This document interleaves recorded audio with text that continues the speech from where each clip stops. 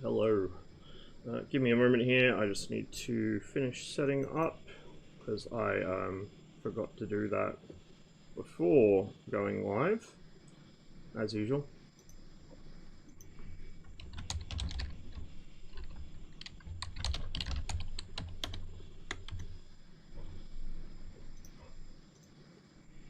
There we go.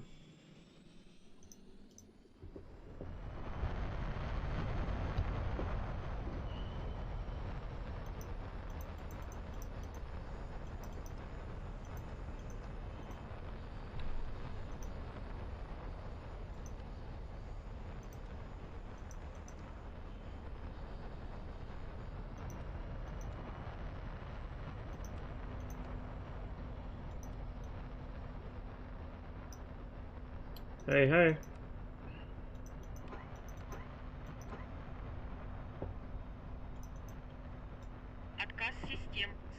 Let's get my Yo Ross, it's like your age except in months plus like 8 years.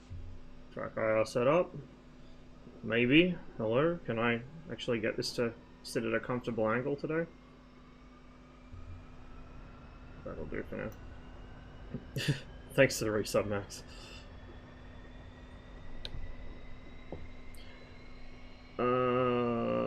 What's the RSBN here?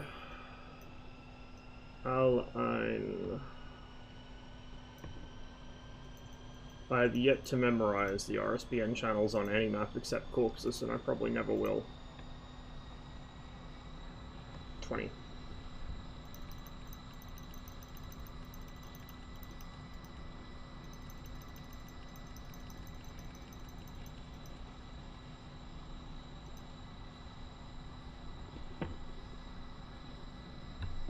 It's probably both. It's pretty early here.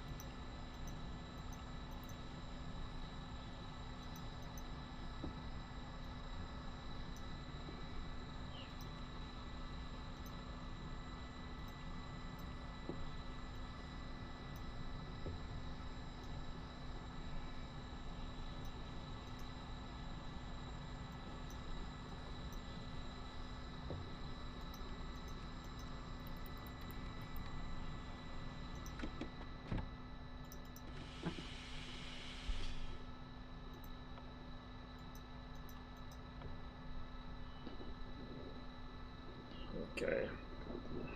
I'm going to be fidgeting around for a little while just to kind of get comfortable.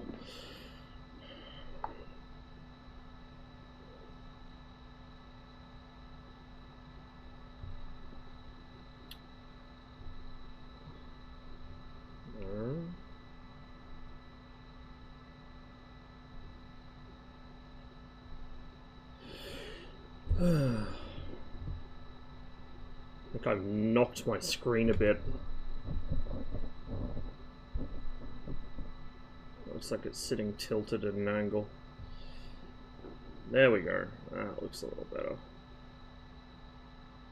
A little better.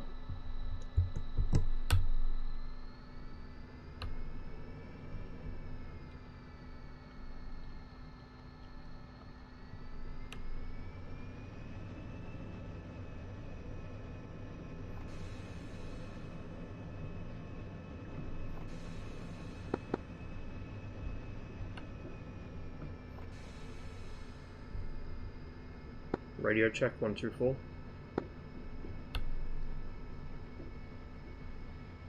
I mean, I prefer the original, but it's not bad. The main thing in that trailer that triggered me is that they had the Su-25s flying solo and conducting such a shallow attack. They wouldn't do that. They would not do that. One of the reasons that they had accuracy issues hitting targets in Afghanistan is because after the initial losses to Stingers, they just started staying above 5,000 meters and making steep dives into the target. What use is the RSBN? I can find my way home. I know how far I am from home at any given time. I know which way home is.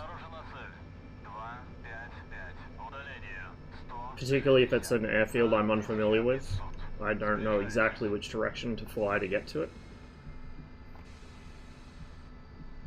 I think I just dodged all three of my R60Ms by pulling 12.3G at 1400 kilometers an hour. Yeah, it do be like that sometimes.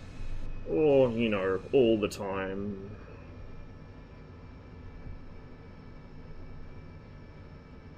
Anyone recognize this, by the way, this music?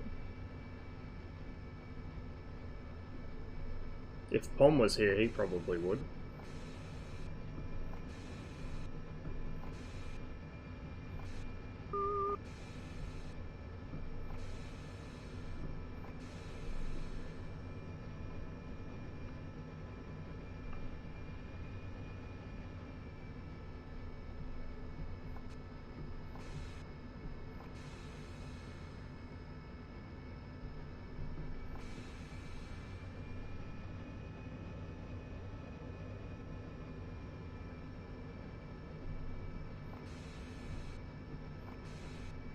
I'm informed by somebody that that knows him better than I do that Vigen's Bane has not affected him in the slightest because it doesn't affect his mission profile, which I knew it wouldn't. I told Enigma it wouldn't.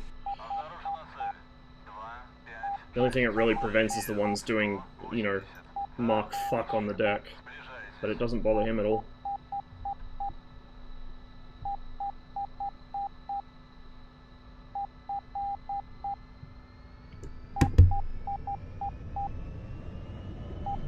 I'm gonna catch a wake here. Waited too long to run the throttle.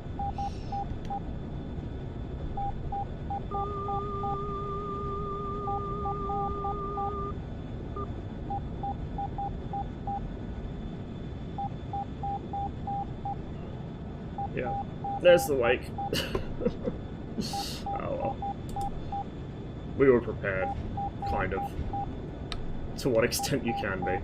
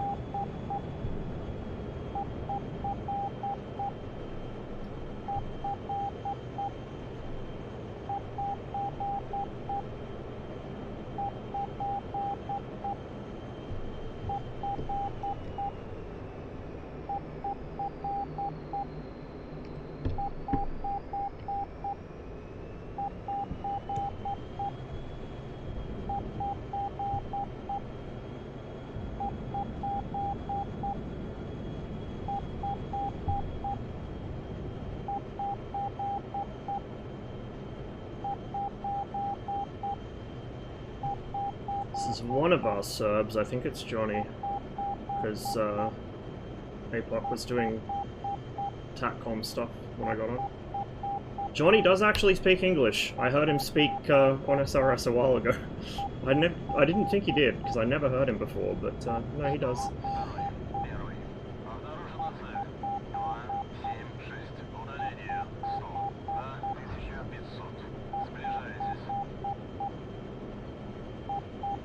For the longest time, I did not think he spoke English, but I guess he just didn't used to be on SRS very often. Oh, it's you? Okay, so you switched then. I see.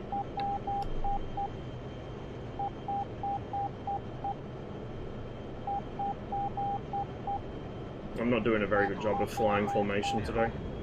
I literally just woke up, so I'm not really with it yet. My whole screen feels like it's kind of off at an angle here, and it's really fucking with me.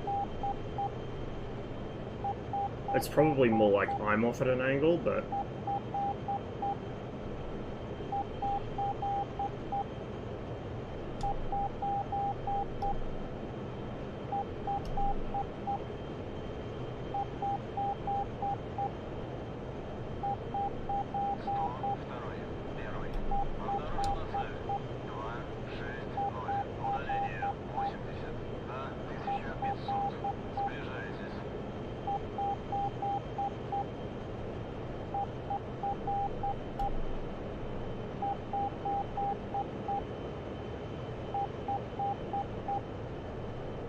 Yeah, I'm on Alpens.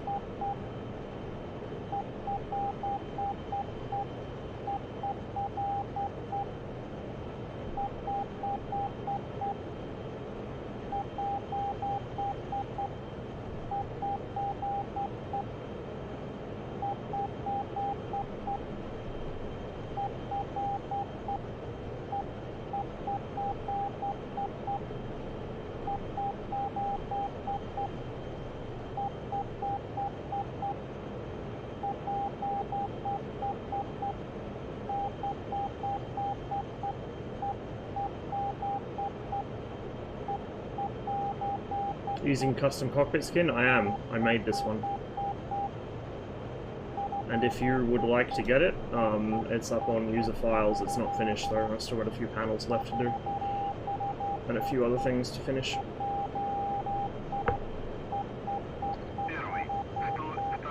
Did you see the C-130J vid? No. I had a pretty good idea it was coming, but I'd be a lot more excited if it was a different variant. I'm gonna go left on this guy, APOC. I'm not sure if you can hear me on SRS. I know you were having difficulties with it. He's locked on me, so... should give you a chance to get in there and punch him.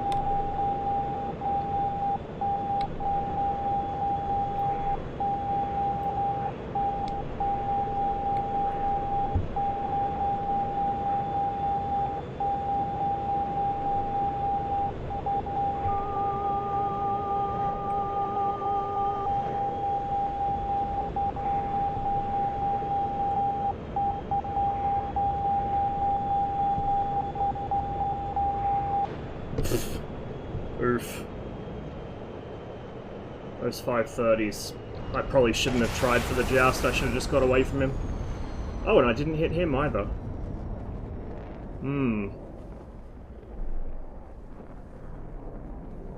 That wasn't quite so big-brained of me as I thought. Just have to deny head-ons from F1s, I guess, until I get the hang of doing that. I probably could have turned a little harder. I just didn't want to gimbal myself and lose lock. I fired from too far out. I probably should have got closer before firing the R3R.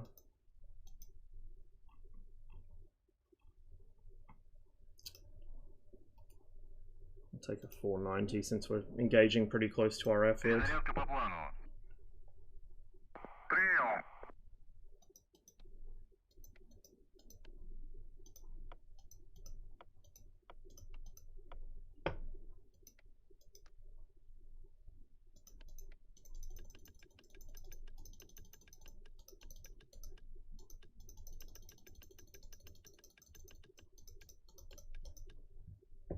It's a bit complicated by the fact that I don't know how, like, if our comms are working, put it that way.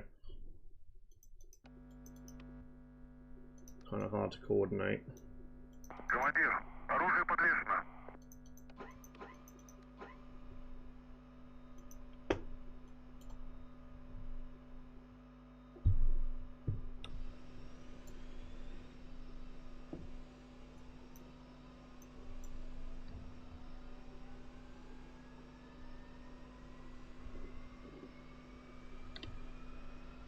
Oh my god.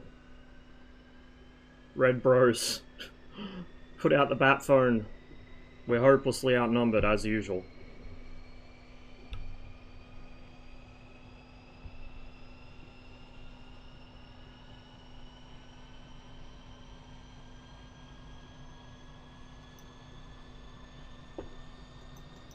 Looks like you got APOC as well, or somebody else did.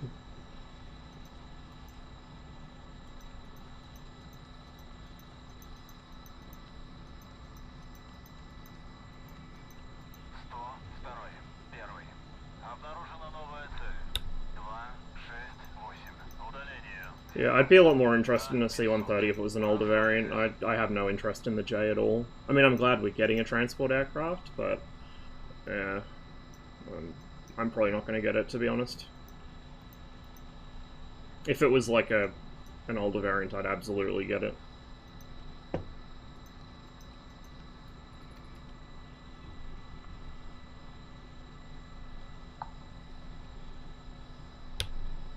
I really think that we need to stop just putting modern stuff in DCS, because sooner or later they are going to run out of aircraft to add, or at least combat aircraft to add. I mean, yeah, you still got transports and stuff afterwards, but I don't know. I feel like DCS really needs to double down on the Cold War stuff if it wants to actually survive as a sim, like, long term. Especially with the shit that's going on now. Because it's going to get harder and harder to get modern stuff done. You're still, like, you've got even less chance now of ever having modern Red Force, so just give up on it. And I know that, you know, a lot of DCS players somehow find fun in bombing goat herds, but I don't. Smooth 218 Hind Pogers, Smooth 218 HIND. Hey Smooth, cheers to the sub, good to see you.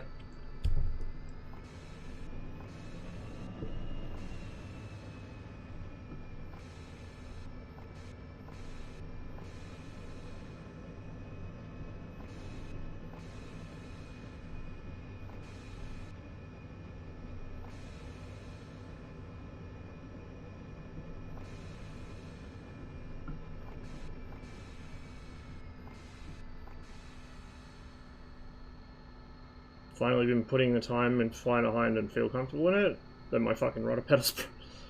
Yeah, that's usually how it goes.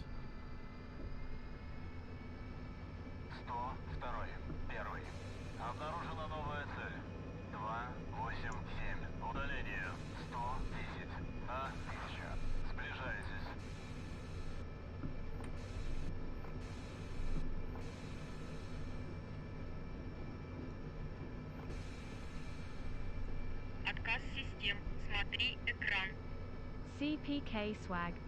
Yink, just a resub, man. Good to see you. And yeah, those R3Rs were a bit far. I should have held them till longer. I'm getting sloppy again. Post the font you made for the cockpit to the Discord. I didn't make any fonts for the cockpit. I took existing ones and kind of mishmashed them together by hand.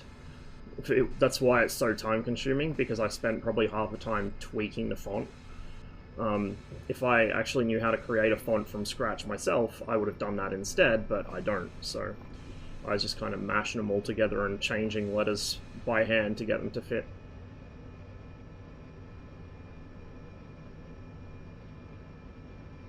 Music's louder than me. I'll see what it's turned up to. It shouldn't be, because I haven't changed my audio levels, I don't think.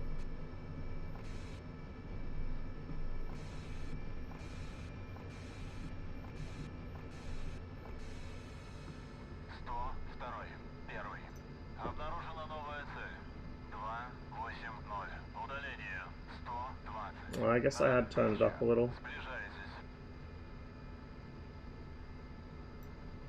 There we go.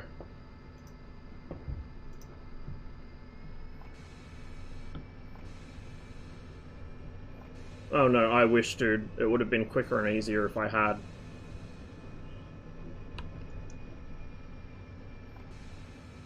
Wingman got me, I was on him. 102. Первый. Обнаружена цель. 285. Удаление. 110. На 2000. Сближайтесь.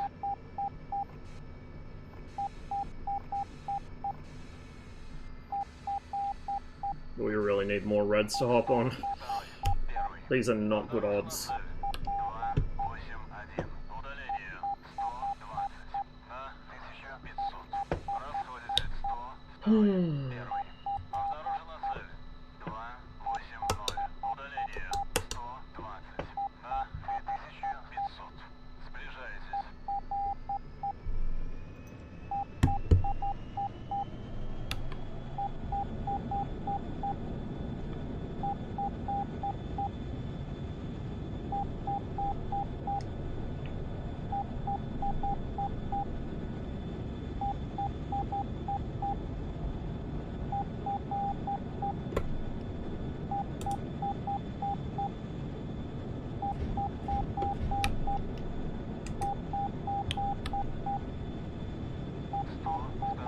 Первый.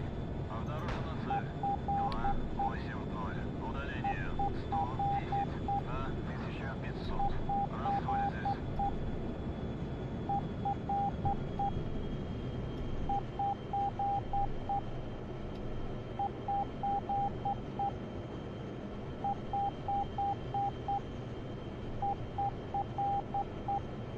Came out of burner a little early there. Oh well.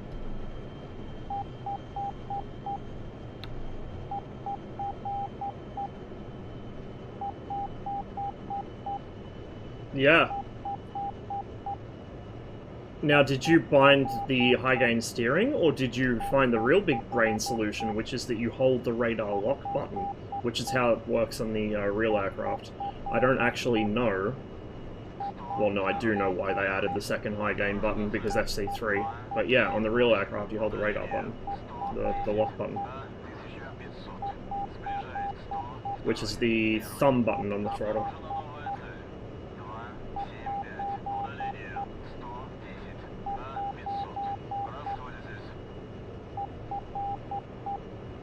The HOTAS setup is backwards compared to a Western aircraft, but I actually much prefer it. So you lock with the button on the throttle, you slew the radar sensor, or the radar TDC I should say, with the thumbstick on the control stick.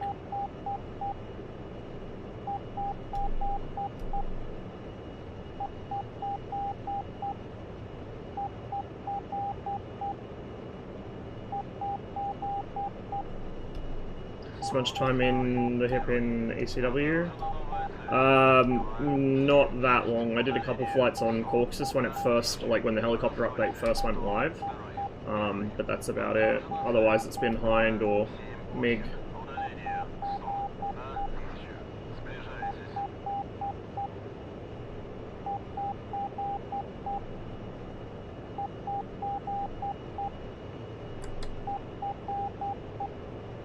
Первый. 102. Дайте курс на ближайшую цель. 102. Первый. Обнаружена цель. 280. That's interesting. That didn't pass as a link on my phone. I'll have to check that link later. Because if I open it here, it'll open my browser and unleash fucking Pandora's box upon us.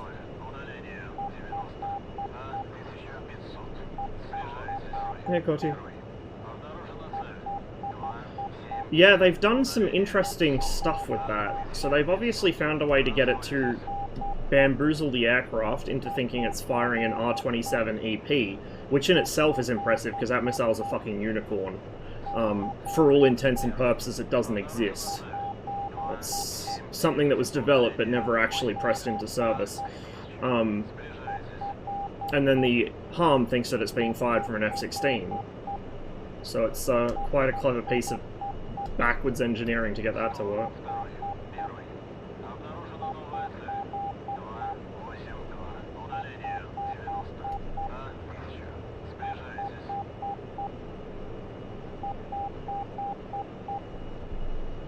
I forgot something. That would explain a few things.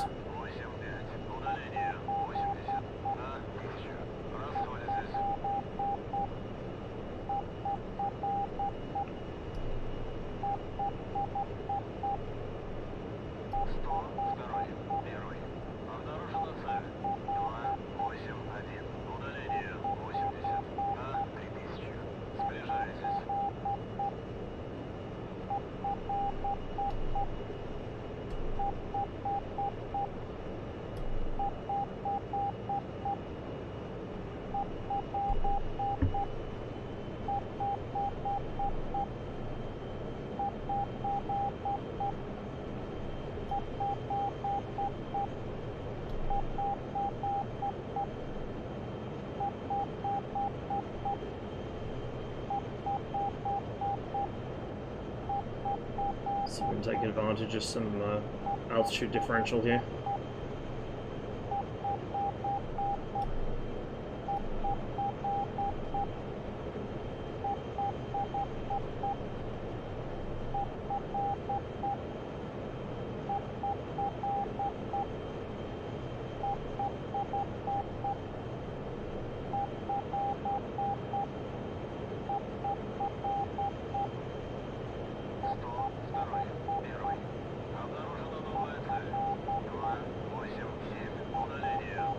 Maybe not, they're coming down to play with me.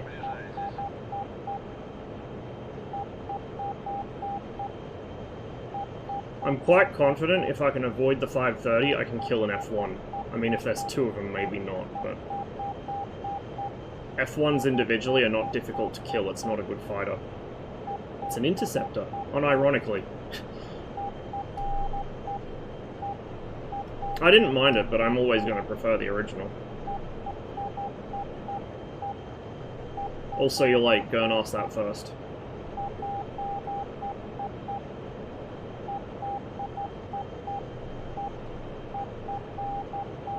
Shut up, Gern.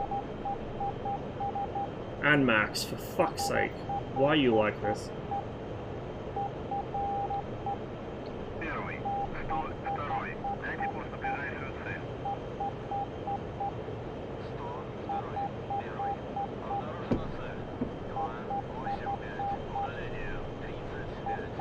You guys share a single brain cell and you use it to fucking troll me.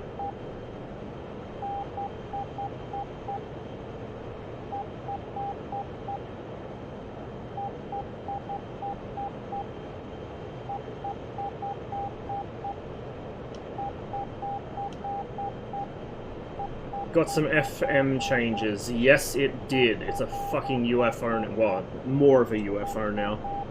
Doesn't matter though, because the 21 will still beat it in dogfight for the most part. Like, the F1, even with the changes, is not a very strong fighter.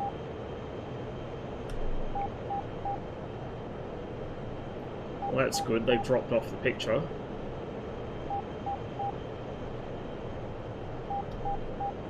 Which means either they died, or I'm about to die. Getting pinged from my left. Quite close.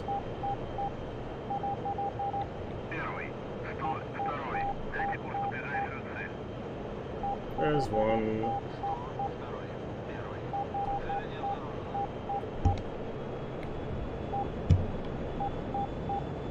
I need a certain amount of terrain clearance to launch an R3R for it to actually guide, which is going to be a bit of an issue.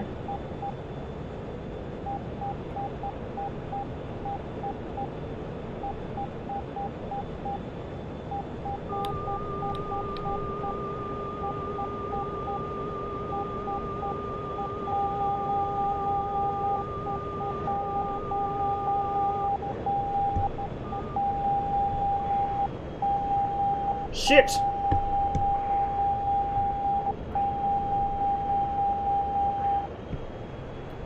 And the second one's here.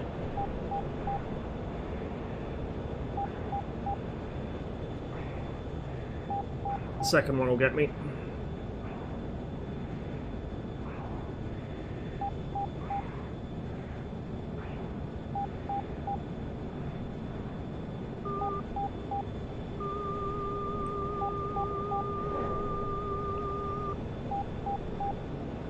He didn't see that. Easy kill on him. Second one worries me though.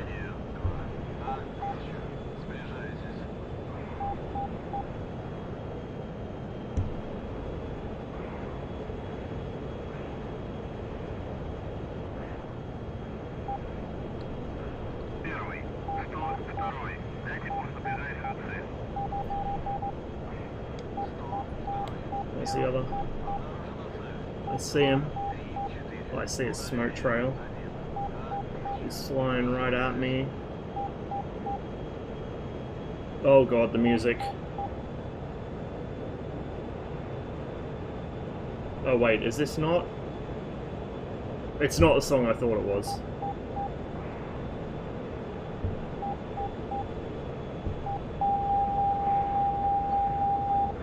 I was gonna say I thought it was Tansalelek starting up. I think they might have air defense here. So I should probably not be here. Try and drag him away from the airfield. 284. Behind me.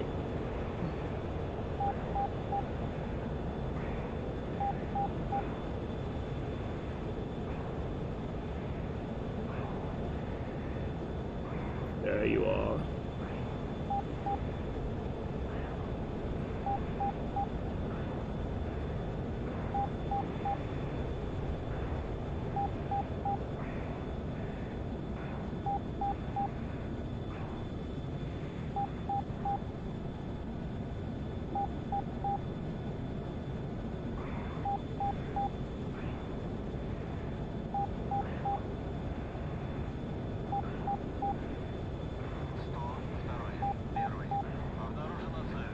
If you want to get into the vertical, we can definitely do that. Please feel free. Ooh! That was fucking nasty. It nearly hit me. Thought it did hit me, but that was just me having a wobble.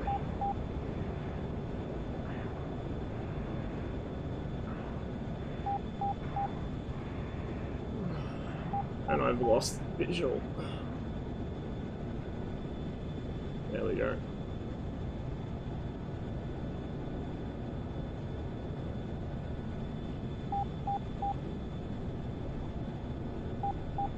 His nose wheels down.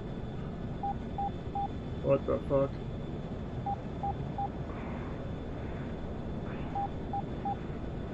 Okay, I might actually be in trouble here, because the F1 can do pretty ridiculous high angle attack stuff, especially now.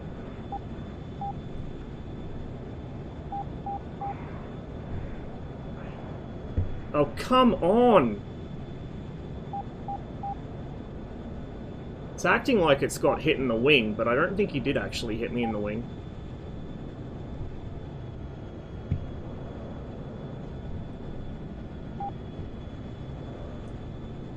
Come on, stop wobbling. What is wrong with me today? There it is.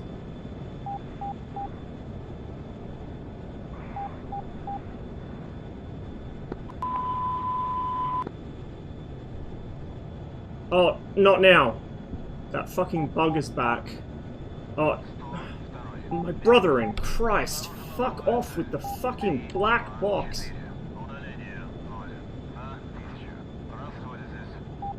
Seems to be a Persian Gulf specific issue. I'll need to test that later because I couldn't reproduce it on Caucasus.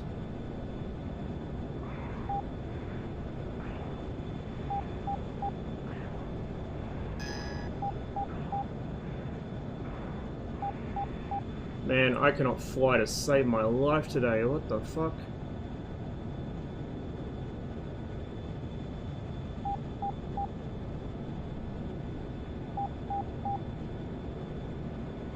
I also keep losing sight of this guy.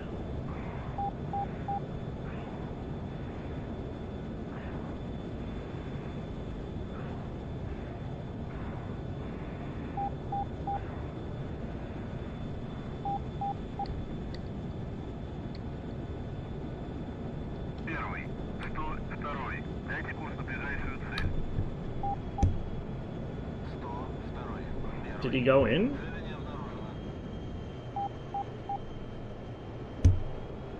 Yeah, he maneuver killed himself.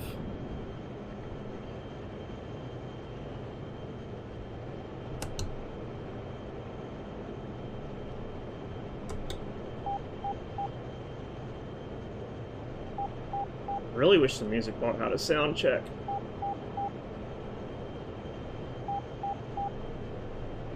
Got an Enigma Syria. I wonder if it's a Syria and Persian Gulf issue. I might have to check the mission file and see what weather he's got set, because I have almost never experienced that bug before, except on Fight Island the other week, and now here. I've never had it anywhere else, in anything else.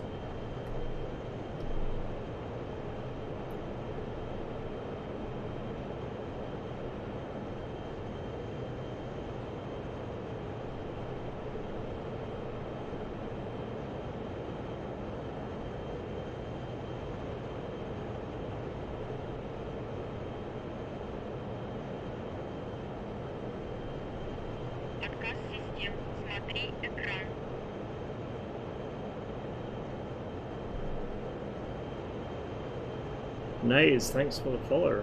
Welcome to the stream. Very scuffed one this morning. Check your right wing, may have noticed some holes. No, no holes. None at all.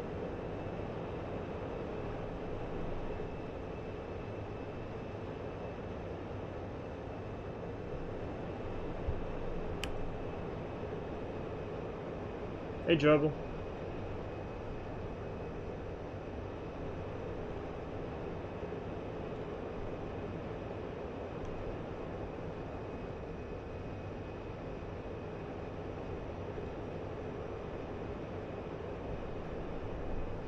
So that may actually be the first F1 that has legitimately given me trouble. Although I don't know how much of that's down to the F1, and how much of that's down to me being a fucking potato at this hour of the morning. I don't know, I feel like for the most part they aren't really that much of a challenge.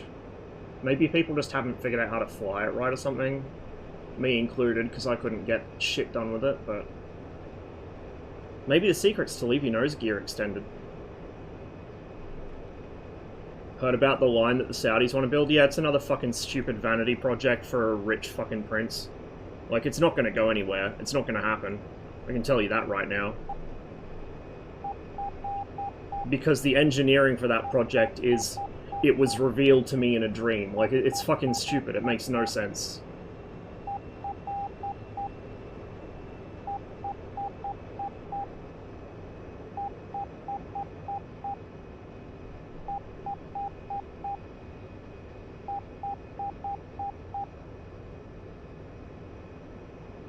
And the fact it's that shape, you know, it's just one long line, is going to exacerbate the exact kind of issues that modern cities already have, where, like, unless they plan it out really well, which they won't, because it's the Saudis,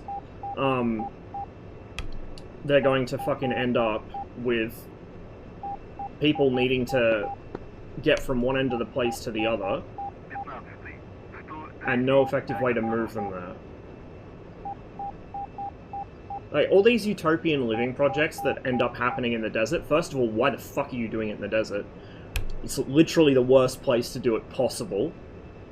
Second of all, like, they're not thought through. They never eventuate to anything.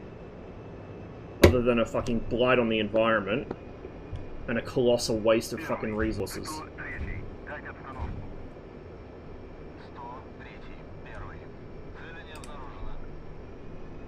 Leave urban planning to people with actual qualifications in urban planning and knowledge of how fucking human settlement works.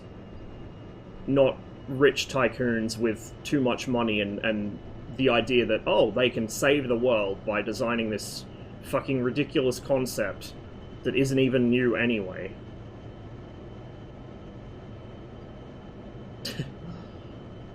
Yeah, but the logistics make it fucking impossible. We're better off, like, reworking, redesigning the cities we already have, so we're not taking up more land that hasn't been developed yet, so we're not building in areas that are like a nightmare for fucking logistics,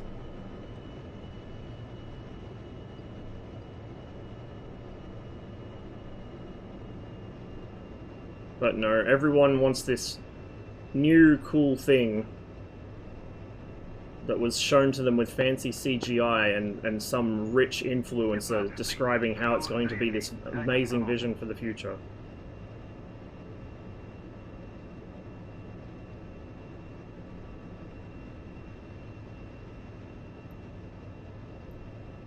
Yeah, exactly.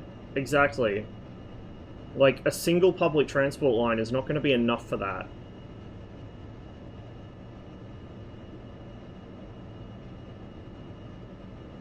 Just because your settlement's one big straight line, it doesn't mean you can get away with a single public transport line. Because if literally anything goes wrong on that line, and it will, now what? Like, it's just ridiculous, dude. Floatiest landing of my life. But we're down.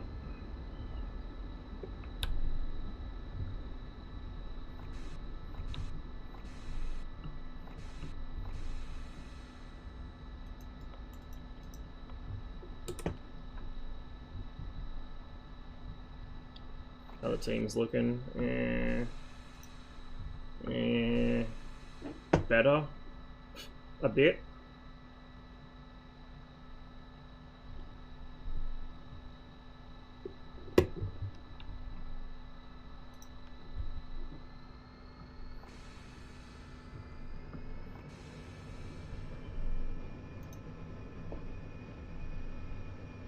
Revealed to me through a TikTok as my source. Yeah, I know, right? That's fucking depressing. Like, the actual potential future of humanity? Nah, fuck that, that's boring. Some bullshit that somebody with no fucking qualifications whatsoever just put on TikTok. Oh, this is the way, this is how we save the planet. Like, fuck off, dude. Nah, that ain't it.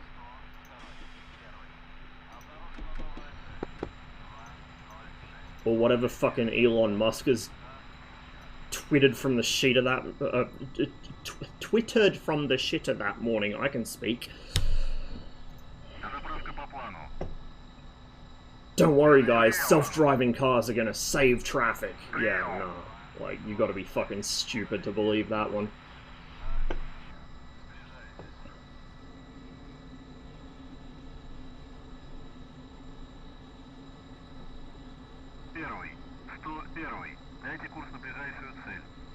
Do you see me wrestling with the FM a lot still? Yeah, wrestling is the right word. Oh, for fuck's sake. I'm getting strafed at Abu Dhabi. That... I don't know who that is, but yeah, we're... That was Billy. I'm not surprised. Fucking Mark Jesus F5 on the deck. Where is our air defense? It doesn't matter, because our air defense can't hit something flying that low or that fast. I don't know why we bother sometimes.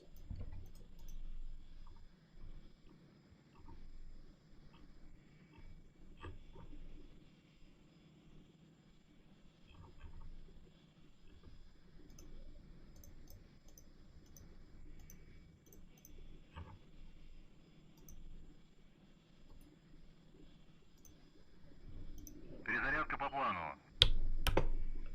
Прием.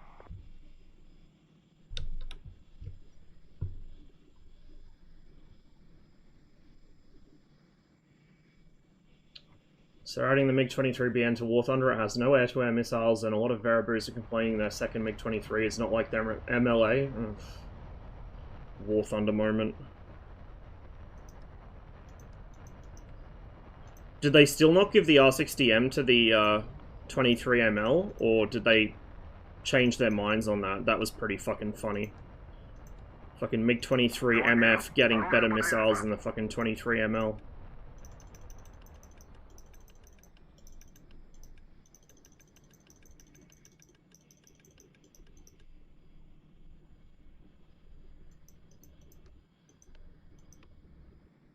Oops.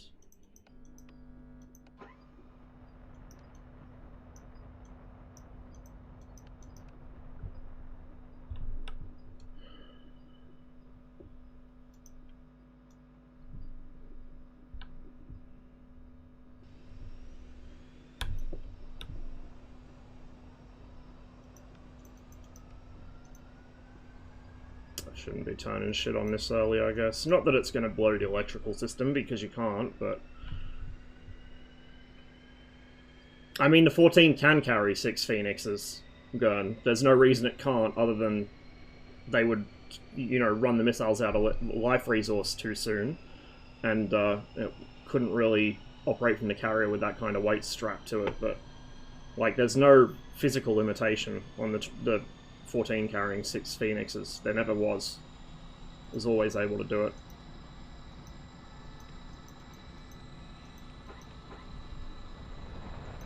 I mean, it's War Thunder, dude. What do you expect? Like, War Thunder having fucked up loadouts for aircraft, or doing weird shit in the name of balance, or having, like, bad flight models is, like, water is wet. You know, it's not news.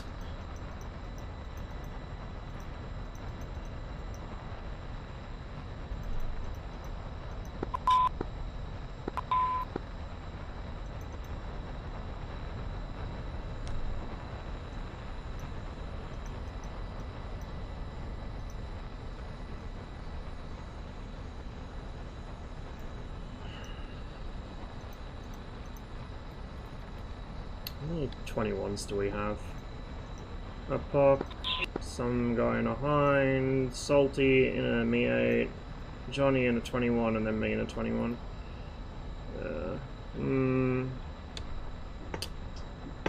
We need GCI, but, like, I kind of don't feel like I'm in the mood to do it, and nobody else is likely to at this hour of day, so... I miss having Kirk around.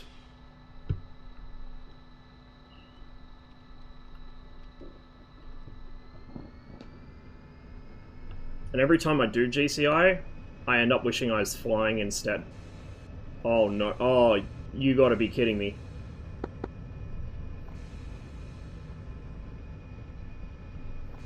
Good luck, I guess? Jesus Christ. My dude, the runway is literally right there. Fucking hell.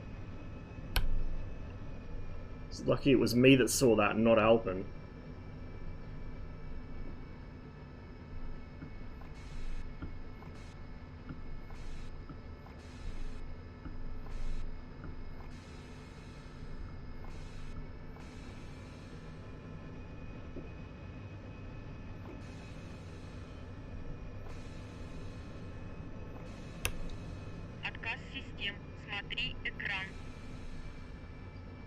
Shooting this, oh, I know this is a stupid question, but shooting fly planes in service, you need to buy them first? Yes. Yeah, DCS is free to play in the sense that there's like 2 free planes that come with the game, but if you want to fly anything else, you need to buy them.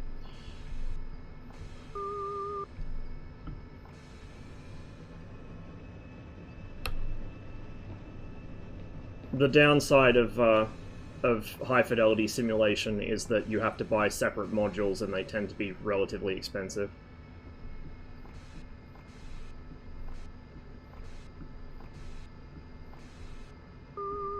Oh, yeah, the self-driving shit's ridiculous. Like, A, it doesn't work, and it will never work. Like, it just won't work. You can't get an AI to be that reliable. I've seen it in use. It's like letting a drunk take the wheel.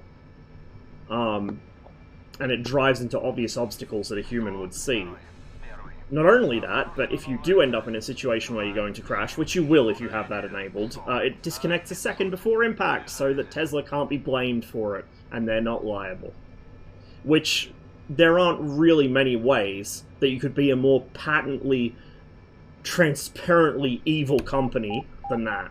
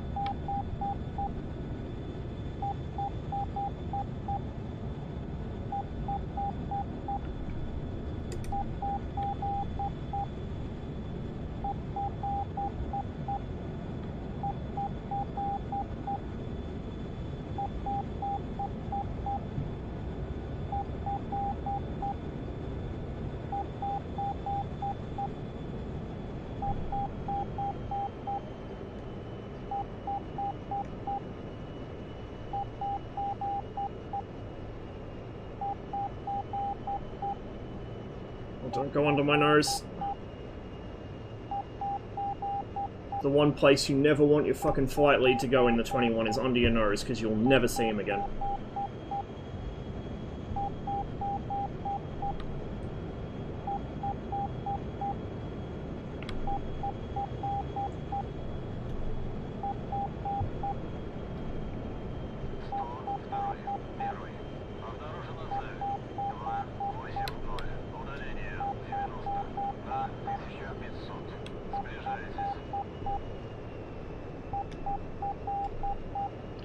There is, I don't know how reliable it is though.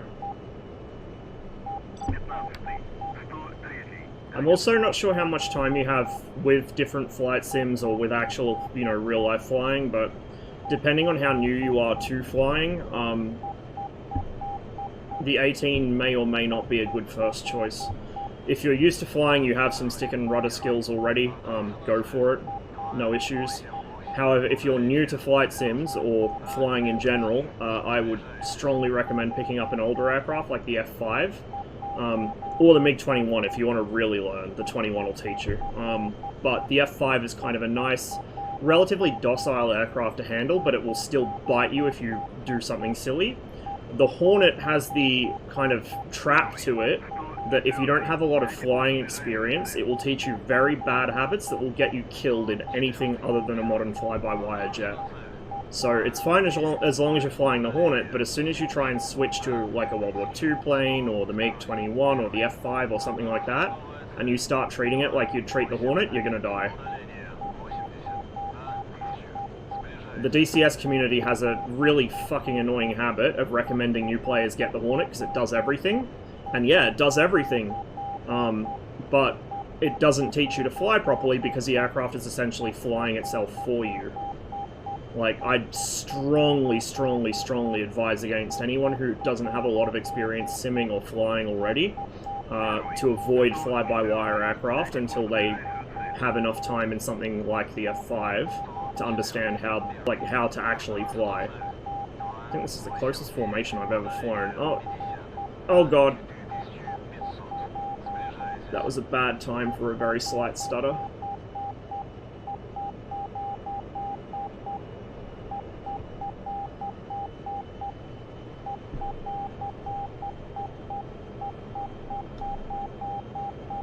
I need to trim better.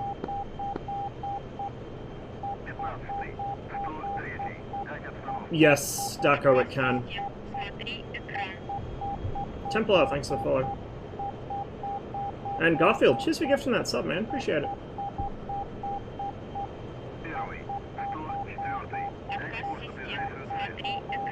Dio, thanks for the follow as well.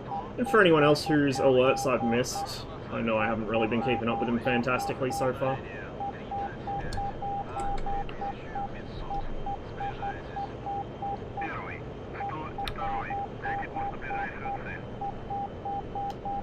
Get rid of my belly tank. 292. I'm gonna go low split left.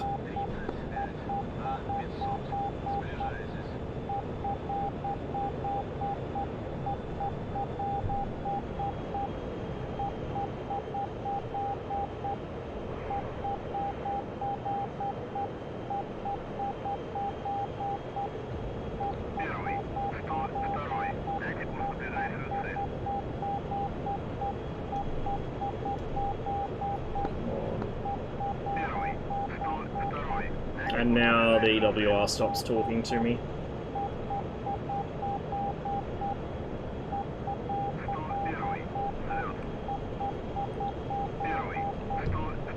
Dude, come on.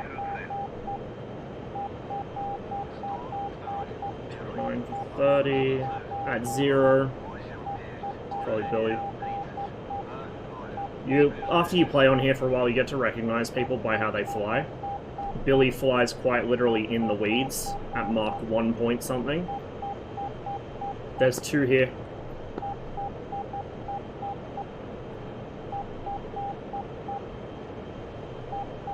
One really, really low. You take left, I'll take right.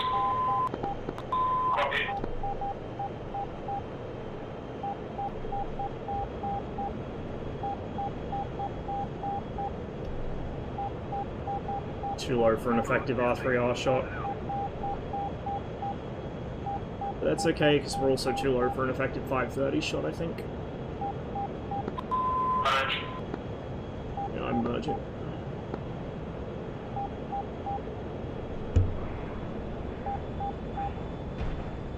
I just got hit from the ground. There's a stinger.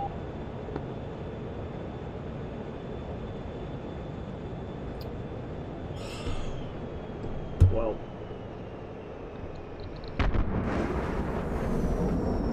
Fuck it. I'm not in the mood for this today. Oh, not. Do I want to do combined arms? Not really, but I'm gonna have to because no one else will.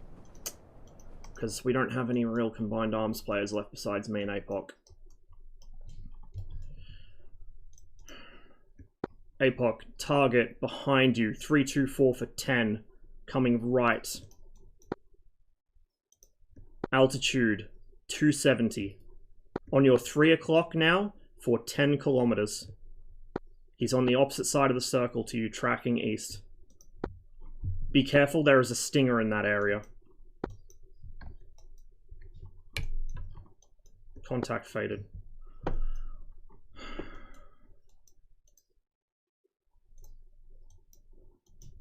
Contacts reacquired, right hand side, 1 o'clock, turning towards you.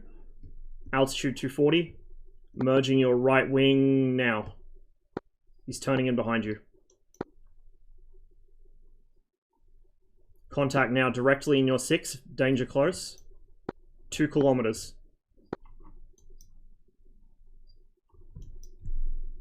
And I can't fucking combine arms and GCI at the same time. Because I can't split my attention that easily. On your right wing, nose hot.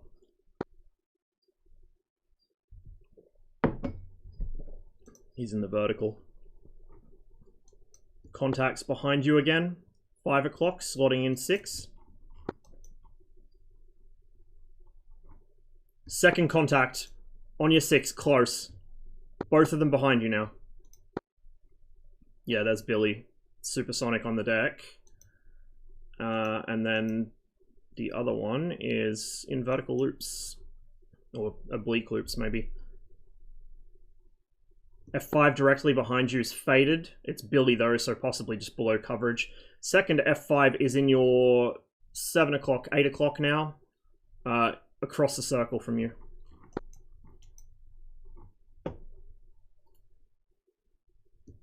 Contact now, 9 o'clock, tracking west-northwest. Possibly trying to egress or doesn't see you. 292 for 5. Altitude 200, slightly climbing, now tracking north. Correction, northwest. Contact faded off your 1 o'clock.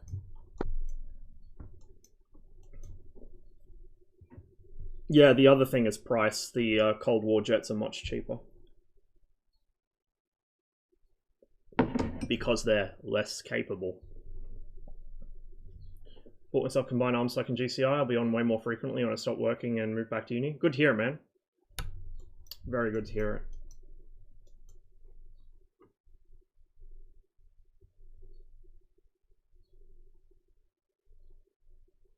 Also nerfed the F4 EJ Kai's radar because it was hurting the MLB player. What does the EJ Kai have for a radar? Did it get upgraded? Does it have like an APG-66 or something?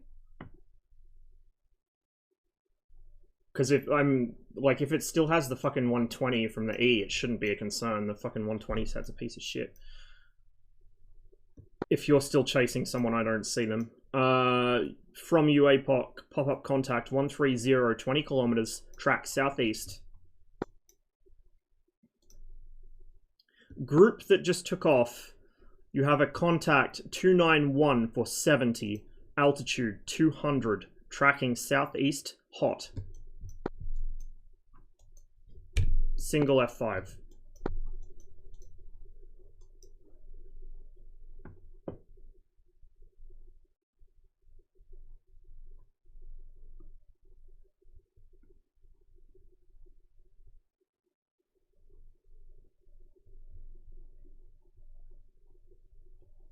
I'll catch up on chat here as well. Jeez, you guys are chatty today.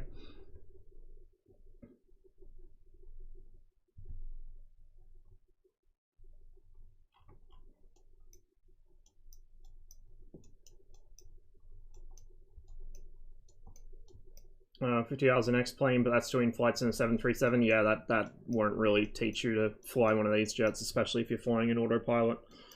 I would stick with something like the F5 to begin with, to be honest, and then work your way up to the 18. APOC, contact now, 13020. Turning hot, altitude 2000. I need to start actually giving proper bra calls instead of these out of order ones.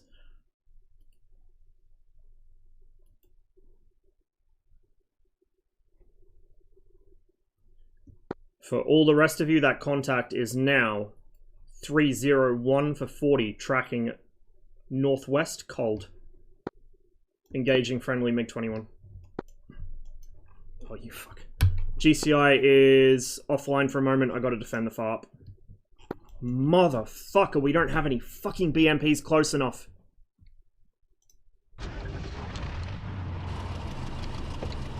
Why is this thing pushed so far out?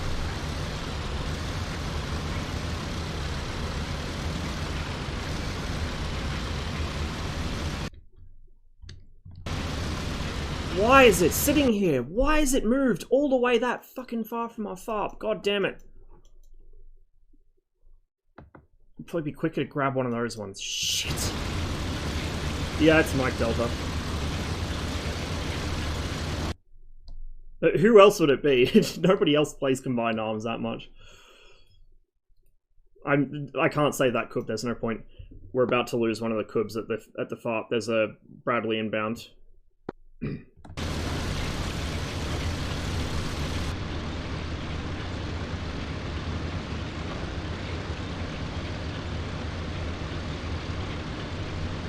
Set battle sight to like 600-ish.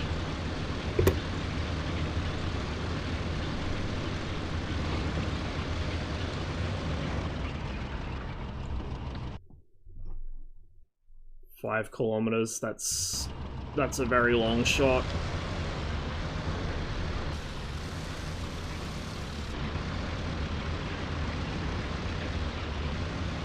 Problem is, he's gonna see me on his map and he's gonna fucking tow me.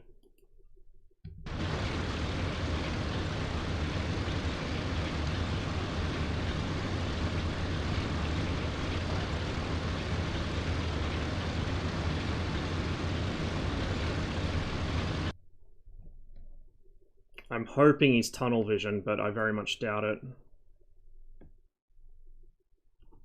Oh, for fuck's sake. Yeah, this thing's not going to get there in time.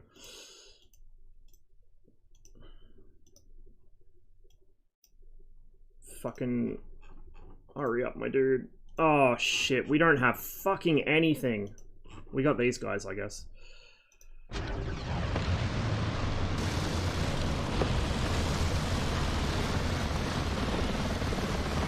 Got a helicopter overhead.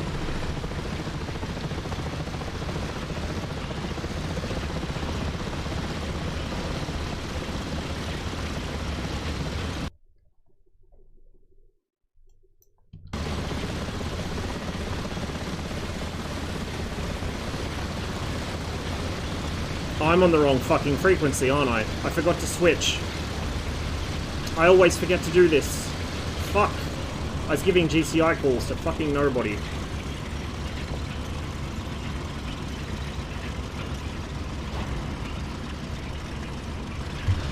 Sorry about that, I forgot I was transmitting on the wrong frequency. Anyway, GCI is currently offline, we've got to defend the FARP.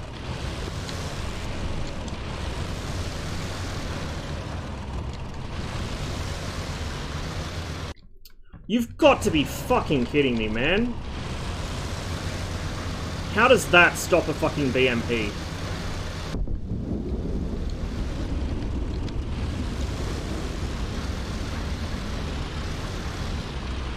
How? How does this stop a fucking BMP? I hate this map sometimes, dude. I genuinely do. I genuinely do. How the fuck does that stop a fucking BMP?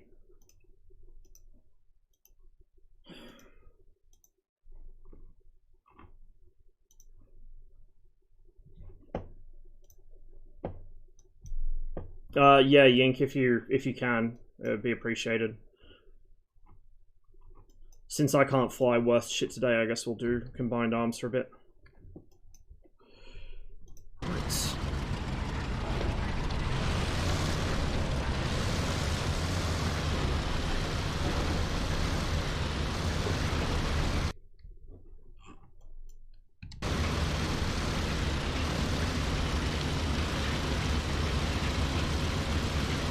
It's a general DCS problem, but it's exacerbated on this map because a lot of the shrubbery on this map hasn't been adjusted to.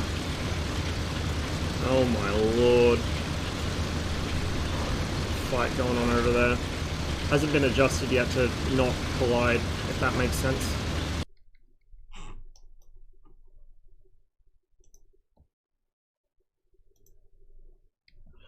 Hopefully those two are on comms with each other.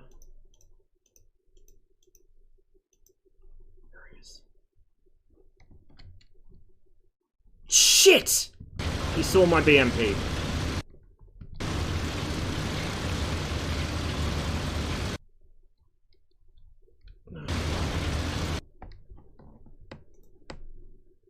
He's dead. There's no point even warning him.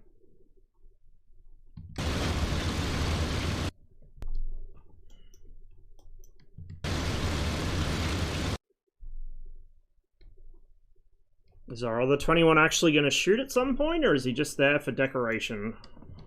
Who knows?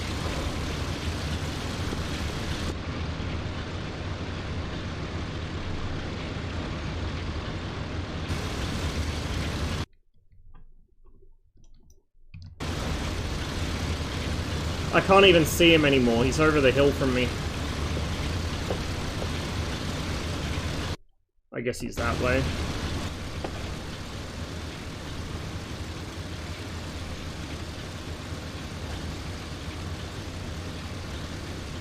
He should be near the red smoke. I don't know where exactly, but near it.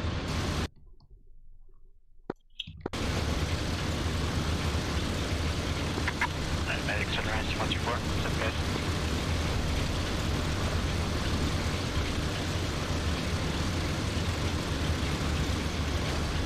Let me guess, now nobody's gonna be on fucking 124. Can I have my turret back, please, DCS? This is the other fun combined arms bug. I have no turret control currently. None.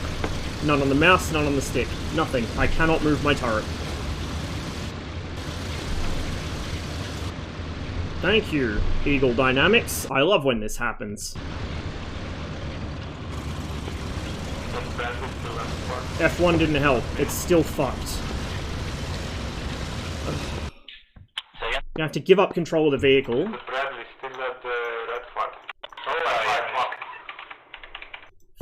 Fuck me, dude. This game sometimes.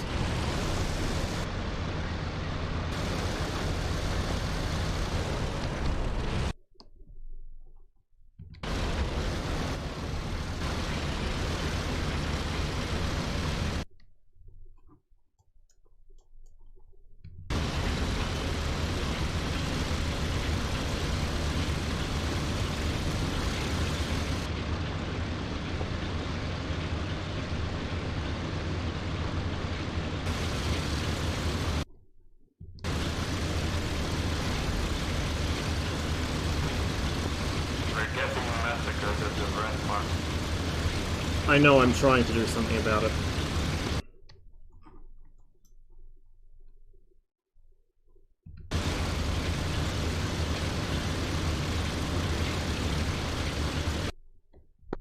I'll let you know if I can. I don't see the Bradley right now. I'll let you know if I see him. I have a rough idea where he is. Yeah, there he is. Oh shit. Ross 235 for 2.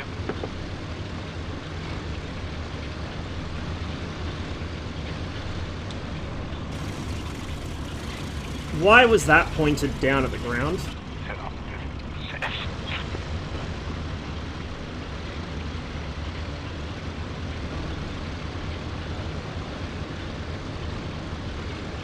He'll have aircraft spotting me for him. He's just northeast of the Yeah. intersection. Yeah, I'm dead. I'm dead. Oh shit. He had a tow out on me already. He probably fired it before I even crested the hill. Finally, killed IKEA. Why won't the AI shirkers shoot? Because his aircraft's probably considered as destroyed, so they think he's dead and they won't shoot him. Or... No, he was on the map. Oh, well, he's too low then. Because he flies so low, the AI can't engage him. Lol. Anyway, the Bradley's still alive. I know. Fun and engaging. I'll grab the other BMP. There's a BMP in the northeast group there. We'll be behind up in the air. This is a problem. Every time I switch to TACCOM or GCI, because I'd rather fly most days. Not every day, but most days. Every time I switch, we're already on the back foot, so it's just fucking stressful.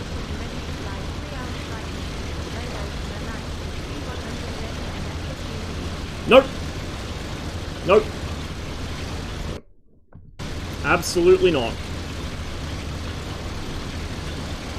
I have no intention of doing that whatsoever.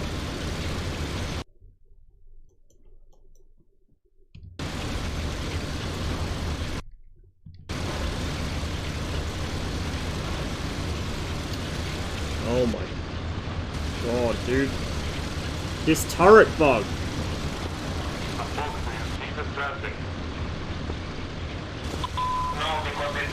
This fucking turret bug! For fuck's sake! I am afraid you have no choice in the matter. I have choice in the matter, I'm not doing it. I have no interest. I don't know if I'm even gonna buy the F-15E yet. I might. I actually might. So it looks like I'm gonna not learn the systems, because I have no interest in them, but it looks like it'd be fun to fly at least. But I don't know for sure. And I'm certainly not flying for fucking 3 hours in it. Just to go bomb something.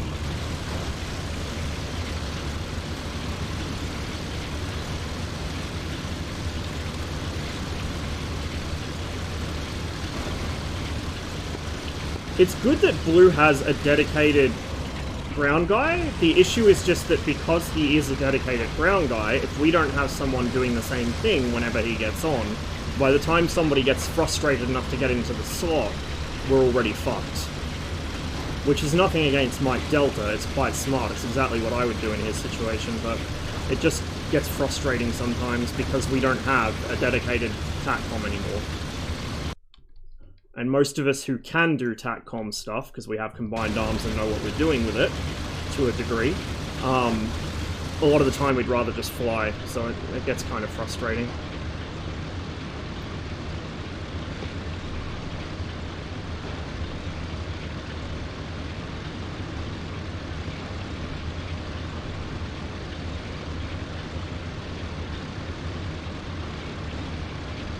Turn down the sensitivity on this stick a little.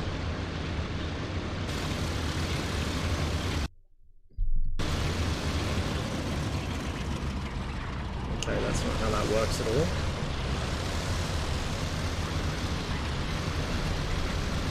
I think I've got to set waypoints for the autopilot to work. Leave that BMP near the FARP. I'm going to push this one out a bit.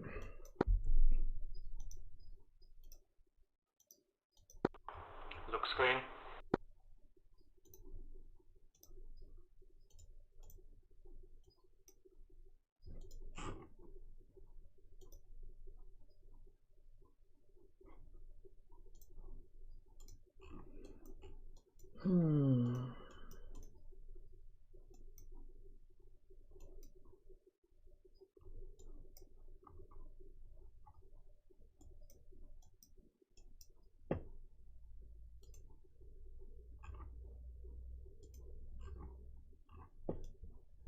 This guy's switching back and forth between teams.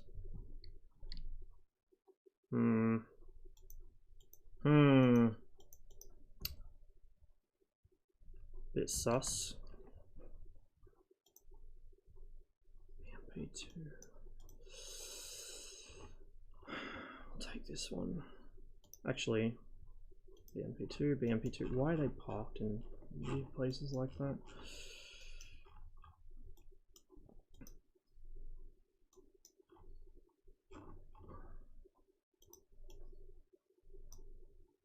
I'll take this one.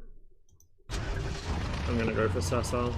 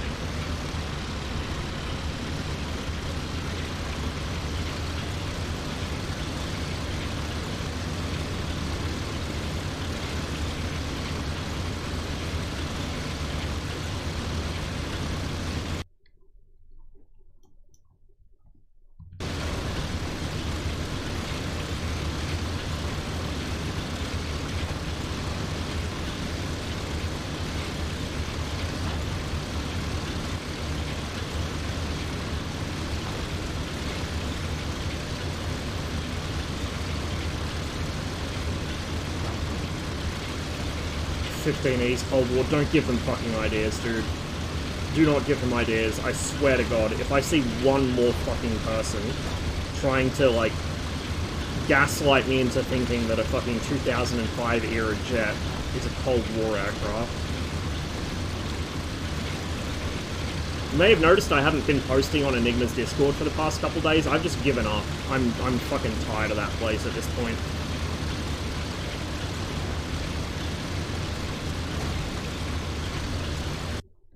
And if it's not fucking people making absurd requests in the name of balance, it's dumbass fucking political arguments from people with ridiculous takes. Like, it's just... Hey Raccoon, good to see you, man. Happy weekend? Not yet, that comes after DCS. The happy part comes after DCS, I think. We're not having a great one so far today. But I got family coming down for the weekend, so... Do we still have a GCA? Good question. Is Ink still in here? He's still on the list. Might be AFK temporarily. Not muting the feedback channel. It's not just feedback though, like every channel it creeps into. Like I was gonna just sit in red chat, and then red chat starts having fucking idiotic arguments over dumbass fucking political shit, like, ugh. And it moves so fast anyway, I can't keep up. I was spending so much time trying to keep up with that Discord that I wasn't getting anything else done, so... What I need is to, like, write a script that looks for anyone posting, like, interesting photos or diagrams and just automatically save them, because that's basically all I'm doing anyway, just scrolling through chat, responding to anything that looks interesting, and then downloading all the pictures so I can hoard them. That's pretty much all I do in Discord. Hey Pom, just a gift for no subs, man. Good to see you. Hello, welcome to the stream. How have classes been? Okay.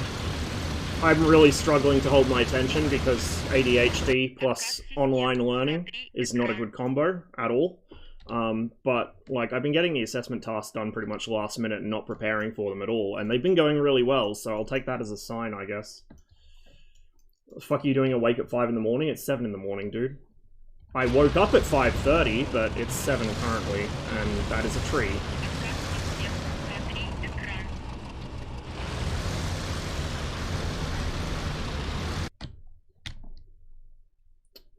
I don't know, I feel like I need to... I know I keep saying this and then not doing it, such as the power of DCS. But I do need, like, an extended fucking break from DCS PvP, because it's driving me up the wall. Every day it's a different fucking... Well, actually, no, it's not a different frustration. It's usually the same 3 things that are doing it, but...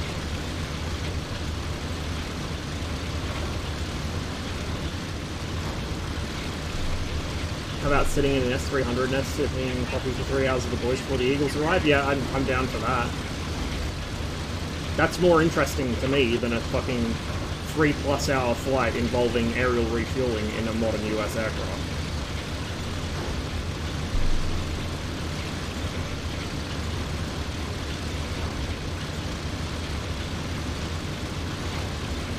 challenge Wilson and throw the British Army the Rhine out of West Germany. Ooh. You should post reports on it in my Discord. Be interested to watch it. Reminds me, among the stuff Chish mentioned, air defense rework is still in the plans.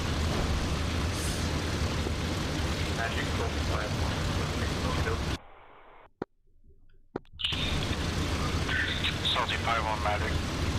Rob 259 54. Cold. So I don't have lots of money to spend. How much harder is it to start on an FA-18?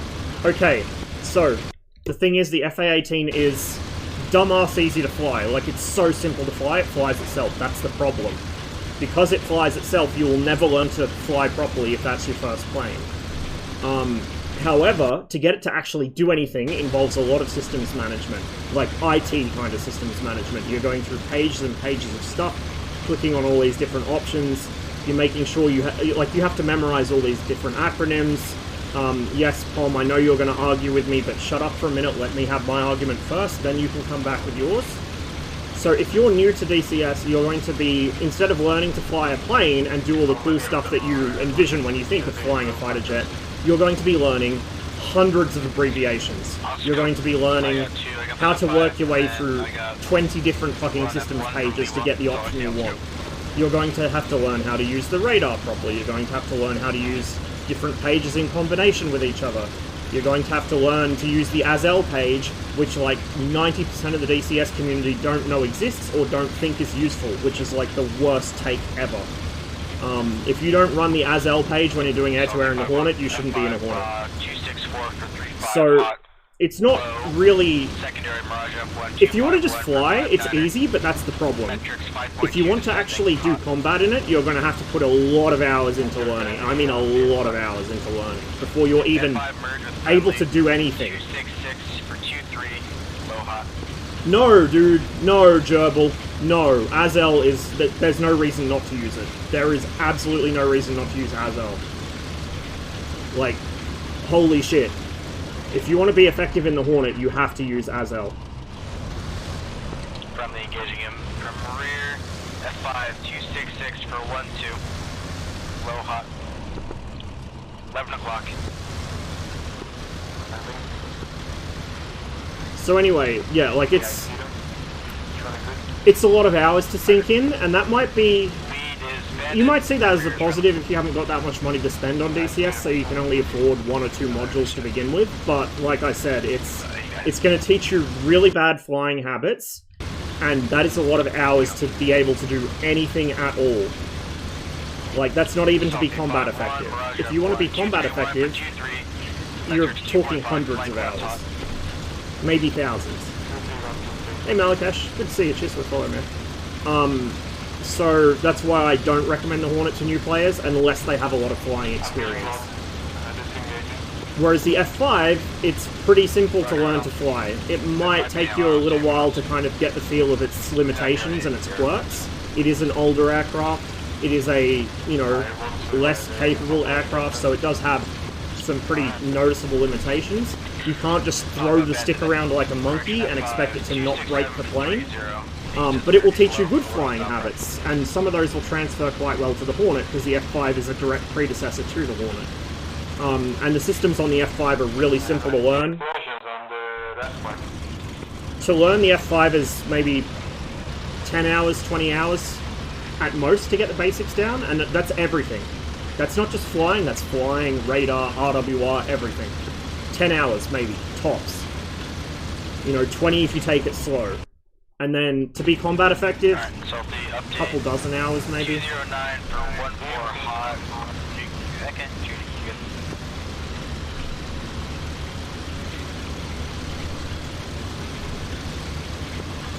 Good idea to get an F5 and the F18? Yeah, that's not a bad idea at all. If you can afford both of them, that's not a bad idea. I would recommend using the F5 as kind of your initial kind of, you know, your taster aircraft, where you dip your toes into DCS and see how you like it, see how the aircraft flies. Learn that one, spend some time getting, you know, reasonably competent at it, then hop across to the 18. Alright, secondary F5, 294 for 16, low hot.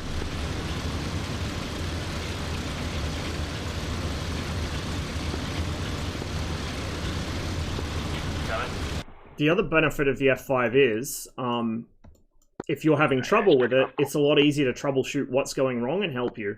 That's all I got for you on scope. And I can help with it. A lot of my community can help with it. If you want help with the Hornet, Pom can help. Pom knows pretty much everything there is to know about that plane, but it's much more complicated. There's a lot more to take in, so the F5 is definitely a better starter. They're over at Abu Dhabi, right? Say again? They are above Abu Dhabi. Yeah, that should be. He's turning. Isn't the F-20 a trainer? No, the F-20 was a light fighter. You might be thinking of the T-38, which is like a bit of a simplified two-seat version of the F-5. The F-20 was an F-5 with a J-79 stuck in it and a better radar. It was kind of a competitor to the export F-16.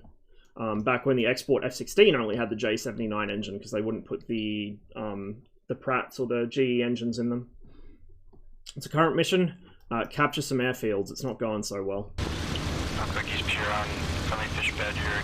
2 o'clock. A factor for you. I'm very annoyed that the BMP's engine has drowned out one of my favorite songs, but... Let me know if you need update. So we're going for that airfield, but... You're merging your 2 o'clock. I wonder... Oh, come on, dude. This turret bug is really bad today. 3 o'clock close. 4 o'clock. Something exploded. This thing is amphibious. Yeah, fast movers on It's just a case of how steep the shore is. Rear's bandit. Front is friendly fish bed. Is there any auto-drive function for ground vehicles in DCS? Yeah, absolutely. I can do that, especially as TAC commander, but even JTAC can do that. No, JTAC can't do that, sorry. TACCOM can. So I can go set path and set waypoints and do it, but I'd rather be manually driving it, because if a Bradley pops up, I need to engage it right away.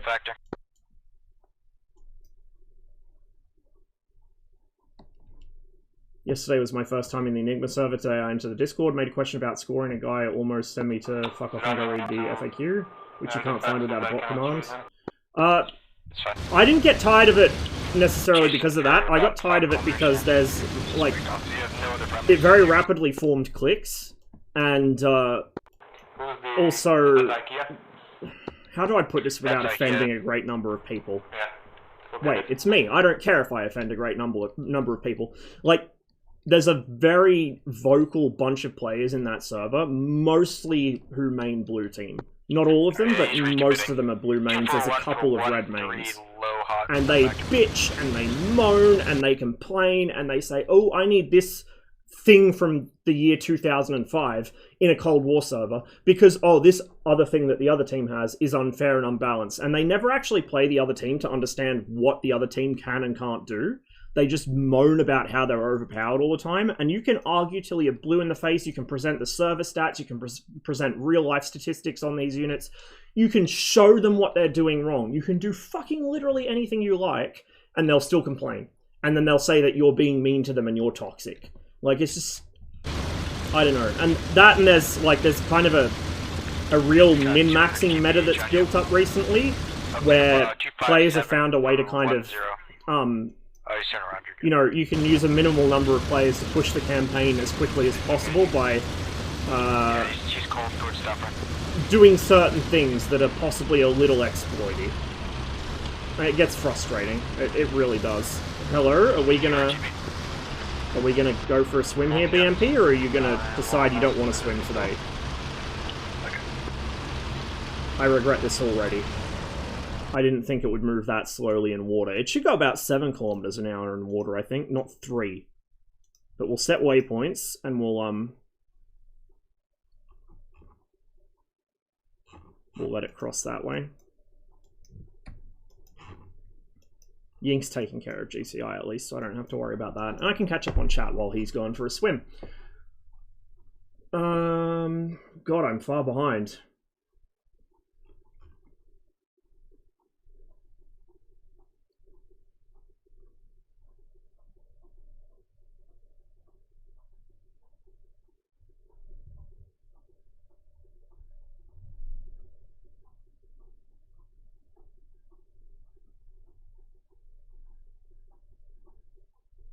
Sad I don't have Syria. Recently mastered the fish bed. Syria is worth picking up. That map's really grown on me. I think it could still be improved, but it has grown on me a lot. Landed Dafra. Primary correction.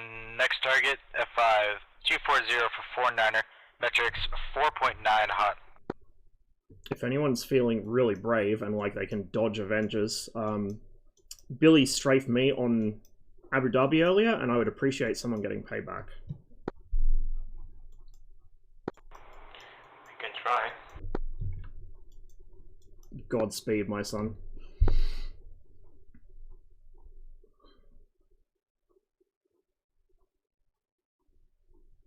Combined arms is always interesting to watch. Yeah, it is. It's just that I've got to be in the mood for it. Is he... Oh, bro! I'm going to have to drive it manually. He doesn't want to self-drive.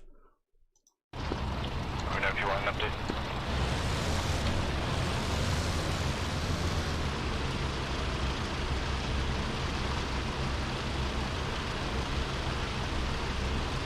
Does someone want to look up the water speed of a BMP for me? I'm pretty sure it's like 7 kilometers an hour or something.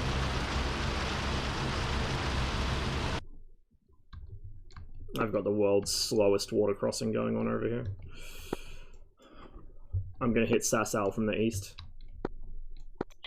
Alright, Salty, F5, 199er for 13. Metrics 5.3. Hot flank. Left. 199. He's flanked left a little bit, so point like 176 here. Same. Regarding what Pom said about half the memes involving the plane come from people half-assing not learning the plane, exactly. And Envy says the exact same thing. I don't know if Envy's still in chat, but he says the exact same thing, and he's right. Like, I don't fly the Hornet often. I think the last time I actually flew it in PvP was more than a year ago, probably 2 years at this point. But I do have the Hornet. Gordo very kindly gifted me it quite a while ago. Gordo's the patron saint of DCS Twitch. He goes around gifting subs and gifting modules. He's an absolute king. But yeah, he gifted me the Hornet, and I figured, you know what, this is a good chance to kind of get the feel of the plane and learn what it can and can't do, and it'll help me fight them when I'm on a server where, you know, I've got a MiG-21 against a Hornet or a 29 against a Hornet or whatever, because then I can understand what they can and can't do. I can figure out their weaknesses to exploit them. And yeah, I didn't learn it fully, but I learned enough that I could be a base level of dangerous in it. It's a really capable aircraft, but you've got to put the hours in. Oh, this is such a good song. I almost don't want to talk until this song's over.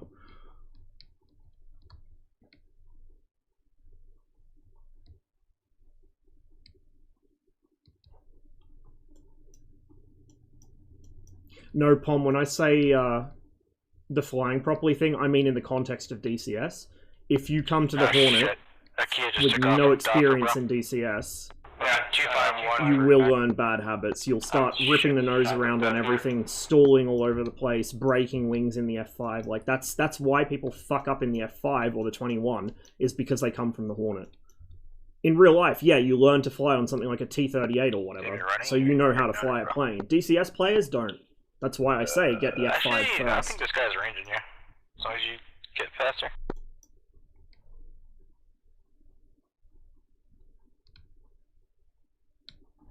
Oh shit. Radar page doesn't give you the same format as Azel. Azel gives you 3D situational awareness without having to think about it. This is the issue, and this is the weakness of B-scopes, is that, yeah, you can kind of figure out elevation by which scan bar the target's appearing in or whatever, but it's hard. You have to mentally think.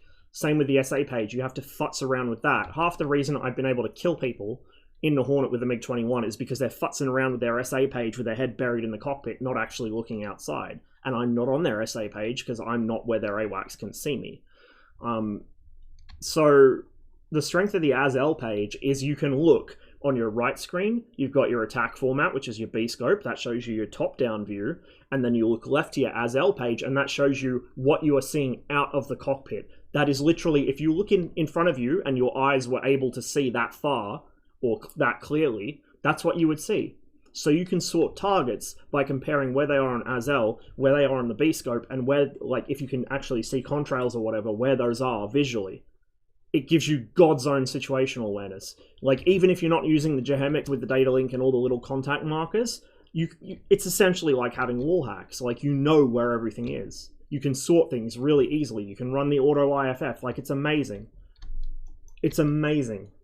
There's no reason not to use Azel. And, like, I don't know how many of you have seen when Carl's been in here, Carl flew the Hornet. Like, the actual Hornet. And that's one of the things I've noticed Carl says is, like, I don't know why people don't use the Azel page. Like, you would never fly air-to-air with that off.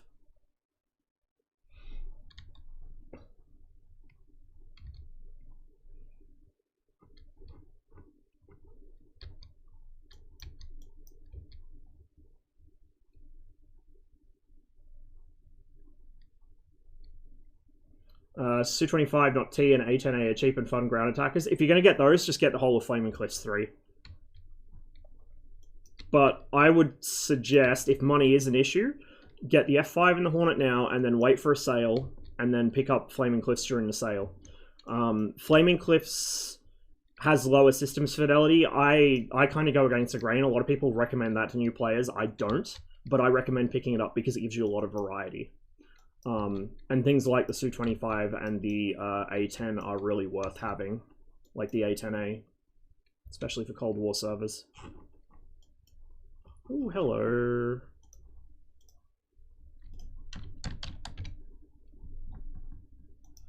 Vulcan marked Sasal, it's heading to the southwest corner.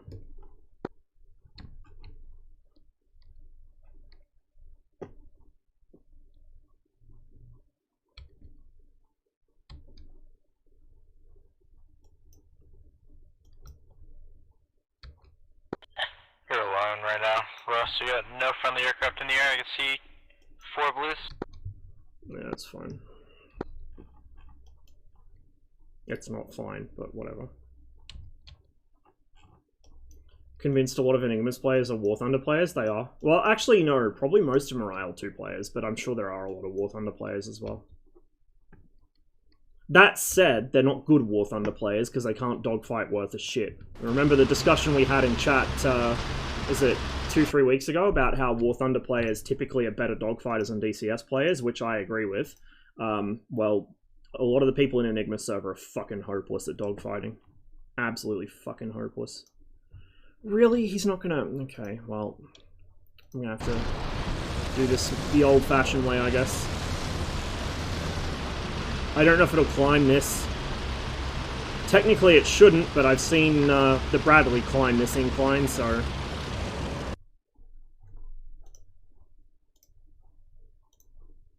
If it can't climb that, then I've essentially just suicided a BMP by putting it in the water.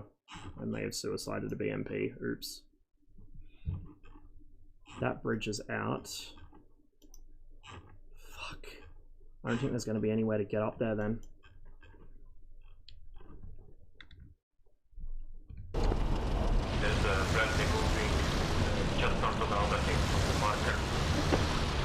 Up Oak. Where you in 5 miles. I don't know if there's anywhere I'm going to be able to get up. You're stuck at can't climb? Yeah, I've just noticed that. Fucking hell, man. So they can climb that, but we can't then. Because didn't you say that there was a Bradley that climbed it the other day? So how the fuck does a Bradley get up that, but a BMP doesn't?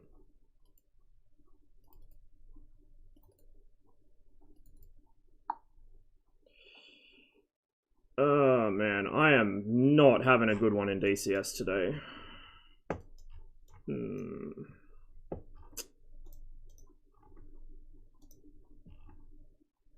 Why are our air defenses hiding in fucking buildings? Hello. So, is that AWACS or GCI? I mean, yeah, I'm here. What's up? Oh no, I'm just making sure because I swapped teams from the blue side to the red side because the red is empty as fuck. Scheme observation.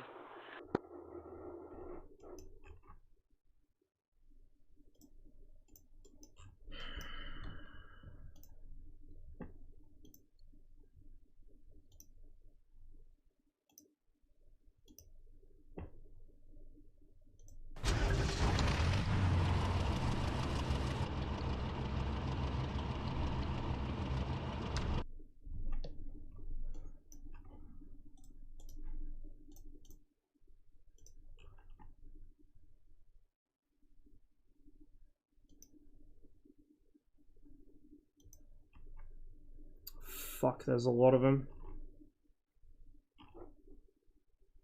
I bet they've got somebody watching these bridges, but we'll try and get something down there to... Oh, fuck me, it wants to go all the way around the highway system? Nah, bro, we aren't doing that. Go there, and then go, like, there. That's better.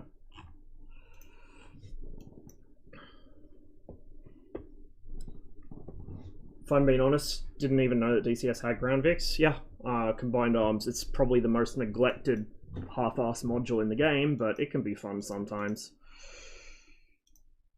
I wish they'd give it more love, because, like, it legitimately, it has a lot of potential. It just never got what it, like, the amount of effort it really deserved.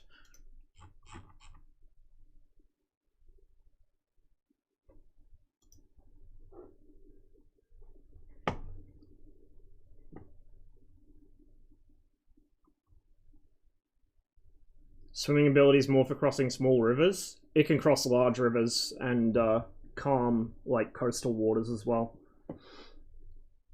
The issue is in DCS, there's not really many smooth, smooth graded coastlines. How do I put this? They're not natural coastlines. So here, I could probably climb that. But you notice here, it's like a seawall. Most maps have this kind of coast, where there's like a step.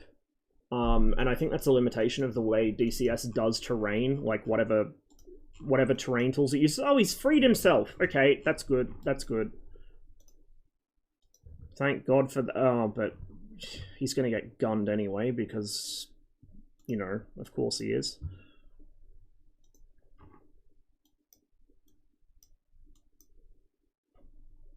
Hello? Disabled control for unit? Hello? Would you like to maybe go somewhere useful? Yeah, there we go.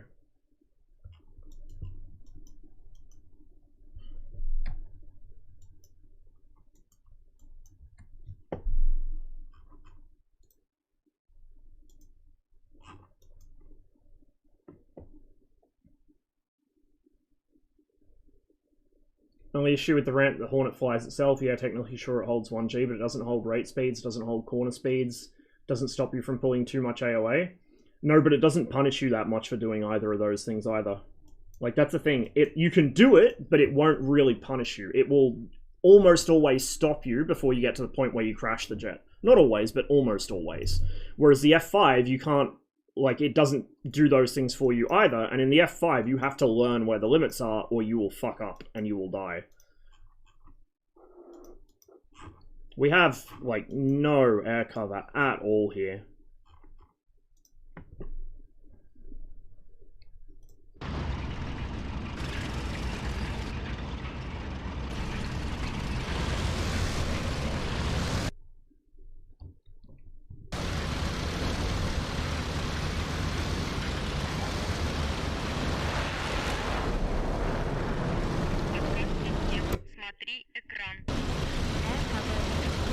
Hey Steve, cheers to the resub, man. Good to see you.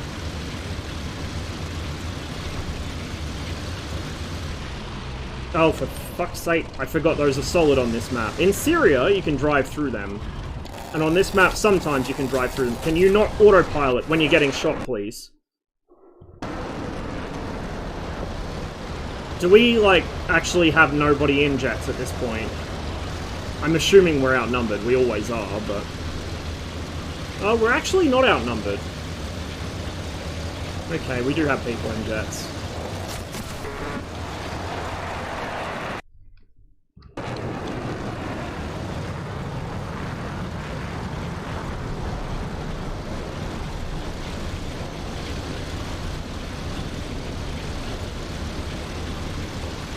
You auto-spot as a ground unit? Yeah. Although, you would kind of auto-spot, if that makes sense, because your commander would be spotting. Your commander has an independent optic on his cupola, so he would be turning that around looking for targets all the time. Same as a tank, right? Problem is, I can't really track these guys quickly enough to shoot them down, and my turret controls are locking up on me again. Intermittently.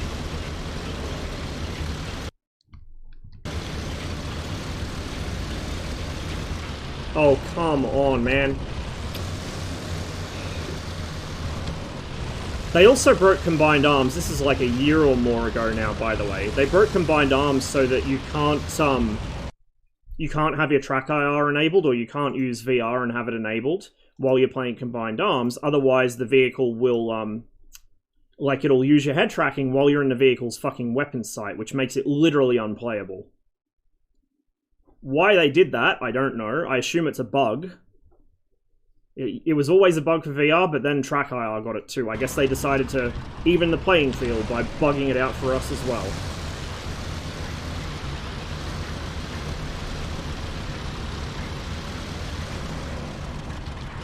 I know I'm not being a very good ambassador for DCS here at the moment. I'm kind of cracking the shits bad this morning.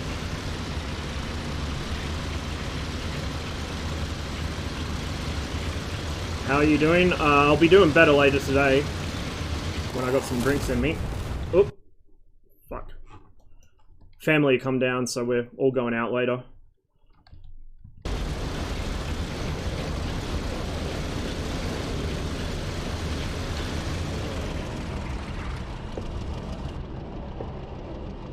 Problem is, if I try and sit still and get a shot on that one, the other one will come back for me.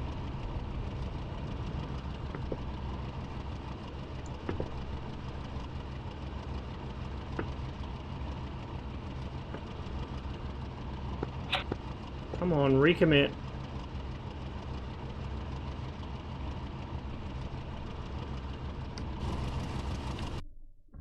Nope. They'll come back when I'm distracted. Actually, scroll down here on chat. Would you fly a Tornado? Yeah. And, well, a Cold War Tornado, not upgraded ship. Is this a Combined Arms server? It's Alpin's. Alpin's is very Combined Arms centered.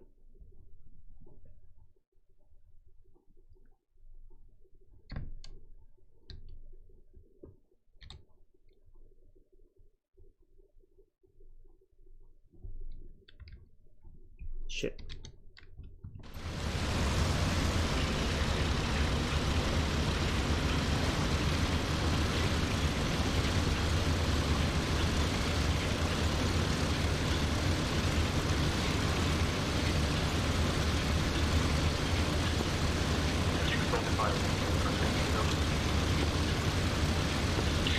Last caller, take.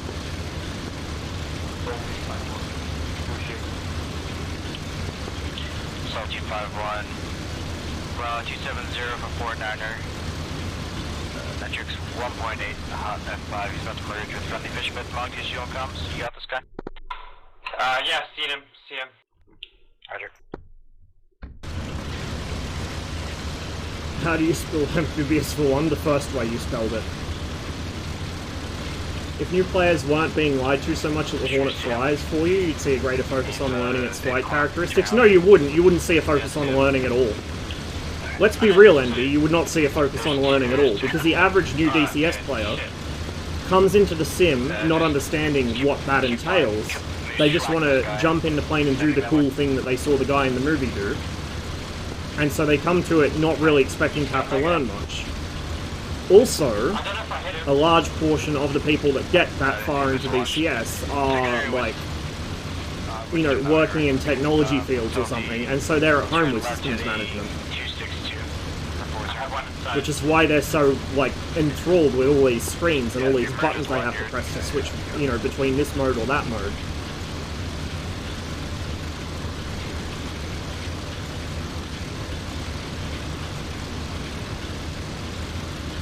And the thing is, the other thing is, I should say, because there's a lot of things here, but the other thing is, even if you don't tell them, oh, it flies itself, even if they learn how to rate properly, they learn how to hold the right AOA for landing, they learn to do this, they learn to do that, even if they learn to fly the Hornet perfectly, they're still coming from the fucking Hornet. So as soon as you put them in something that isn't the Hornet, they're going to say, oh, the AIM-9P5 is such a terrible missile, oh, it's so bad.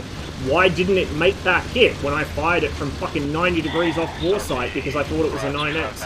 Oh, you know, like, this radar's useless on the F5. Why would I ever use it? It doesn't do everything for me. Like, it's the same shit. It's the same shit.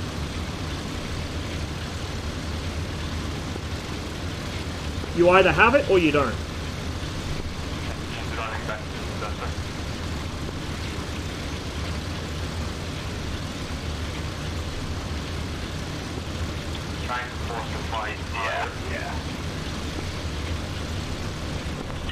Yeah, he's right southeast of top right. Tree coming on the left.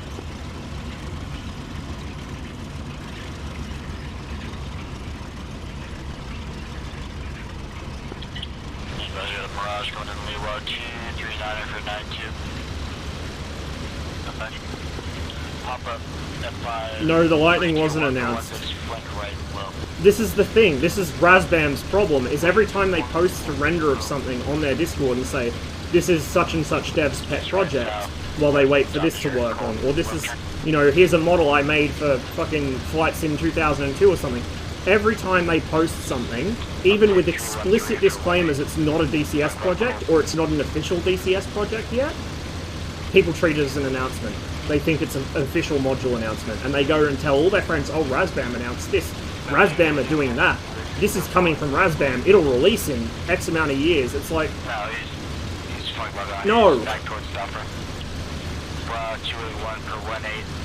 They have a couple of actual projects, like the A-29 I think is an actual Air Force contract. The Pucara is part of the South Atlantic thing, then there's the F-15E, obviously, the MiG-23. I think there's a few other modules they want to do for South Atlantic that aren't like 100% official, but yeah, like a lot of the stuff that they do or they show is not official. It's just either pet projects or it's something that they would maybe think of doing in the future, but it's not being announced.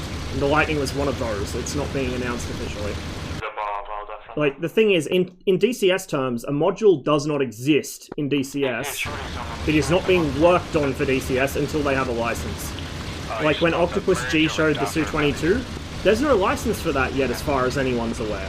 So, yeah, it's in DCS, it's flyable in DCS, they are clearly working on it, but it's not an official DCS module, and until it is, it, you know, don't treat it like it is. It's bad enough that people treat, like, community mods like they're official modules, but I don't know, dude. Like, the DCS community gets so into the fucking hopium sometimes on what modules are coming.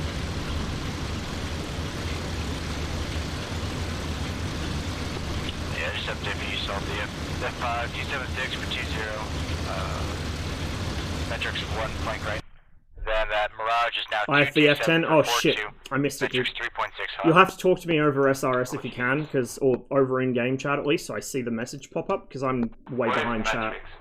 I can't really coordinate through my own chat, it's difficult. It's thousands of kilometers. Or meters, sorry, it's kilometers. So metrics 1 is 1,000 meters. Alpha Angels if you want to. Yeah, just say 1,000. Okay.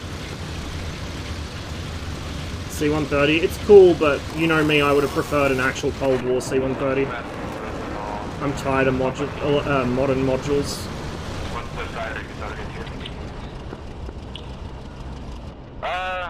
That's up to you. The F5 stripping our BMP. 323 for 27. Problem is, if I stop to engage him, I'm gonna get fucked on by a Bradley, probably. Flank right, hot metric correction, 4,000. Where's the Mirage? Mirage 244 for Q2. 4,000. F5 problem has been solved. Oh no.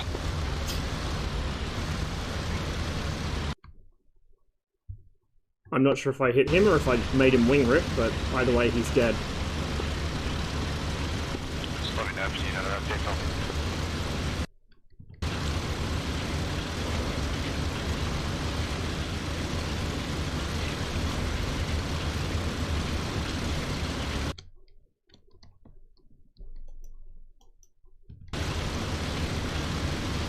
post Billy. It's the only time you can really make shots like that. I mean, you could use the fucking auto lead queue, I guess, if you really want. I don't, because this shouldn't be able to do it.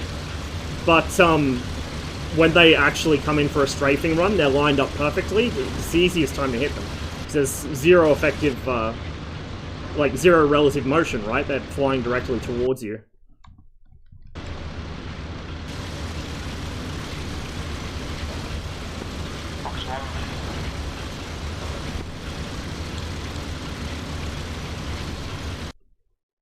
I need to figure out where he's hiding his Bradley without getting murdered.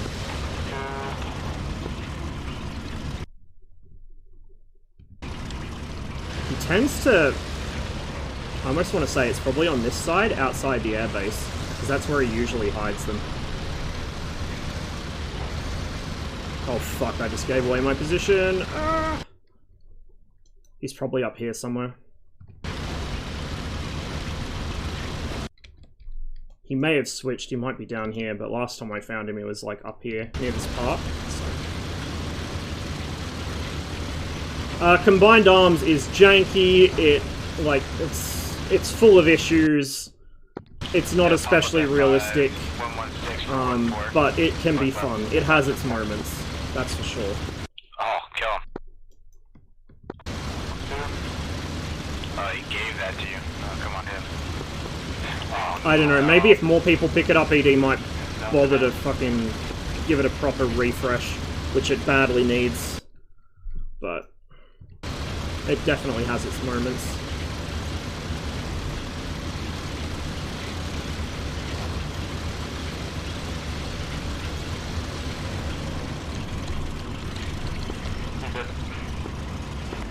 Nice. Alright. Secondary is F5115 for 10 deck hot.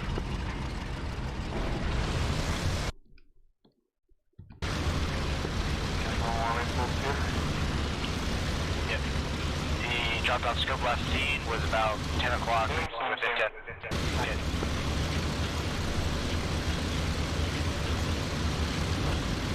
This is where we really need an aircraft to spot him. But I don't know if we have air superiority yet, I doubt it.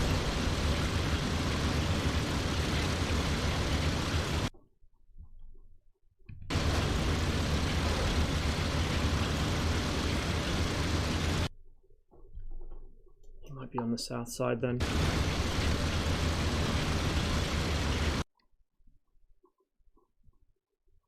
It's also possible I've already gone past him, but oh shit!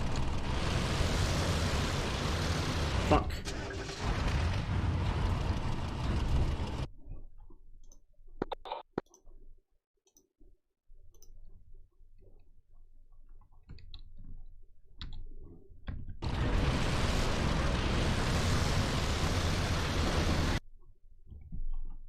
Gotta love combined arms physics.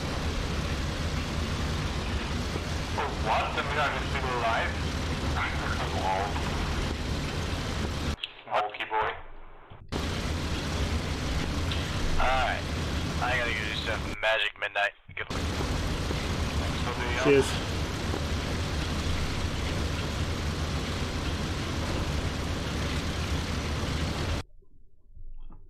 It's on the south side, so we're gonna have to go all the way around because I don't want to cross the airfield. That's a good way to die.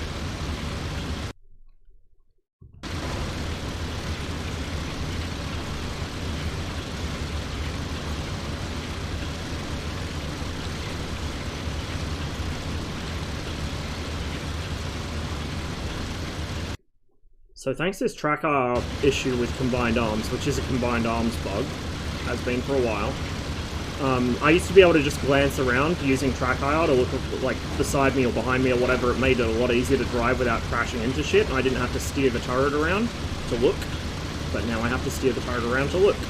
Or I have my track IR on paused, and then when I go to get in the gun sight to shoot something, my sight's not lined up with the gun. So it's pretty frustrating, to say the least.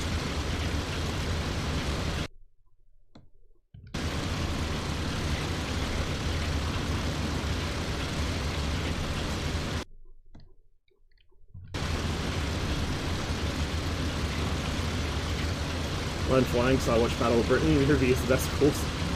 I love that movie.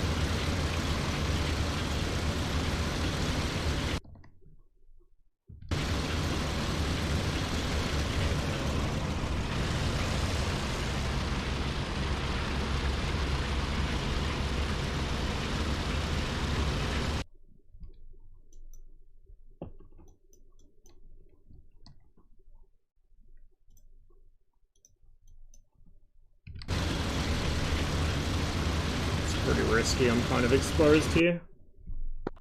Mongols, you're merged. Salty switched over to GCI.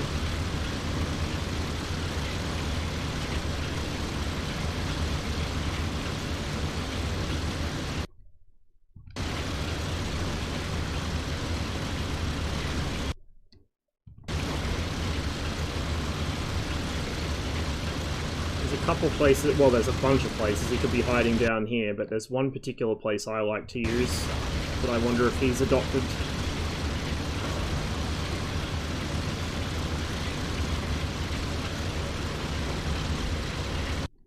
The nice thing about having the street pattern in a grid is that at least I can just kind of trail down one fucking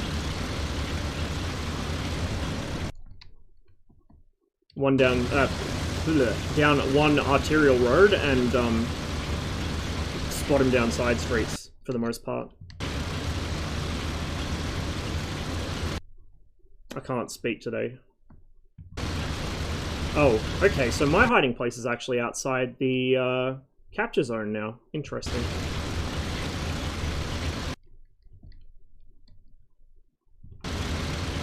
He might be on the other side of the highway though. That's also entirely possible. In fact, he probably is.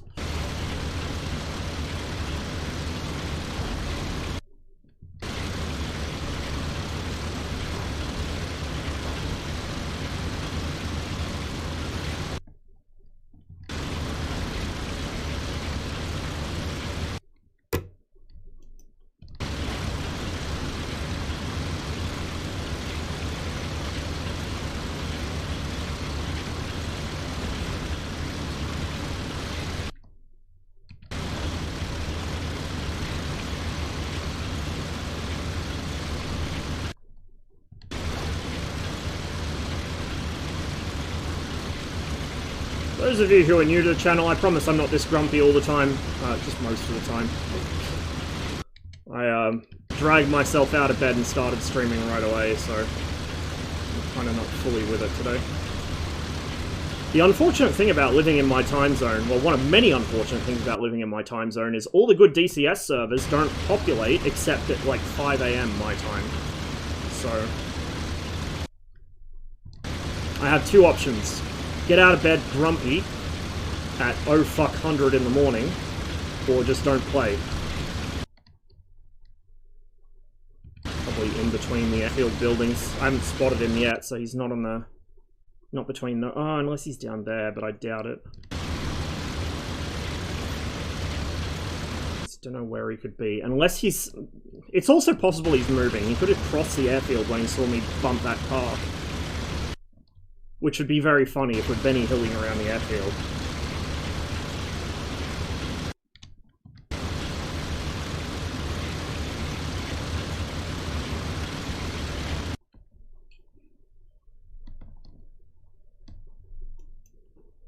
I suppose he could also be up there.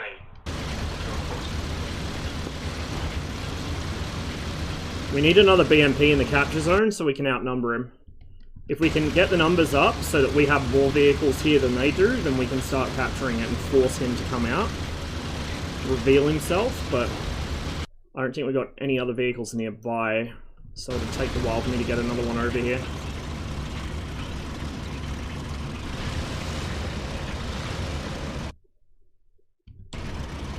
I think that might be what we do. Just phase through that fence line.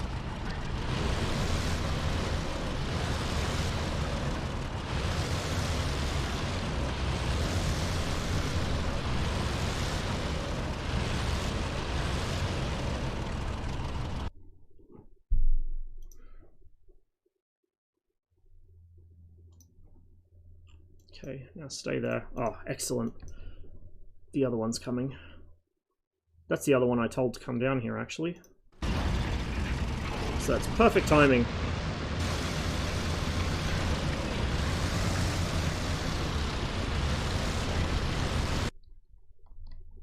Gotcha. There's a Vulcan there.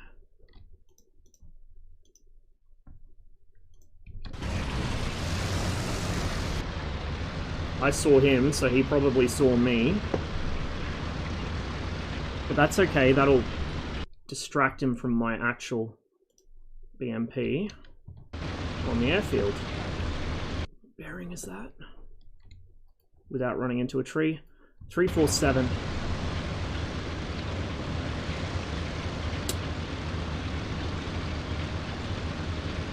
There it is.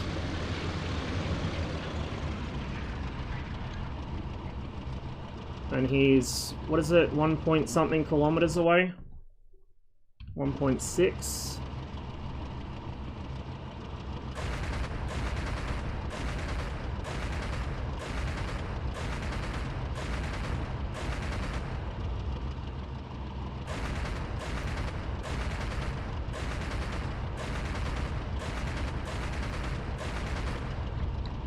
Gotcha!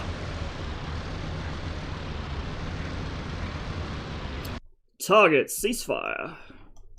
Or, what we should say is sell, since we're playing red.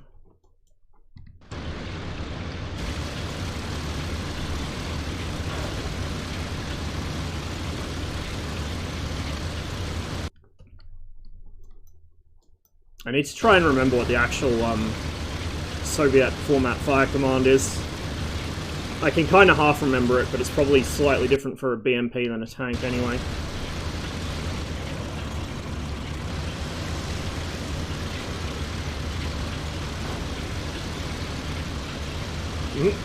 Every time I bump a car, I give away my position, but that's alright, he knows I'm here anyway. I'm really exposed here, but if I can cross the open and draw that, whatever the other unit is, probably a Bradley, draw it out from cover, I will be very happy. However, I would also like to have control of my turret back, please, Eagle Dynamics. That would be swell. There we go. So the issue appears to be switching between the F10 map and the F1 view, which is a problem because you need to do that to figure out where there's other vehicles around you. Whoa! Oh! Oh! We're doing that, are we? He's firing at me from across the way, it looks like. So he might be on this... He's probably got something down there. Like on the south side.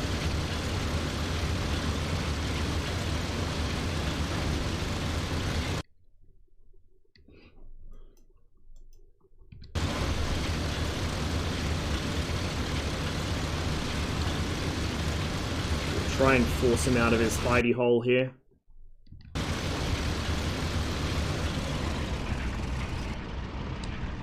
Oh, give me my turret controls! For fuck's sake, Eagle Dynamics! Fix your shit! I can't tell if that unit's dead or not. I think it's dead. It looks like a Vulcan. Yeah, it's a dead Vulcan.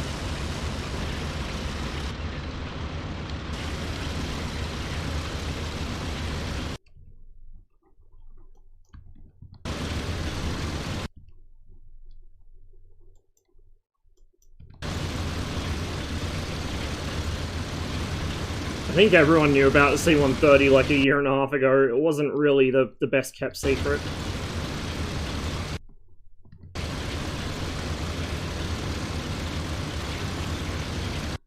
I'm gonna have to catch up on chat once I sort this airfield out.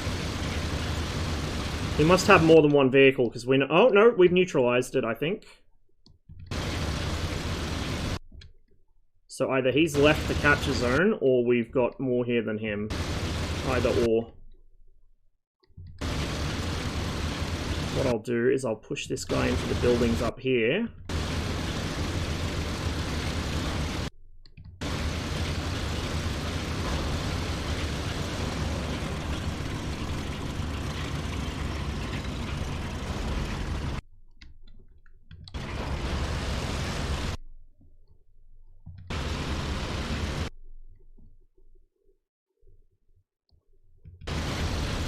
He's probably on the south side somewhere.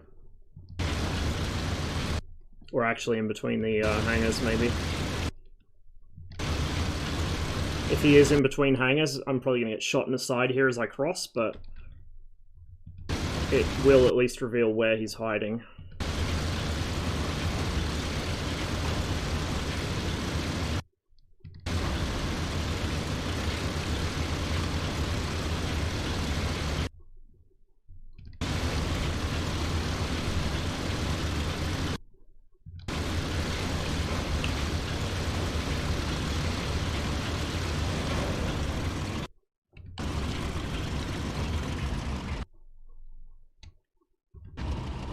He's on the south side somewhere. Oh, we got an F5 scouting, do we?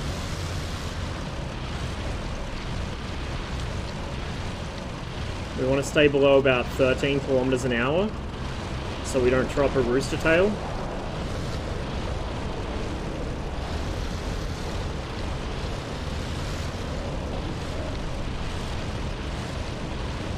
I don't know if this is going to work against someone who may or may not have shadows enabled, but we'll park here for the time being and kind of consider our options. What do we got? So we got something neutraling out Sasal. We got more BMPs on the way. Oh, excellent. The only problem is that's withdrawn pretty much all our defense from fucking Abu Dhabi. We need to consolidate it. Makara's got that one. Oh, Makara's on red. Shit. We just lost a BMP at the flyover intersection, immediately southwest of Abu Dhabi. And another one to the southeast. Salty, the BMP to the southeast was right in front of you, about 2 kilometers. Salty, pop up. 1 o'clock. Good kill. I see him. Okay, the other BMP that phased out of existence is 256 for 2 from you. There's probably a Bradley approaching down that major road, so just keep an eye out that direction. You've also got 2 F5s harassing the airfield.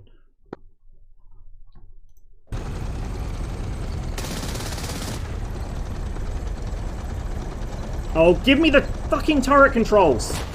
Bro! I hate this fucking game! Oh my fucking god. It's working on my stick now, but not my mouse. I should have had that fucking Mirage. Oh, that's why it wasn't working, because my comms menu opened for some reason. Ugh, this game sometimes, dude. Ross, Mom. Hey, Screaming Cheese. Good to see you. Thanks for the resub. 277 for 4. And now it's taken away my mouse control again. There we go. I swear, man, this shit sometimes. Oh, there you are.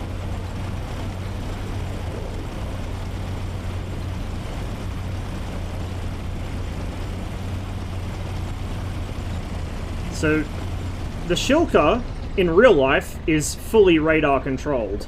You don't need to manually aim it like this. It is fully radar guided. And it fires automatically. Does lead automatically, fires automatically, everything's automatic. There is a manual backup mode, of course, but, like, the fact I have to manually guide this thing in and pull lead is ridiculous. It's correct for the Vulcan. That's actually how the Vulcan works. The Vulcan's a real fucking weird half-assed system, but that's not how a Shilka is supposed to work.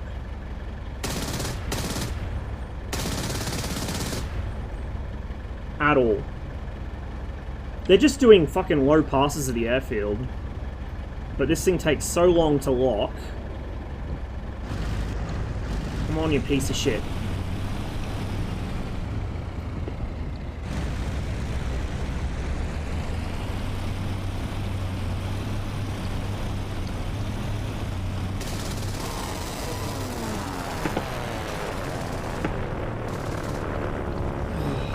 Fuck's sake, man. This is half the frustration. We're working with limitations that these units should not have. There is no reason a Shilka should be this fucking ineffective against aircraft. None. Other than DCS bullshit. Come on, lock. Lock, you piece of shit.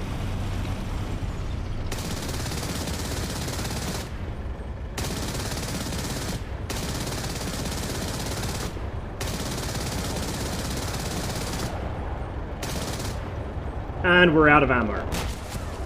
And now we get strafed.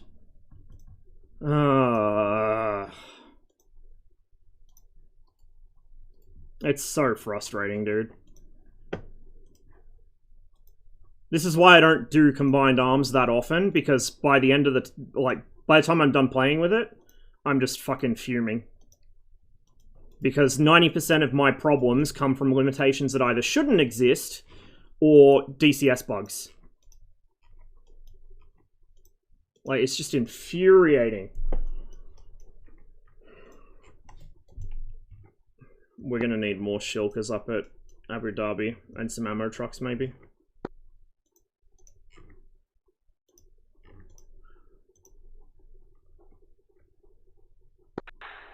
Yeah, we cannot get anything into the air, because they have air superiority.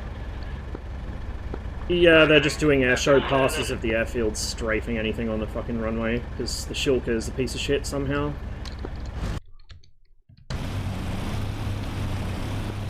We got one of them. We should have had all of them with what they were doing, but I have severe issues with the way ED modeled this thing's fire control. Modeled is a strong word, to be honest. Oh, there's one at the red one as well. Will he eat the eagle?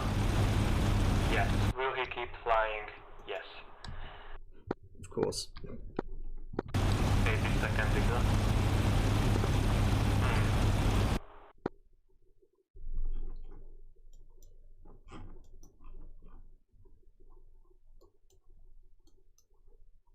To get more BMPs down there so I can start actually aggressively pushing and looking for where he's hiding his shit.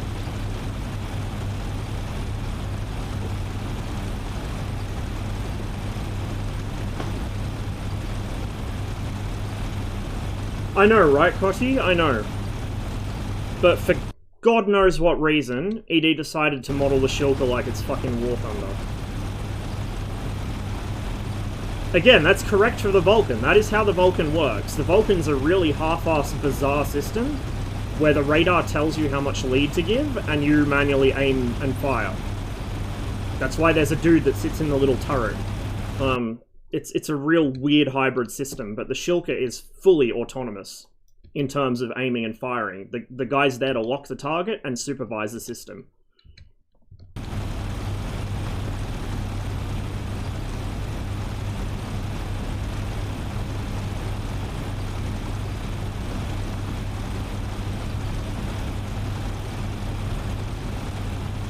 It's range only, so it's feeding range into a gyro site. And yet in DCS it is somehow as accurate as this thing, if not more so. Strange.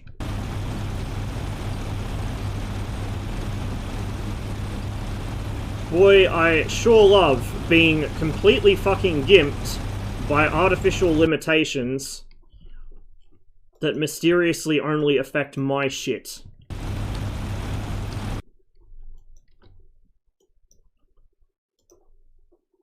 So a second BMD there.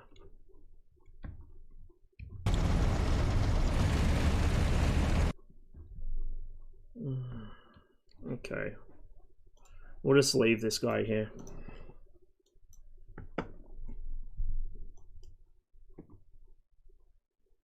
From the looks of it, it's a two-plane stabilized gyro site. I mean, you just put the thing on the thing and blaze. Yeah, I mean, it probably is. So it's not terrible, but it's not, like, it shouldn't be as fucking amazing as it is in DCS. When AI control it, and when a player controls it, well, it should be about as effective as it is in DCS.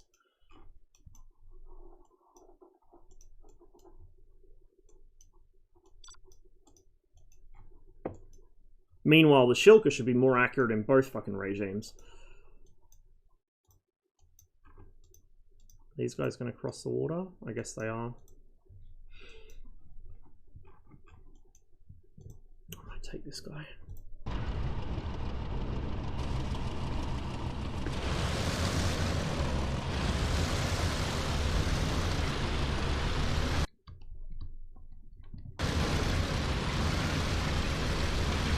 I don't know. I feel like my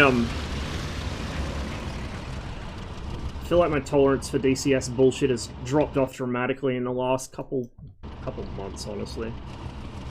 I really need to figure out something that's still fun and interesting to me, so like a lot of PvE stuff just bores me to tears, but I need to figure out something that's not fucking frustrating. Because I don't want to burn out on the game, but at the same time, like, this is what makes the game fun to me. It's the same thing that pisses me off about it, you know? Soviets were disappointed in the Shulker, meanwhile the West was like, oh god, oh fuck, we need one.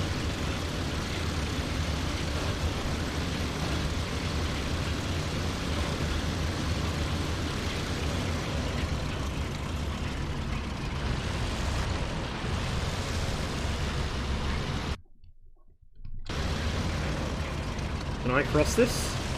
Nope. That is an arbitrarily uncrossable wall. Yeah, it is cool. And it's very useful in a infantry support role as well, because it's pretty hard to say no to 423mm cannons all firing fucking HE frag at you in rapid succession.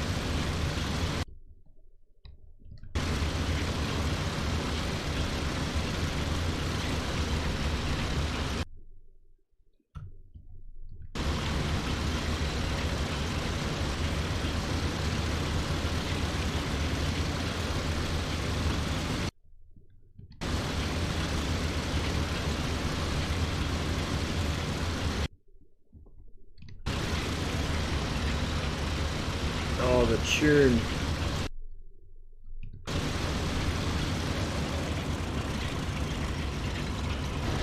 Bet he's in here somewhere. I bet he's in here.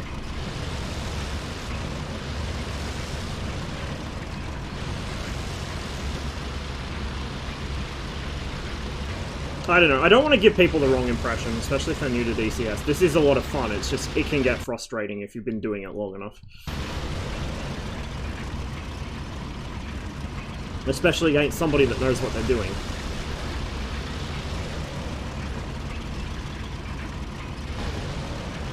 I will take any little victory I can get against Mike Delta. Unfortunately, a lot of the time, Combined Arms decides to tie my fucking hands behind my back when I need to perform the most. Like this turret bug shit, dude. Fucking hell. The problem is as well, I'm switching between using the thumbstick on my joystick to slew the turret and to slew it quickly so I can look around, and using my mouse for fine aim because the stick's too sensitive. But switching between control inputs, DCS really doesn't like that. So that combined with the existing turret bug, which is something to do with the F10 map, it can take away control of your weapon system at the point where you need it the most. Oh! There you go. Nice. I'm still trying to figure out where he's hidden this unit down here.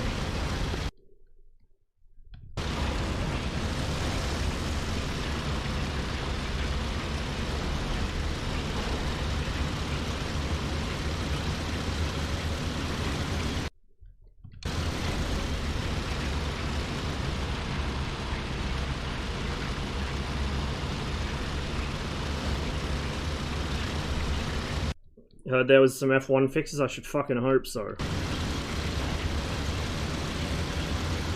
Where are you going to carry infantry in a Shulker though? Like, they'd have to ride the outside. There's no room in it. It's infantry support, not infantry transport.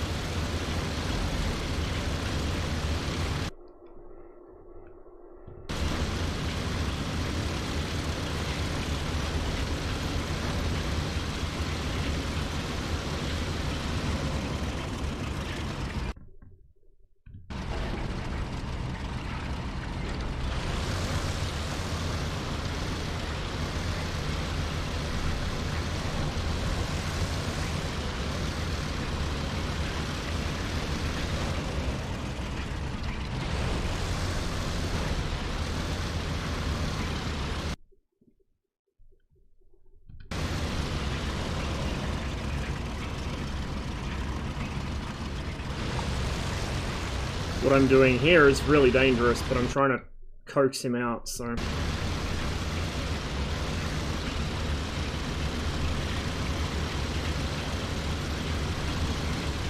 Normally you would not want to be seen, but in this case I do want to be seen, so I want to get him to shoot at me and reveal his position. If only... There we go. I was gonna say, if only I had elevation axis on my fucking turret.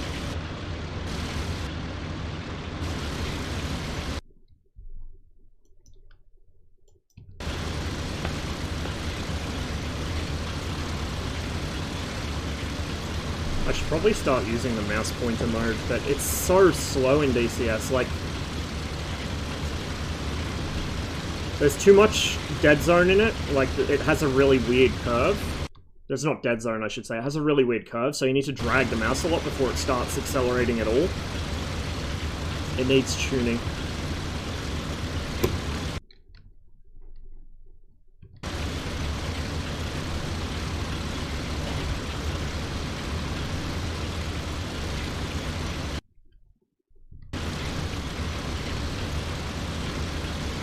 He has to have something here, otherwise we would have captured the airfield by now, I think. So he has, I think, one vehicle, maybe two. I think we need a 3-to-1 advantage, I'm pretty sure, to actually capture something. So he must have at least one vehicle here. But I am fucked if I know where.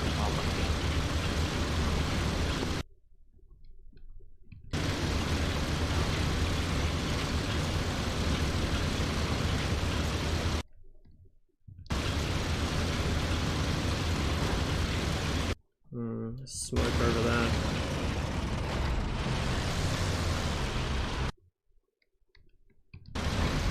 We'll cross the airfield and check the north side again. We're trying to find where Mike Delta's hiding his shit. Cheese, that's what we were doing. So we can capture our Albertine.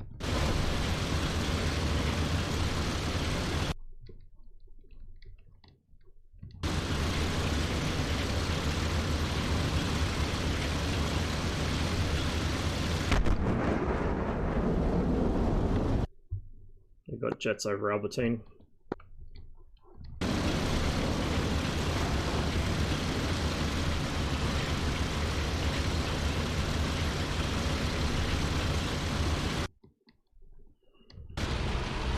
Oh, now is not the time to get stuck in the bush!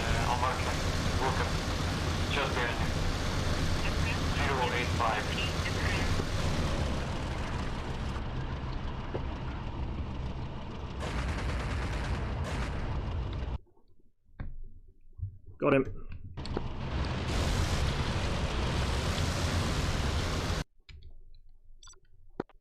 Yes.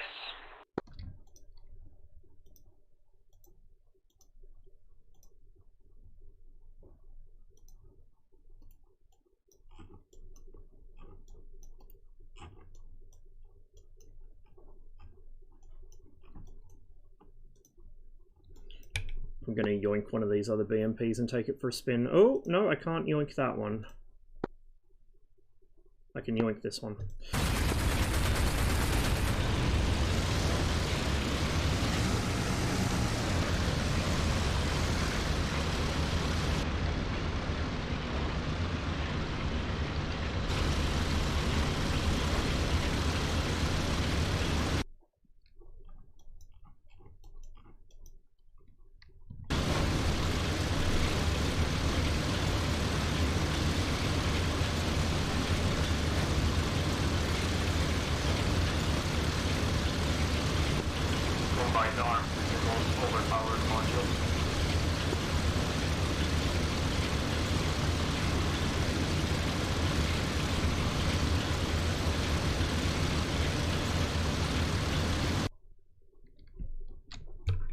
Vigan inbound from the southeast.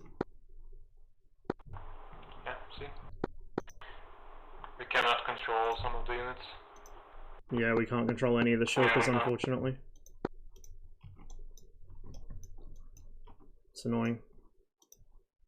Hopefully you get zapped by one. Oh, I thought I was going to get stuck for a second. Oh, I am going to get stuck. We'll have to take a run up.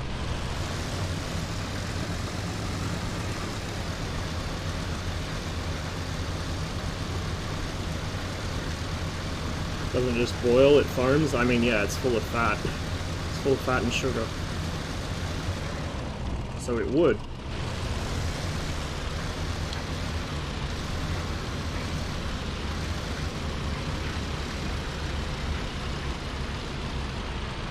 Just barely made that. The classic DCS road bridge, 45-degree incline to get onto the bridge.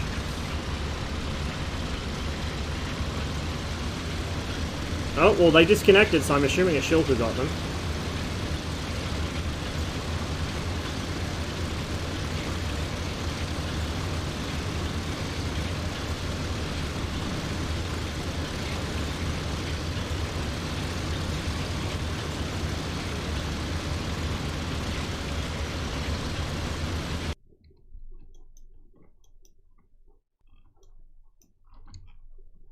Wait, what am I doing? Oh, you dumbass. You absolute dumbass. I forgot which BMP I took control of. Fuck's sake. I wanted to go the other way. I wanted to go south.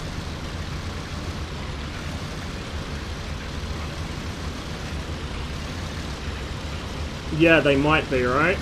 They might be.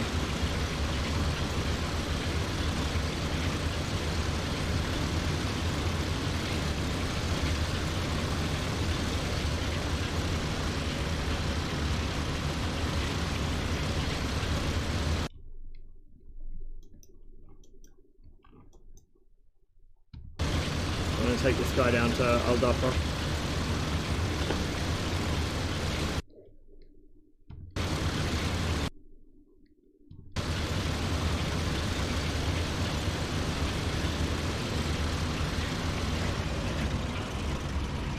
Combined arms moment. Well, even if the terrain was flat, it would probably be worse. Because the bridges in DCS all seem to have a minimum height that they have to be. Like that, for instance, that's why that incline is so steep. And Corpses is like that too, so I feel like there's a minimum bridge height in DCS for some reason. And combining that with a flat area would be very funny. Whereas at least with a hilly area, you can kind of more naturally transition the... He's got a Bradley on Abu Dhabi. No, I'm not in the tech.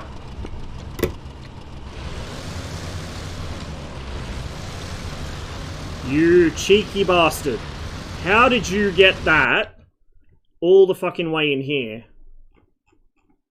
This guy needs to hide. Like yesterday.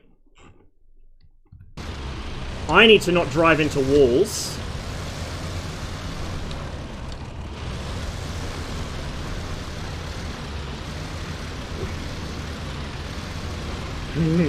I think they are including Cairo. I'm pretty sure.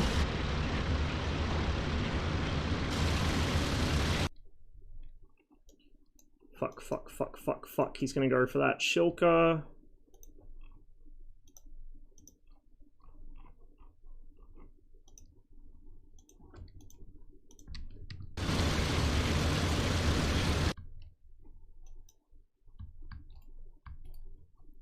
Three, 2, 7.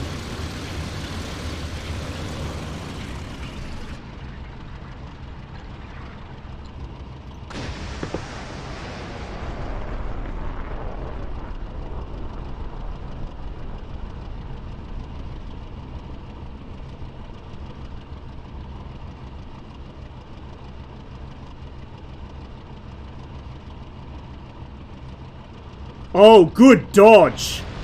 Good dodge, dude! He timed that perfectly. Okay, he's in cover now. Which is going to be a problem.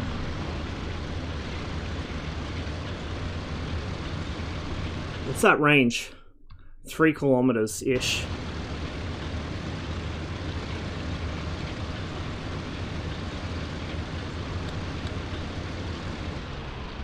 shit. Still there?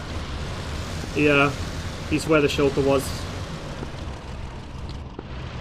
Can you drop a mark?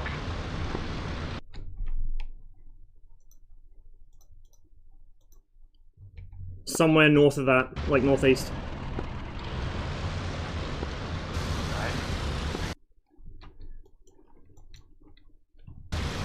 He's probably focused on me. I don't know if he'll be looking towards the second BMP.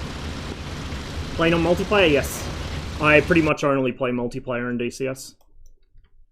I'm on Alpenwolf's Cold War.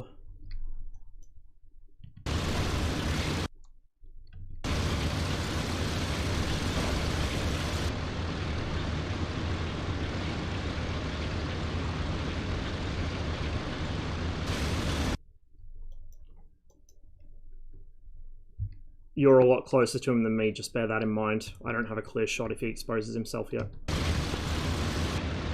Okay, I'll wait for you to get into the circle. He pulled an absolute fucking Matrix dodge on my ATGM. Not even surprised. Oh, fuck, there he is. Oh shit! Yeah, keep him busy.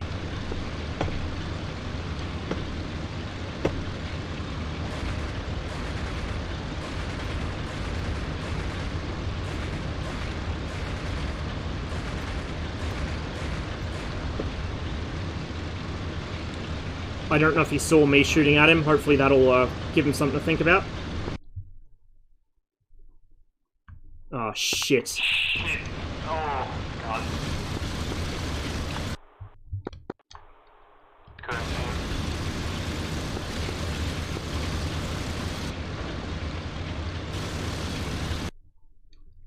I'm in defilade here.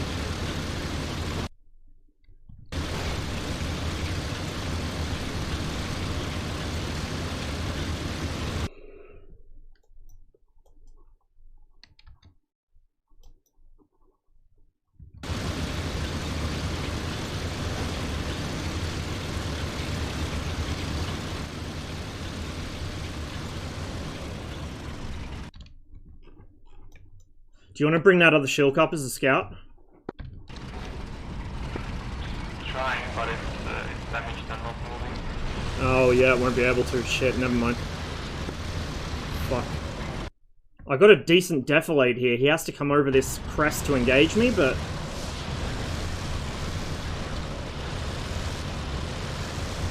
I can't see him until he does. I don't know where he is. He could come around the other side. I've got the BMP in a really good defilade position, but... We lost the shield, come behind you. Yeah, I know. Yeah, I know. The thing is, I don't know which direction he's going to approach me from, and if I pop up, I'll crest... like, I'll skyline myself. Hang on, I'll pop over. He's probably over here. I heard the toe fly over my head. But he knows I'm roughly in this area, so...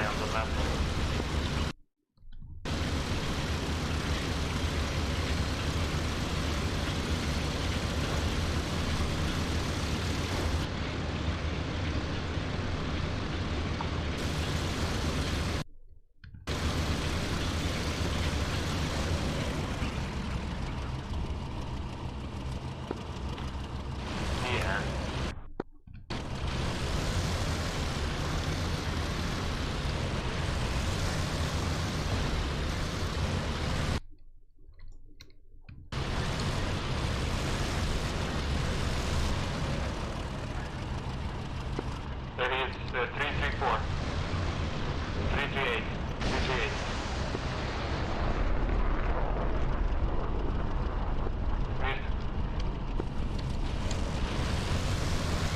Fucking hell! Give me my gun back! I'm dead. Fuck, dude. What? I hate this shit how you have to fucking manually switch fucking gears in a vehicle. I don't know who the fuck at ED thought that was a good idea, but it's so fucking stupid. Why would you have the commander of the vehicle micromanaging the fucking gearbox? Like, what the fuck, dude?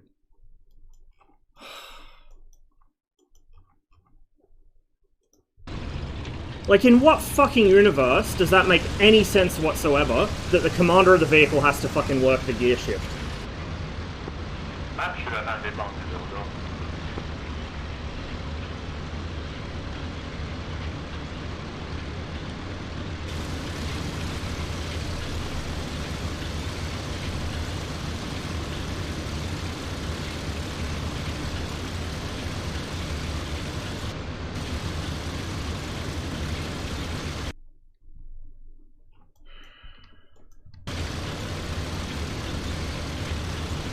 Well, gunner in this case.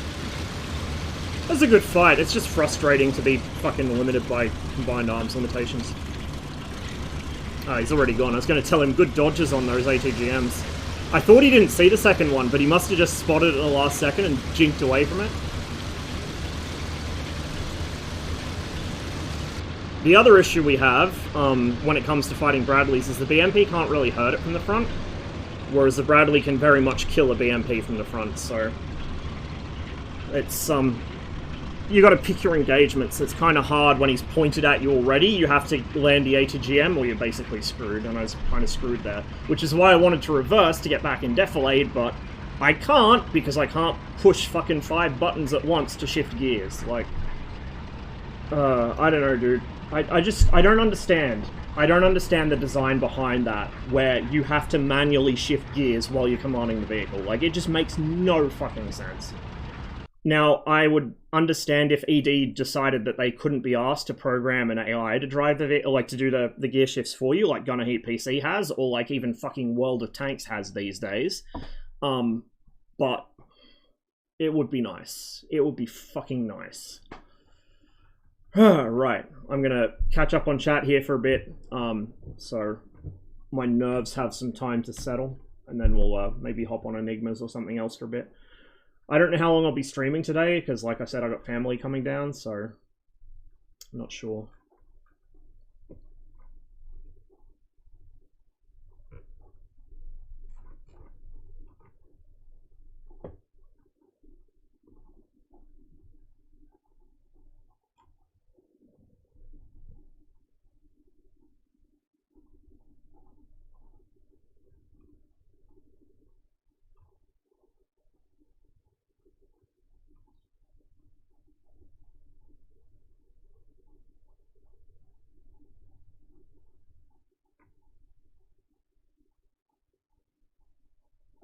Aurelia, you named all the official projects on the Razbam Discord and you somehow missed the most important one. Disappointed.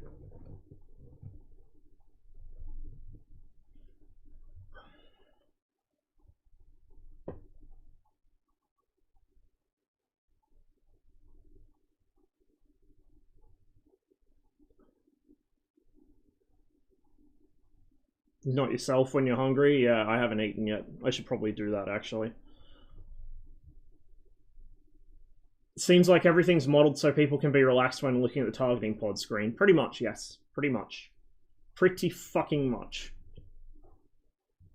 This is a lot of my issue with DCS anti-air units, SAMs and Shilkas and all of that, is it's modeled in such a way as to not actually be that much of a threat to somebody who's fucking orbiting at 30,000 feet with their fucking TGP. Like, until very recently, you could defeat the most dangerous SAM in the game, the S-300. You could defeat the S-300 by literally just flying like a 2 or 3G circle right on the edge of its range. And it would just waste all its missiles, you wait until it's on reload, then you go in and gun it. Like, it's just stupid. Like, it's not even just the lack of actual integrated air defense system behavior. It's not just that. So even if you were to, like, people say, oh, just use Skynet. Skynet doesn't actually solve the problem. Skynet makes things slightly harder, but it doesn't simulate an IADS. But it really doesn't to the degree that people think it does.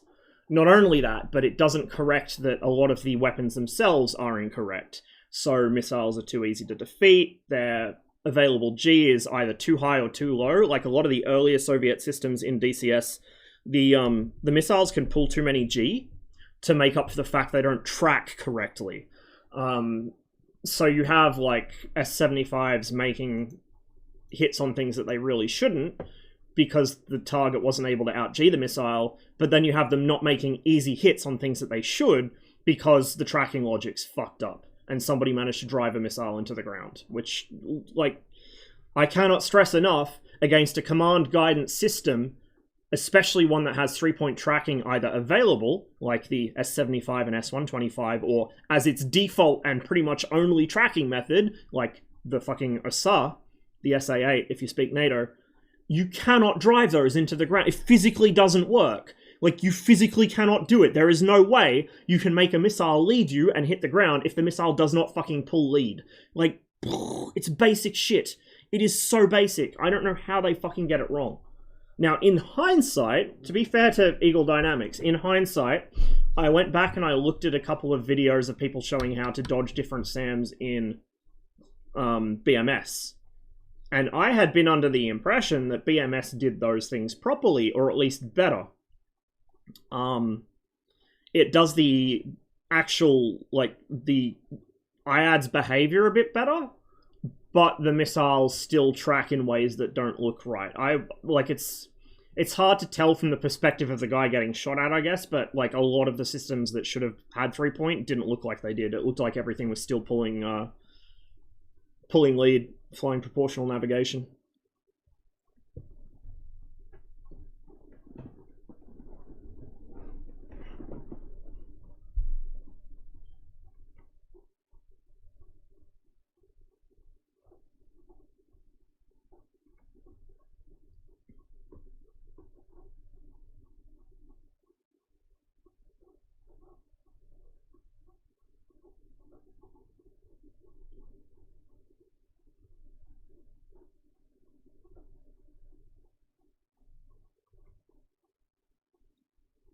Imagine naval gunnery in DCS, though.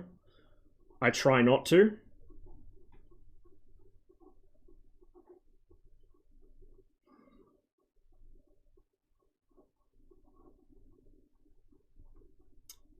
Gunner heat PC level of detail for naval warfare would be based.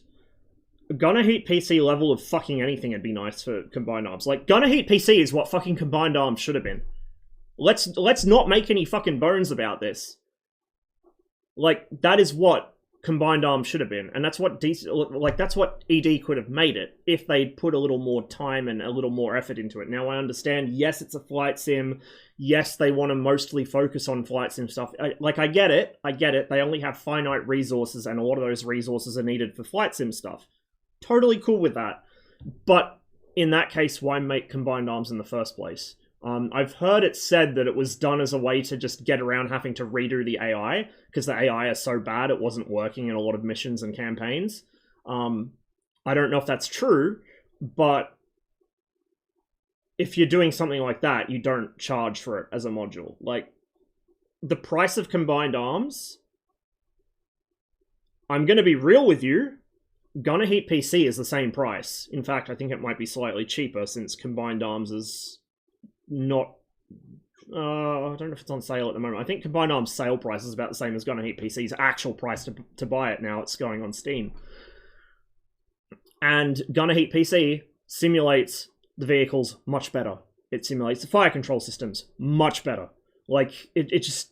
Obviously, you can't expect the same level of fidelity and damage models in DCS. I get that. Like, it would just... DCS runs on a single core as it is. You could imagine it trying to calculate Gunner Heat PC level damage.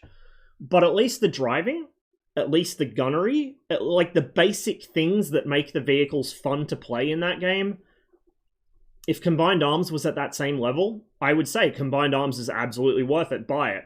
But as it is, I can't really in good conscience recommend Combined Arms to people without saying, look, it has its moments, it can be fun and useful in multiplayer, but it is incredibly broken, it's incredibly half-assed, and it's incredibly frustrating. Like, I feel like unless you've got money to just throw away, in which case there's better things to throw it away on, Combined Arms is really not something I can recommend to people in good conscience. Words. It is what it is, and I hope they fix it one day. I really do hope ED can pick Combined Arms back up and bring it up to where it should be. Like I said, if you can get at least the drive feel and the gunnery feel from Gunner Heat PC, not even the damage model.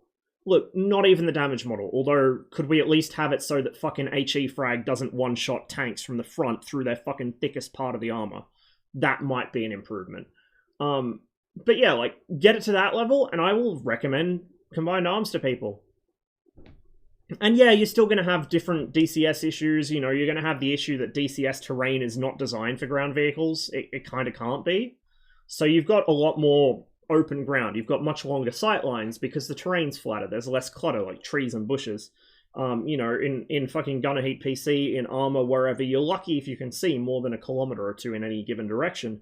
In DCS, it's common in Combined Arms to spot somebody from fucking 5-10 kilometers away in a ground vehicle, and you can't do anything about them until they're within 3 if you've got an ATGM, or like 1 to 2 if you've got anything else.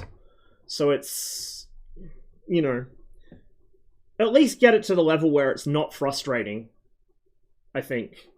And then I can start saying to people, go buy Combined Arms, it's actually worth it now. But until then. What was the server called? Cold War 1947 to 1991. It's the main server I play on. It does tend to kind of live and die by the European time zones. So it populates sort of early evening European time, and then by... Usually it empties out later than this. It's just kind of quiet today, I guess. But usually it empties out kind of by the American time zones evening time. No, there will not be another cooking stream. Not now, anyway. Possibly not ever, I'm not sure.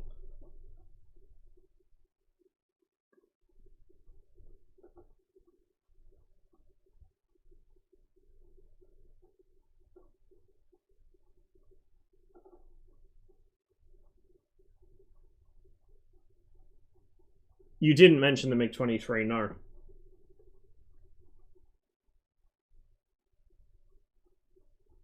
Wait, multiple... Did they say multiple variants? Did they actually say multiple variants? Not just the J? I'm hyped now? Maybe? If we get a steam gauge Hercules, I'm on that shit. But it has to be steam gauge. I ain't flying something with fucking glass in it. Oh, they were all J variants? Oh, pfft. Never mind. Not hyped. Not interested.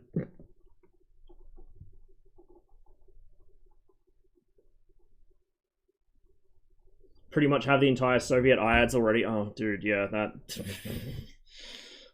I know it probably wasn't the place for me to have that conversation, but that triggered me so fucking badly. Like, my brother in Christ. To be fair to him, they have added a bunch more SAMs. Well, not more SAMs, but different SAMs than they had before. So they have added the fucking 125 in. They added the Kub back in. But yeah, it's not an IADS, and we're still missing Book. It is in the game. We just don't have it in the server. We're still missing fucking Krug, which isn't even in the fucking game. Should be, because it'd be really cool to have, but. And then we've got, like, one variant of each of the other systems.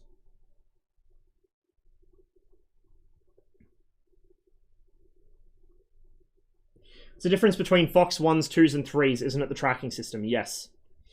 Fox codes are an American thing, or a NATO thing, I guess. A lot of people who particularly fly modern Blue 4 aircraft will colloquially refer to them as Fox 1, 2, or 3. I don't fly modern Blue 4 stuff very often, so yeah. Fox 1 is semi-active radar homing, Fox 2 is infrared homing, and Fox 3 is active radar homing. The difference is semi-active radar homing. The missile is looking for the reflection of the guiding aircraft's radar. So your radar has the target locked. That means it's beaming a shit ton of energy onto the target, and then the missile is flying, looking for the reflected energy from that beam. So, how do I best put this? The missile doesn't so much have a lock on the target as it has a lock on... well, no, that's not how I put it. The missile's not active. The missile's not seeking its own radar, it's seeking your radar. So if you lose lock, the missile's trashed. you're guiding it in, like holding its hand the whole way in. And it corrects off of the reflection it's getting from your radar. So that's Fox 1. It really complicates the engagement because it means you have to keep them locked with your radar, or that missile's just going to go stupid. It's a waste of a shot. And so you've got a certain limit of where you can maneuver the aircraft, gimbal limits of the radar, for instance. So if your radar can only point 30 degrees to the left of the nose, and you turn 35, or you turn 35 degrees right, target's now outside your gimbal, the radar drops lock, and then your missile just goes off ballistic and you miss. Fox 2 infrared, it is what it is. It looks for a heat source, it flies towards the heat source. It doesn't particularly care what the heat source is. It could be friendly, it could be enemy. When DCS finally simulates this in God knows when, it could be a ground vehicle, it could be a particularly warm rock. It could be anything. As long as it's hot and it's within the actual sort of, spectral signature the missile is looking for, it will go for it. Once it's off the rail, it's not anybody's friend. So you need to be really careful where you shoot them, because if a friendly happens to cross in its field of view once it's off the rail, or at the time of launch, it could go for the friendly. Likewise, they're easily spoofed by, well, depending on the missile. They can be spoofed by flares. It's harder with more modern ones because they've got different countermeasure rejection systems. The older ones will go for the sun, they'll go for flares, they'll go for anything. So that's Fox 2. Fox 3 is something like a Phoenix. Well, no, the Phoenix isn't even truly Fox 3. It's a weird combination. It's something like an AMRAAM. So Fox 3 is active radar homing, which is self-guiding. The missile has its own little active radar seeker, which pings away and looks for the target. So you can fire that missile and turn away, and the missile will look for a target. It doesn't look for the specific target necessarily, but it looks for a target. Now, those are also something you have to be careful about where you shoot them, because once that missile goes active, it will home in on the closest thing it sees. Or the biggest target, I should say, the most appealing target it sees. So if you fire one of those into a dogfight, you don't know who it's going to go for. Typically, active radar homing missiles are guided to a certain point. So, like if you fire it, for instance, in track while scan, you might have a reference point that is given to the missile during mid-course guidance of, this is where I last saw the target, so go here and start looking for him. If you've done any submarine stuff, like playing Cold Waters or whatever, it's kind of like the wire. When you first fire the torpedo before it goes active, that's what you're doing, and then when it goes active, it's the same thing. It will look for the first target it sees and goes for it'll go for that, and then you have no control over it. So if it goes active and it starts going for the wrong target, you can't stop it. You're fucked, basically. So yeah, that's the difference. Fox 1 is semi-active. You have to keep the target locked to guide the missile in. Fox 2 is to whom it may concern, as long as there's a heat signature involved. And Fox 3 is to whom it may concern, but via radar. So, I should also note, because this is not well known, particularly by DCS players. Woo. Tempest, thanks for the resub, man. Good to see you. If you guys enjoy seeing the more modern stuff, by the way, Tempest does a lot more of that than I do. You should go drop him a follow. Semi-active radar homing missiles can go for the wrong target. It is well attested to in the real world. It has happened several times. It also happens in DCS. That's not well known. Most people don't realize that happens in DCS, but it does. I don't know if it's intentional, and I don't know if it's a bug, because with DCS it's often hard to tell where the intentional simulation stops and the bugs begin. And sometimes the bugs are so realistic that you don't actually know they're a bug.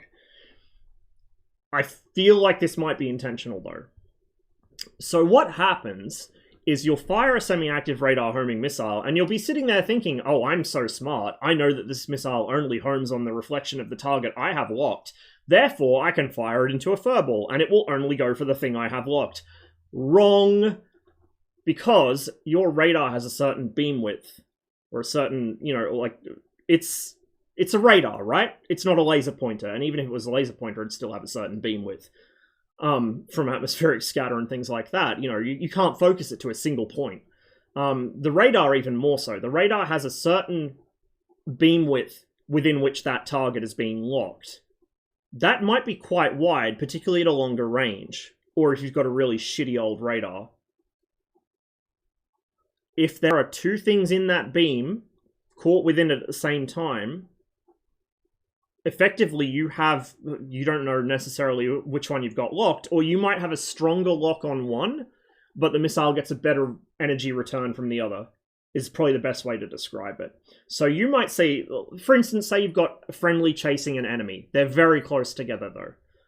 You lock the enemy. You can see you've got the enemy locked because the little lock symbol and everything corresponds to the guy in front. You're like, oh yeah, I'm pretty confident I have the enemy locked. I know there's a friendly nearby, but I'm locked on the enemy. I can see that's the enemy. I'm locked on him. The radar target cue box is on him. The radar is indicating that I've locked the front target, not the rear target. Like, I'm good. I'm cushy. I'm going to fire a missile.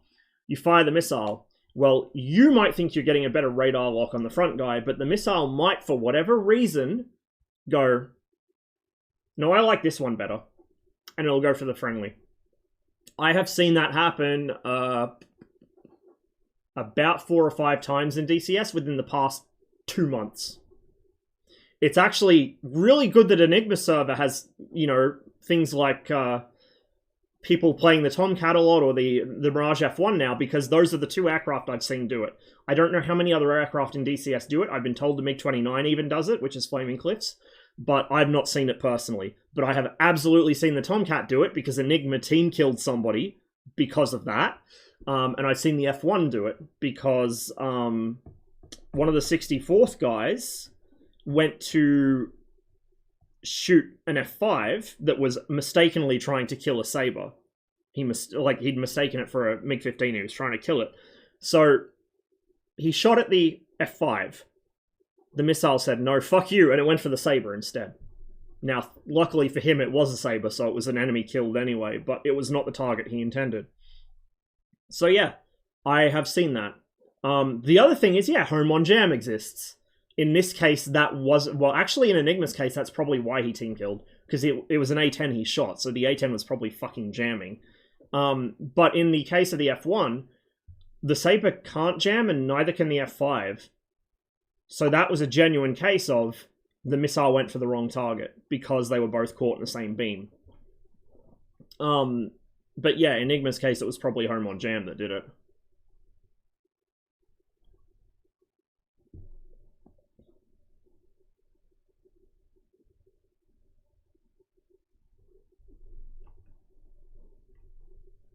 See, now the AIM-54A gets janky guidance in track while scan. I heard it got another adjustment, but I didn't see what it was. Only corrects trajectory as it receives a radar return from the track while scan.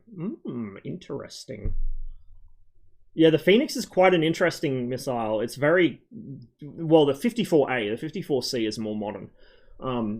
You know, they improve the guidance a lot. But the 54A is really janky. It's a weird combination of semi-active and active, and it depends what mode you fire it in, how it guides. It's very strange, but quite cool. Shot a Fox wanted a bomber group in ECW and it went for another one I wasn't locking. Yeah. Well, that's probably why. It's either home on jam or it's going for something in the same beam width.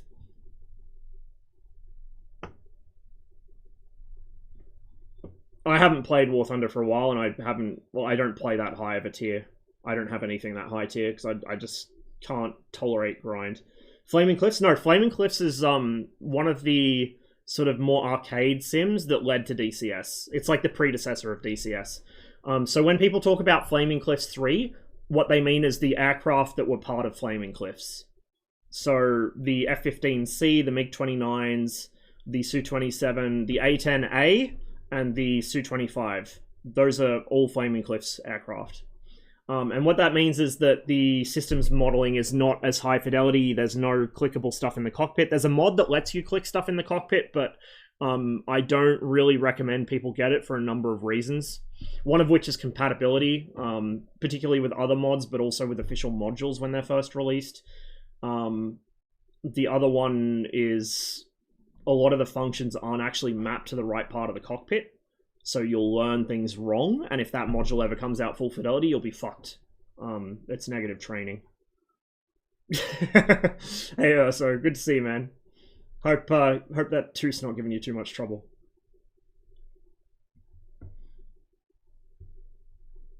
That's why I tell people not to call missiles Fox this, Fox that. It doesn't matter on the missile, but in what mode you launch, so you can call both Fox 1 and Fox 3 with the Phoenix, depending how you use it. Yes!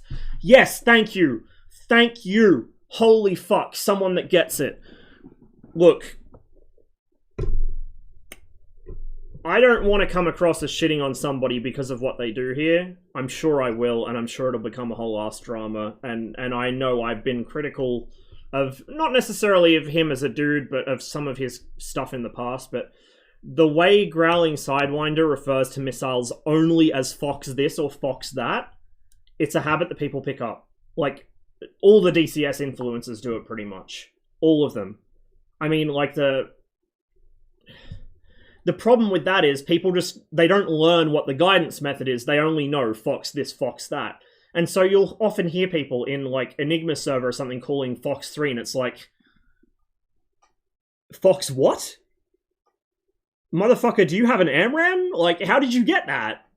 Because they don't understand. Like, they just hear Fox 3 called, and, oh, a radar-guided missile. Fox 3 must mean it's a radar-guided missile. No. Or they'll call, you know, oh, Fox 2, and it's a fucking semi-active. Like, don't learn Fox codes. Fox codes don't matter. That's fucking roleplay shit for nerds. If you want to pretend you're a real-life fighter pilot and fucking go pull chicks at the local bar, I guess learn Fox codes. But if you actually want to appear competent and like you know what you're doing, don't learn them. Don't learn them, because they will teach you they'll teach you wrong things, if that makes any sense. I mean, yeah, by all means, once you understand the logic behind it, how the missiles work, go ahead and call Fox this or Fox that, whatever, but learn what the operating principle of the missile is, not what fucking name Maverick from Top Gun refers to it by. Because that doesn't teach you anything. Like, this is...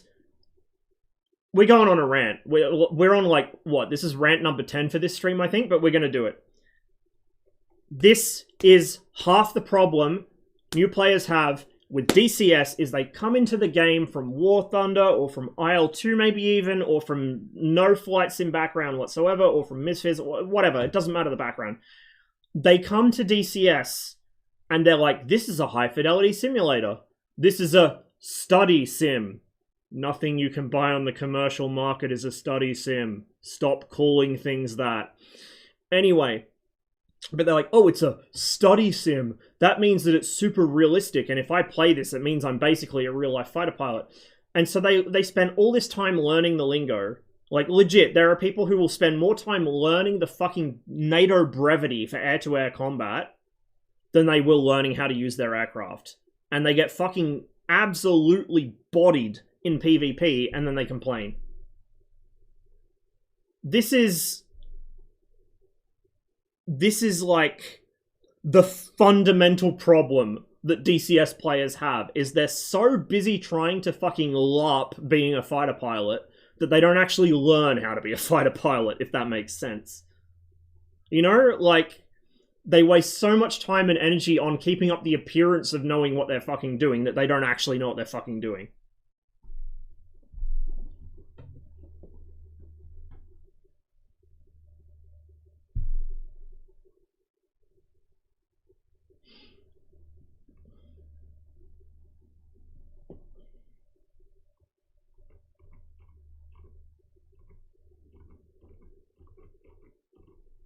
Fox 3 can mean guns, as we established earlier.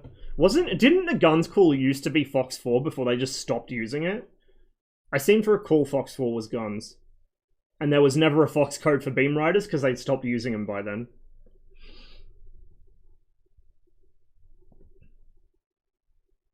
US Navy verbiage for a Phoenix launch would have been Fox 3 regardless of what mode it's launched in. I'm not entirely sure. I think I've seen references to both.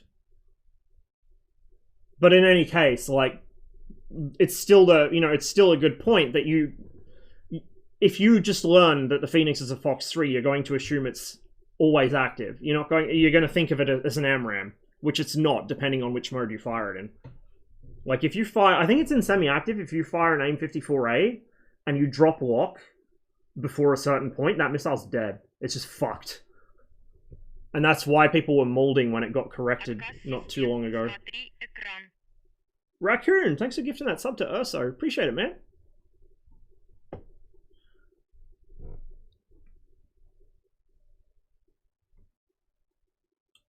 Brought toilet paper for shit talking. Influences the same everywhere. Now let's fight. 57 versus 18 band. Fox 2s only. I had... We're going to just kind of catch up on chat here, and then I'm going to have something to eat, guys, before my brain just malfunctions completely. But I had this out with somebody in the Gunner Heat PC Discord last night, and I may have caused like an hour's worth of messages to get purged. I'm sorry. I'm sorry, guys. I didn't mean to do it. I got triggered. This guy comes in, and like me and a couple of other people are having this chill conversation about the introduction of Commander's independent thermal vision to the Abrams and various other NATO tanks, and why it wasn't introduced right from the start, even though it was available right from the start. Long story short, politics and funding, basically. But yeah, like CITV was a thing since the Abrams was in development, but it just wasn't implemented until... essentially, I think it was after the Gulf War. I don't think it got CITV until the A2, from memory. I'm not an Abrams fanatic, so I could be wrong on that, but I think it was the A2 it got CITV. And a lot of other NATO tanks didn't get it until quite late either. So we were having a nice little discussion about CITV and when it entered service on different tanks. And this guy just, apropos of nothing, comes in like, yo, dudes, I'm having an argument in another Discord. I need somebody to back me up here. Like, I need some opinions.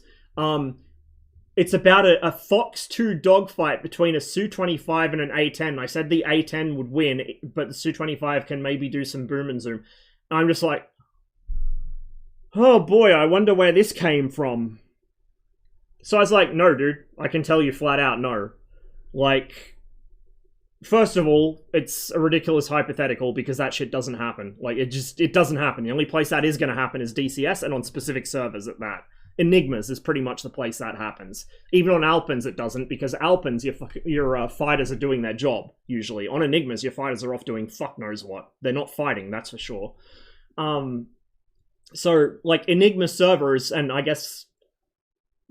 Yeah, no, Enigma server and GS videos are the only place you're going to see an A10 and a Su-25 dogfighting, 9 times out of 10. It is extremely rare for it to happen on Alpins. It does happen, but it's very, very rare. And it's mostly only started happening as the server population kind of waned a bit recently. But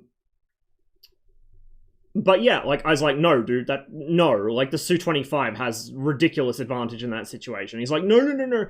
Well, you're wrong because it was, you know... The A10 has, you know, it's a Fox 2 fight, and A10, this, like, my brother in Christ, yes, the A10 technically can carry the better missile, so it has a slight advantage at medium to long range. However, the Su-25 has flares out the arse, they both do, and as long as the Su-25 sees the A10, and sees that launch, which he will if he sees the A10, he can evade the missile. Like, this is the thing. I immediately kind of cottoned onto the fact it was a reference to a GS video, so I'm like, okay, well, he's talking about a 1v1 neutral merge. The Su-25 is going to win that. Like, fucking, unless God himself intervenes to stop that missile from going for a flare, and again, this is DCS, so we're not talking real life, we're talking DCS with its fucked up dice roll flare rejection.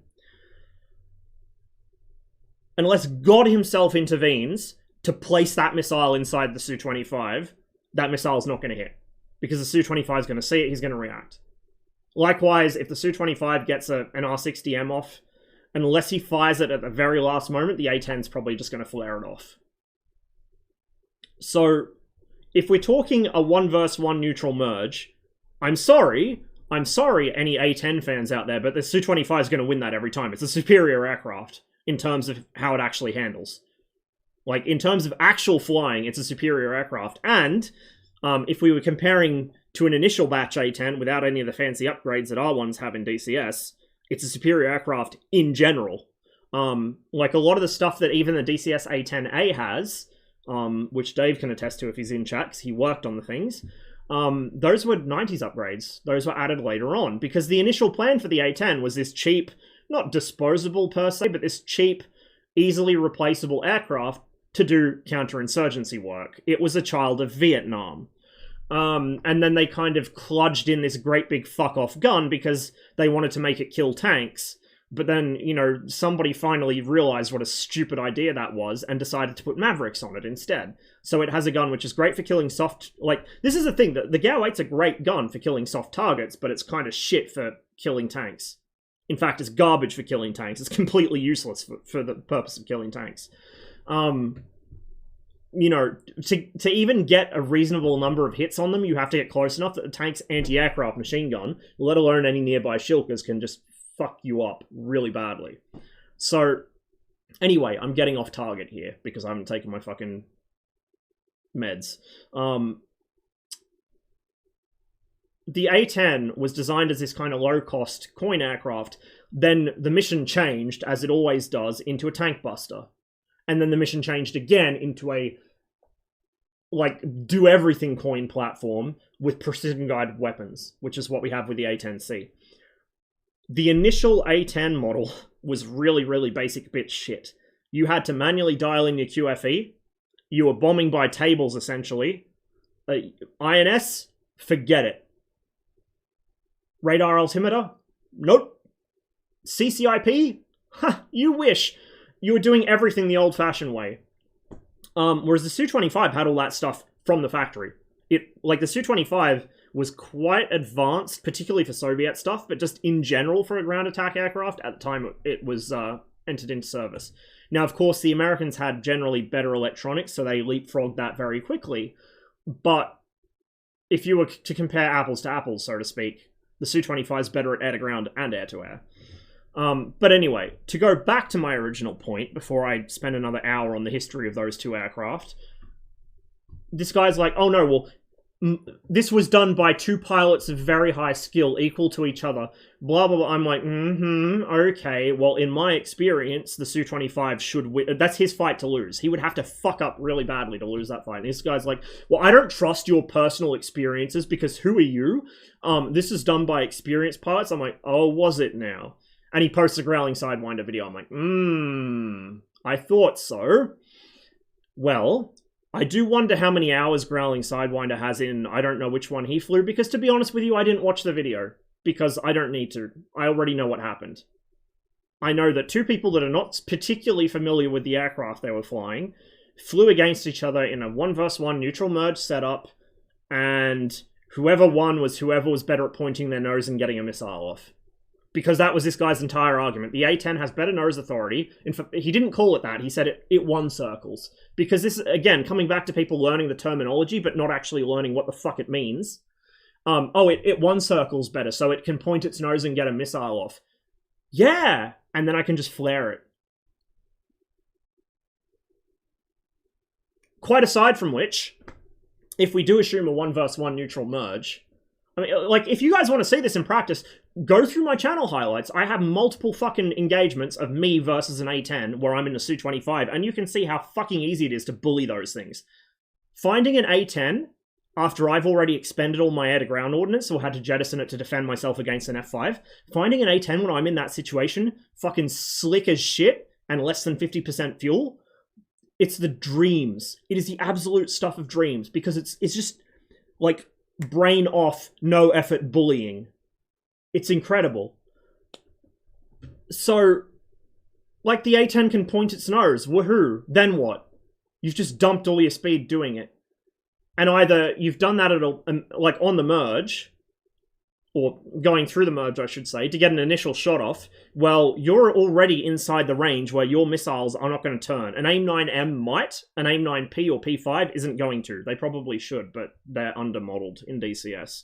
Wouldn't you fucking guess it? The P5, which is over-modeled in several ways, is under-modeled in terms of how well it turns. So yeah, like, bully for you. You can pull your nose inside my turn and fire a missile. Then what? Then what? Now you're slow, and you've got one less missile. I just flare it off. You're now at the range where the R60 is doing its best work, although because I can't uncage the R60 in the Su-25, it's the same problem as the MiG-21. Your minimum engagement range is artificially large because you're limited to bore sight. So I'm going to be real with you, most engagements I fight with A-10s, I'm using the gun.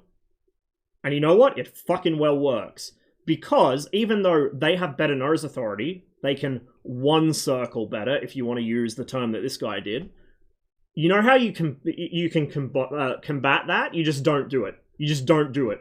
Like, they're going to try and one circle into you to force a scissor, so you just don't. It really do be that easy. Just don't. Just go up. Like, literally just go up. That's all you have to do. So, let's talk about this matchup for a while.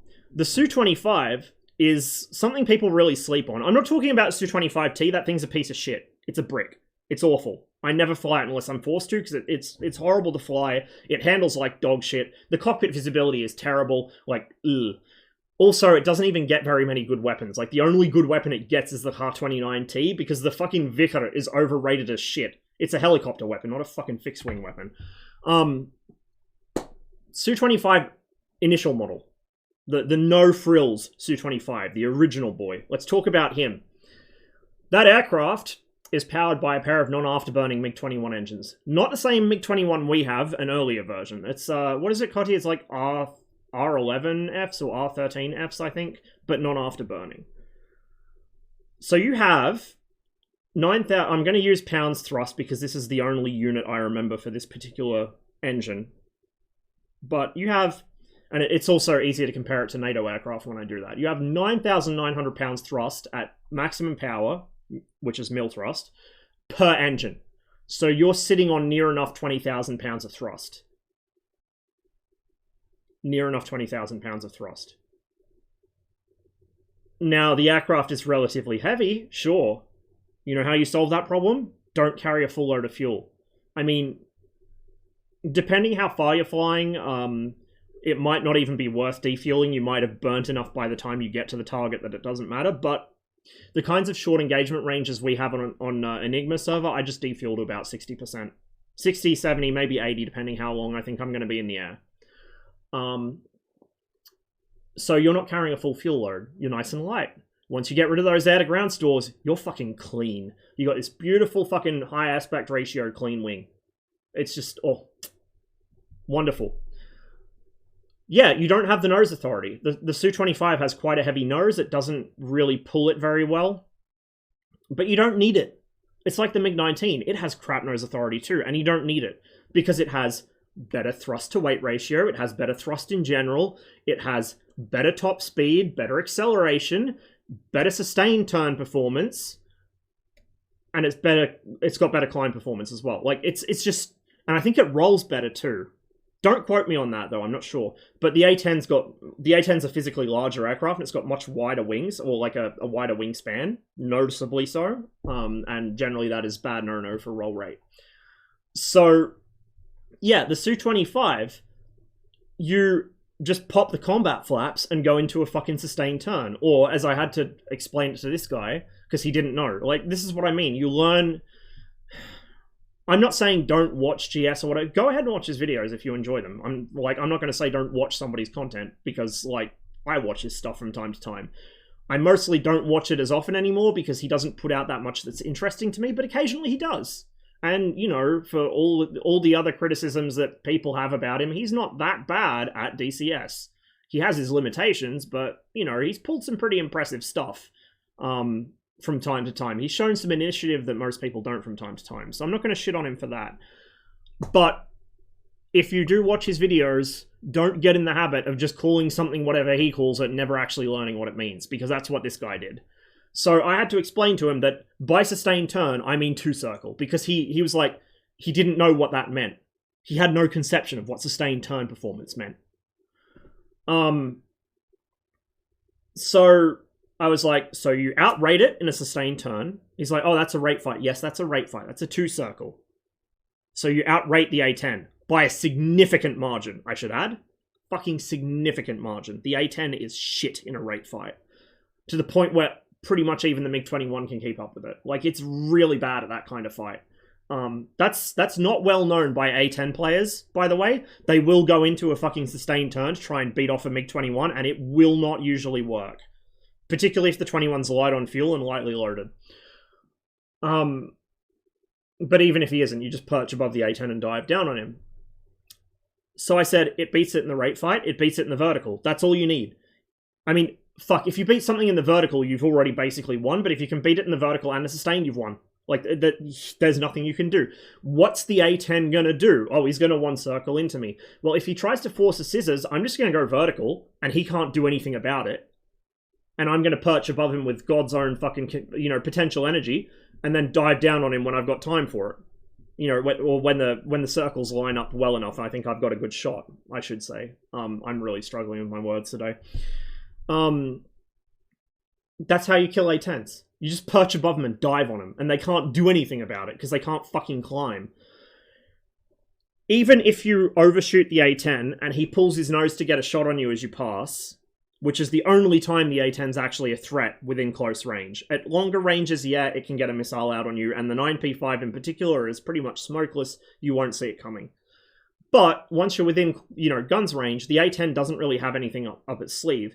All it can do is pull the nose as hard as it can and just hold the trigger and hope for the best. And if that misses, it's dead. Like, literally, that is a fucking cake or death situation. Because as soon as the A10 has pulled its nose for a shot, it has no energy left. It can't climb. It can't even turn. It has to level out and extend away to build speed. Otherwise, it's going to stall out and go into the deck. I have at least one clip on my channel of me in the MiG-21 attacking an A10. I overshot him, went into the vertical. He pulled his nose, tried for a shot. I just jinked it, so he missed. And then he kept trying to pull up, and he just went into a spin and went straight into the ground. So that's the A10's one trick, and it's a bad trick. The Su-25, meanwhile, if the A10 tries to force a one circle, you just don't take that fight. If the A10 gets behind you and gets offensive, you know how you fight that? You get into a sustained turn. Yes, he can initially pull his nose to get a shot on you, so you don't do this is something that people don't realize in DCS. When you're doing a sustained turn fight, it's not really a good idea to just do it literally a flat turn, because that makes you really easy to pull your nose inside and shoot. What you do is you kind of rudder it up and down a bit, so you're doing a slight jinx, little things here and there, just you slack off the stick, pull it a little harder. You don't want to be holding your perfect best sustained turn rate if somebody's behind you. If they're on the other side of the circle, absolutely, but if they're behind you, particularly if there's something that can burn the energy to pull its nose like an A10 can, or a MiG-21 or a Mirage 2000, you do not want to be doing that. You want to be jinking a little. But yeah, that's the A10's one trick. And to be fair to the guy, after we had a bit of a discussion in DMs, so neither of us would end up getting banned from the Gunner Heat PC Discord, he seemed to kind of mellow out and see that maybe he was talking to somebody that might have a little bit of experience with this. Maybe a little bit more than GS does, perhaps? I don't know. Maybe GS really loves the Su-25 and flies it off video a lot. I don't know, but I doubt it. Yeah, so it is what it is. Ever play Sturmovik Su-25 Soviet Attack Fighter DOS? No, I didn't. That was a bit before my time. My first flight sim was Combat Flight Simulator 2. I don't think I played any of the old DOS flight sims. I did have some DOS games as a kid, but they were mostly things like Greatest Naval Battles, so they were like naval sims and things. I've had my own PC since I was like 5 or 6 years old, but for the longest time I didn't have that many games for it.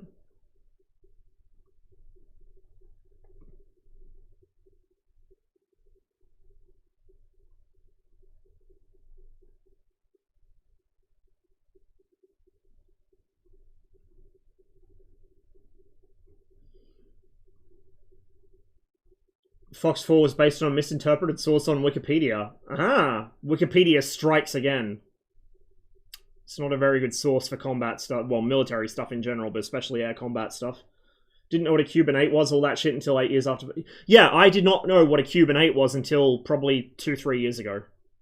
Like, there are maneuvers you do naturally that you don't know what it's called, but it's got a name. Like, knowing the fucking terminology for it is a lot less important than actually knowing how to do it and why it's a thing. Put it that way.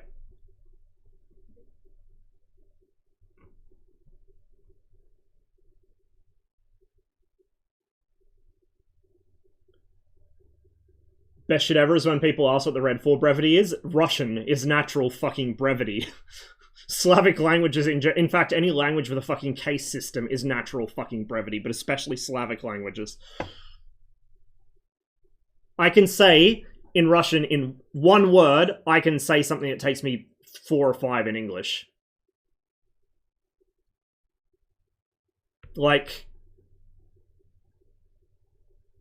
even smaller things, like 3 words in English. I understand you.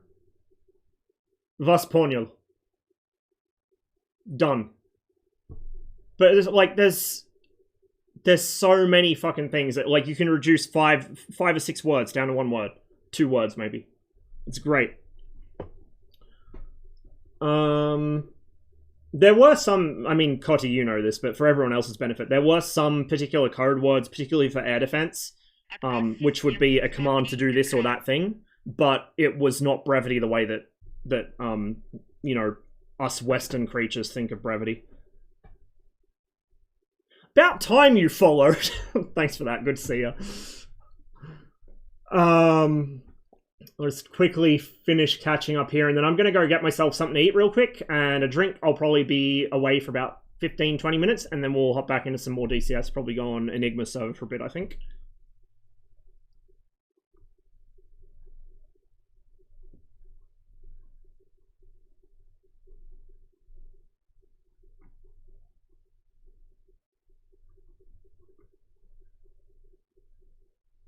Let me ask your opinion. No, I don't like your opinion. You're wrong. Yeah, I know, right? Growling Sidewinder's recent asymmetric thrust F14 video is... Oh.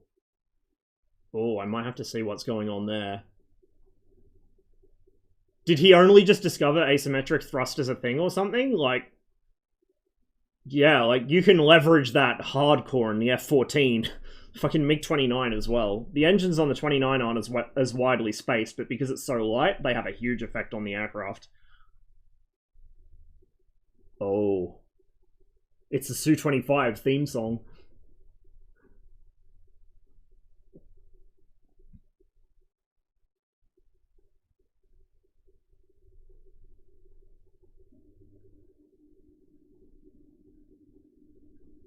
The thing is, agreeable is that he claimed killing 800 tanks in World War II with 37mm guns, so obviously killing Soviet tanks a couple decades later might work. Yeah, the air-to-ground fucking tank killing, especially gun-based, is so overclaimed. I mean, now with Mavericks, at least, you've got a weapon that might hit them and actually disable them, but it might also guide on a shadow or hit a tree or something. Like, this is a thing people don't realize. The early Mavs were fucking pieces of shit.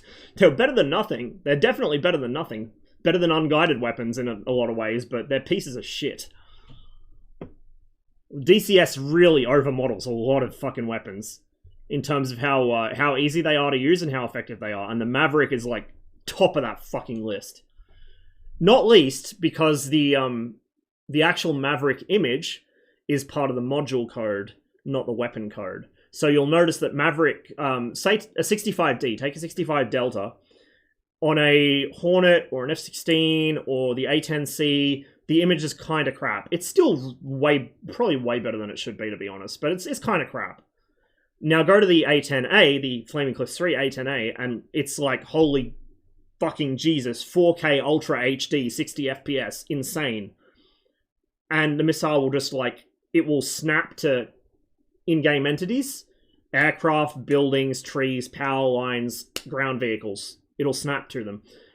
I've got a clip up on this channel of me just panning, like, I slewed the Maverick Seeker around with it already, like, pre-locked, because I was trying to ground stabilize it at fucking 30 miles. You have to have it locked to ground stabilize it. So I had it in lock mode. At 30 miles, I swept it across open ground to try and lock a Kub site I'd just seen open fire on someone, and it grabbed something. I was like, what the fuck is it looking at? I looked down at the display, and by now the range is counted down to 25 miles. It is a fucking Hind. It locked a fucking helicopter in flight 30 fucking miles away, and then when I look at the screen I can see it clearly. Like, it's just ridiculous.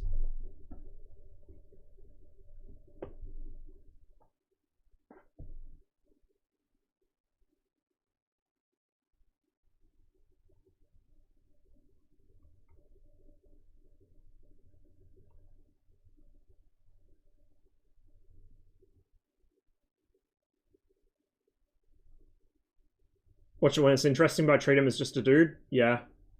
Yeah, pretty much. Like I said, he has some interesting videos. A lot of his videos are...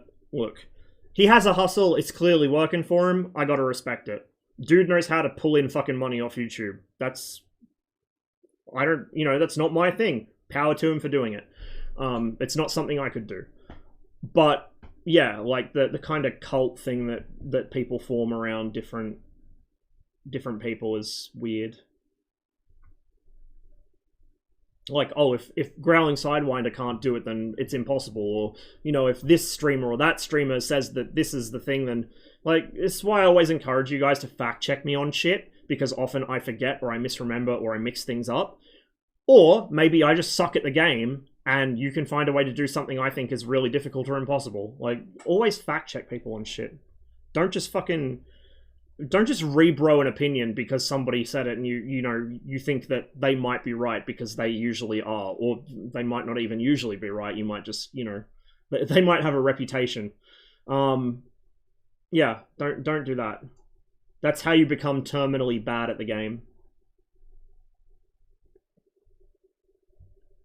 Quite surprised when I outrated my first A10 with ease, but it makes sense. It's thrust that pushes you around the circle. Yeah, absolutely. Absolutely. It's like, it's a big difference in turn rate too. Like the A10 sustained turn rate is really bad. Like surprisingly bad. And often as well, they'll end up trying to rate too fast or too slow. So it's even worse when they do that.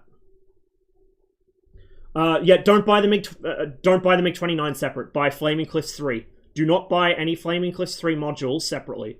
Go look at the FC3 pack, see what's in it. And if you want any of those aircraft, buy the whole pack. Do not ever make the mistake of buying a separate Flaming Cliffs 3 aircraft, because sooner or later you're going to want one of the other ones, and you're going to already have spent more than you put into, you know, to buy 2 Flaming Cliffs planes, you've already spent more than you would have put into the whole pack. Like, just don't do it. Don't make that mistake. It's probably one of the biggest fucking traps for new players in DCS. And, like, for some reason people don't stress that enough, I guess. Need a whiteboard? I need that thing where I can draw my monitor. Well, yeah, I probably do need that thing where I can draw my monitor, because then I can use it to point stuff out in game as well. Just called me a boomer. I'm sorry, Tempest.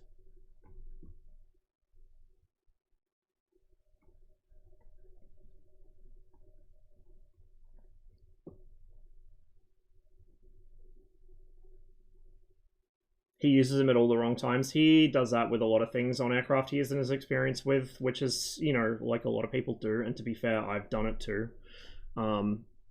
Things like MiG-21 flaps are very situational, and a lot of DCS players have the idea that flap equals better turn. It doesn't. It's not universal. Sometimes yes, sometimes no, sometimes, oh my god, worse. Like, it's important to understand your own aircraft. There is no generic, all planes do this. There's not. This isn't IL-2. This is DCS. Each plane behaves differently, because in real life, each plane behaves differently. There is no default, use this much flap to turn better.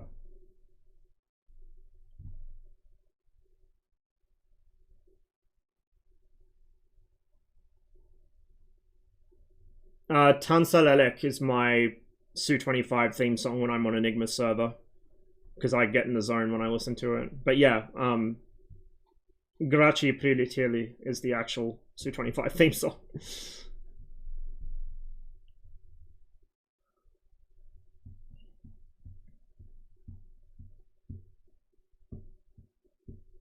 Maverick and the Vegan's fairly hard to use, yes, because you got a shitty little screen, which is by default set to the worst possible brightness and contrast settings. You got to have 3 hands almost to juggle the controls to actually lock and fire the map and then switch to the next missile. It's quite janky. Whereas on the A10A, it's brainlessly easy.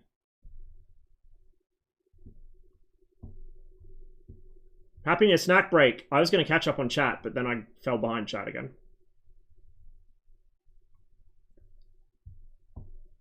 I do need to play High Fleet on stream again. I just keep forgetting to get around to it. Do you have a public playlist? I do, but there's an exclamation mark playlist command for the bot, but the one I'm currently using isn't on that list because I keep forgetting to add it. Give me one moment and I'll go pull it from my Discord.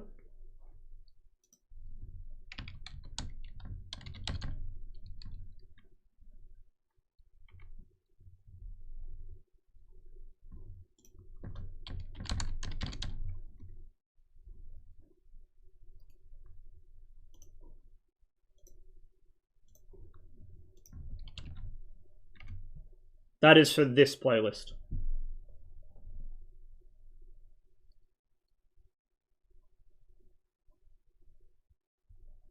I think it's good he brings in enthusiasm. Yeah, absolutely. It's just when he says something that, like, when he repeats a myth or says something that's patently wrong, it kind of gives me the shits because people just take anything he says for granted.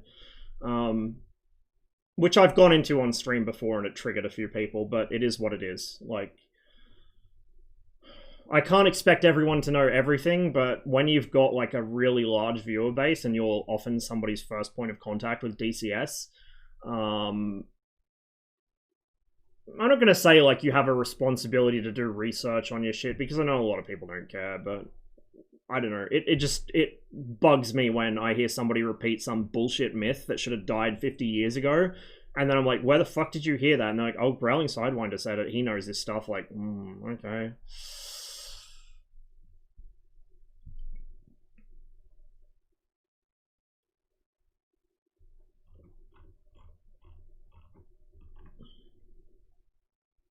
Alright, I'm gonna go get some fucking breakfast and take my meds before it's too late to take my meds. I will be back in a few minutes, but I'm mostly going to be muted because I'm going to be eating. And you guys don't want to see or hear that. It's not pleasant.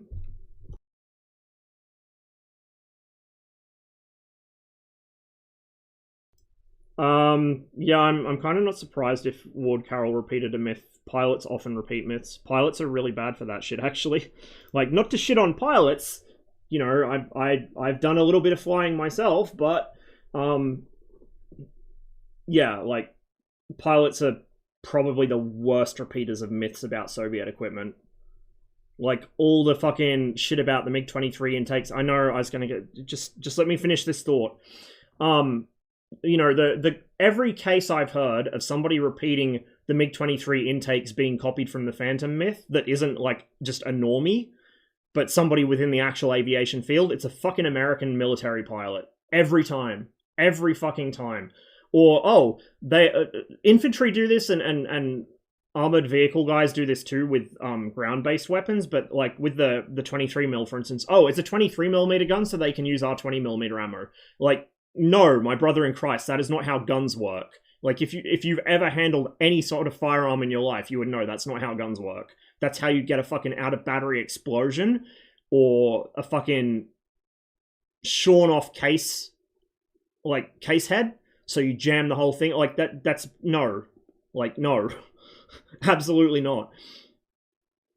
Ground-based guys, it's typically repeated with regards to Soviet mortars or the fucking 7.62 ammo commonality. Everyone acts like because they're all 7.62 diameter, they're all literally the same round, which is ridiculous. Also, they're not all exactly the same diameter, by the way. It depends on whether you measure between lands or grooves. So, 7.62 NATO and 7.62 by 54 are actually different diameter bullets. But yeah, like, pilots repeat that shit all the time. I'm not surprised that he did.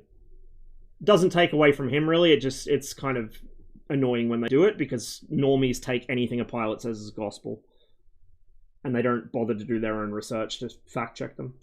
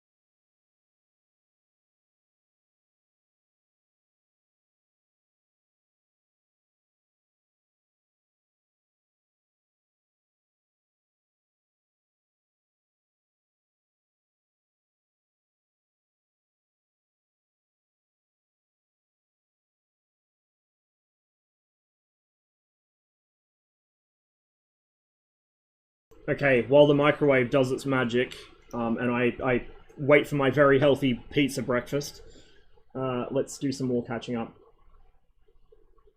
Unrelated to ground attack and dogfighting, still bizarre to me that there's a C-130 in the works. It's a good thing, I think. Especially since there is at least some intention to make DCS cover, like, the world, so it's actually DCS world. Having transports would be nice. Now, I personally would have preferred either an older version of the C-130 or something like, I don't know, a Caribou or, you know, the fucking Boxcar or an N-12, N-26... something like that, particularly if it has a flight engineer station and multi-crew for the flight engineer station. But yeah, like, it's a good start. I want to see more transports in DCS. I want to see more variety of aircraft in general. I don't care if it's not a fucking direct combat aircraft. Kiss my ass. Like, I really don't care, and the more people get angry because it doesn't have guns, the better. Like, I don't get this elitism in the DCS community of, oh, if it's not a first-line combat aircraft, it doesn't belong in a combat sim. Like, fuck off, dude. Devs are going to make the aircraft they're interested in. If they're not interested in a combat aircraft, you're not going to have it from them anyway. So just let them make what they fucking want. Like, you're not going to get the guy who's really into the fucking C-130 to make you a fucking, I don't know, F-22 or whatever. Like, chill the fuck out.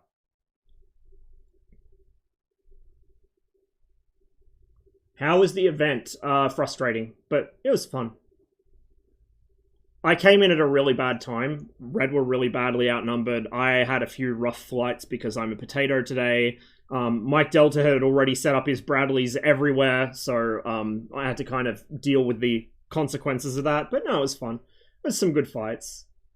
I just kind of wish that I'd been able to join earlier in the mission so I could have prepared better.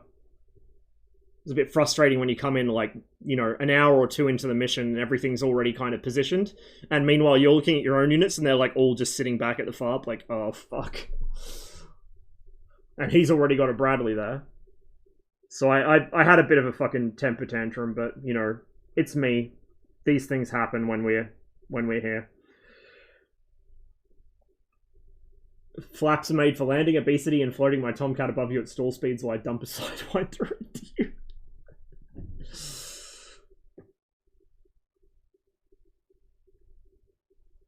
Oh, I don't want to be the guy who becomes, like, the dude who shits on other people that make stuff for DCS, because I don't want to be about that life, to be honest. And I'm sure everyone talks about everyone else, usually in a closed setting. Look, I know a lot of people do. I don't know if everyone does, but I know a lot of fucking people do. At least I'm upfront about how I feel with shit, right? You know, like, I'm fucking honest to a fault about this shit. A lot of people aren't, but fucking Spud's video about the F1 was the funniest shit. I swear to God. Yeah. Yeah. I lost my patience with GR when I found out about the fucking Kakistan campaign and the multiple gamer words used. But anyway, to digress from that, Spud's video on the F1 is probably solely responsible for the amount of fucking cope F1 players have been coming out with after getting done by Su-25s. I love it. It's great. The humble interceptor, as opposed to a not humble interceptor, I suppose. At least he called it the right thing. It was actually an interceptor. Everything else he's ever called an interceptor was a fucking fighter, but he got it right that time.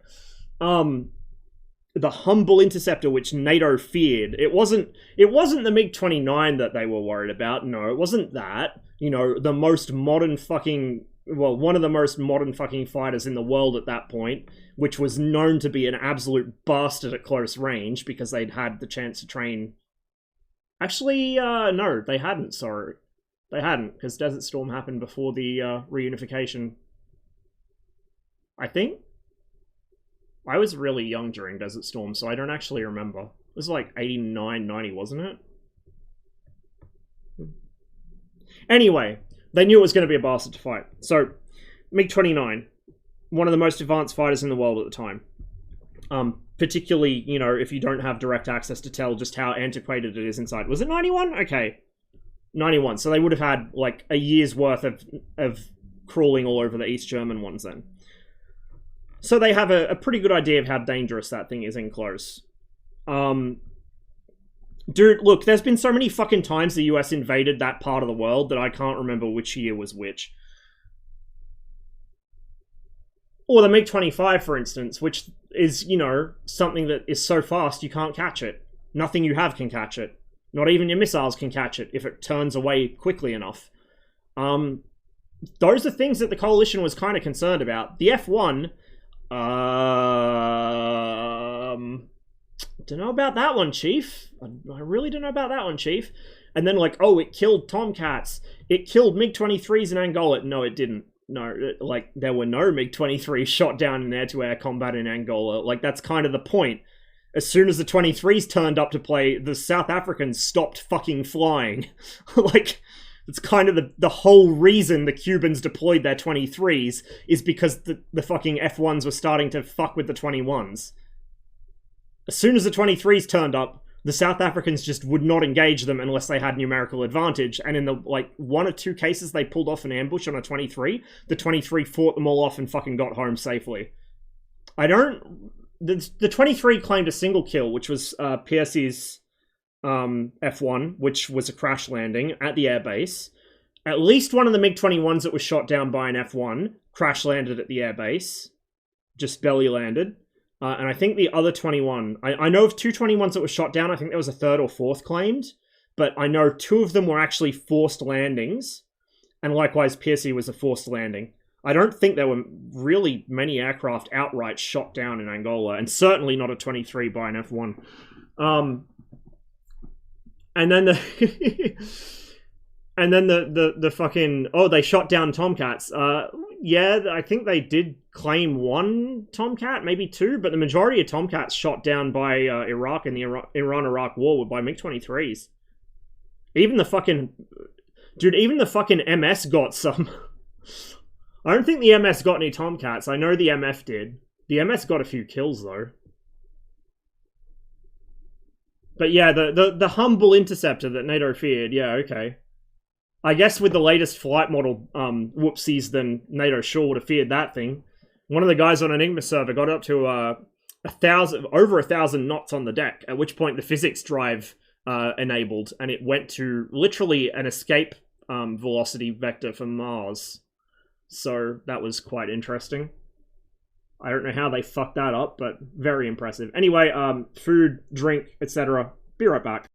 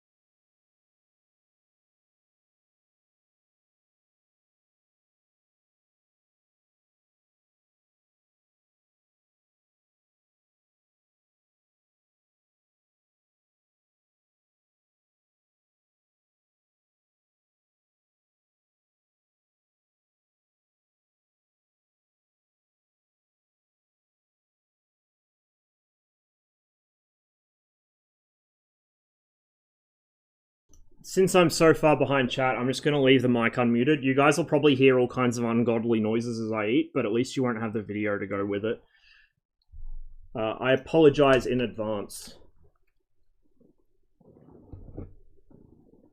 Eating cam? No, absolutely not. Not a fucking hope.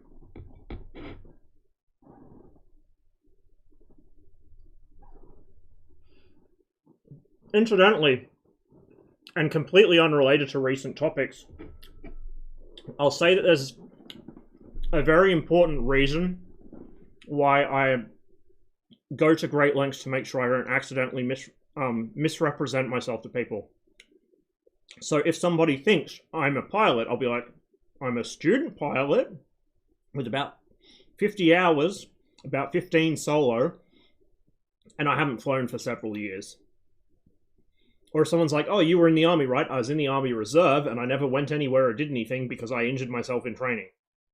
Like, I don't want people getting ideas of me being something I'm not, because, let's just say when that goes a bit far, especially if it's encouraged to go a bit far,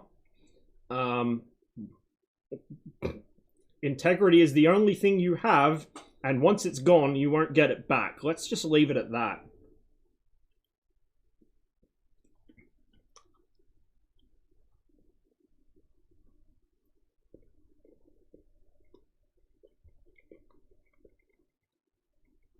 Had a growler Ewo tell me Russian anti-torque pedals are inverted. Oh no!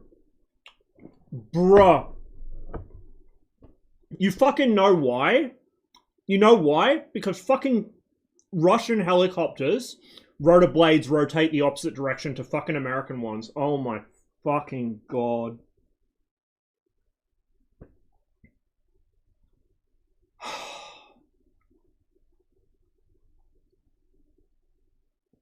Look, like I said, I was in the Army Reserve, not for very long in the grand scheme of things, and I did never go anywhere or do anything, but I was in for long enough that I can tell you the single biggest fucking nexus of old wives' tales and bullshit about military equipment or military doctrine that you will ever encounter is the military itself.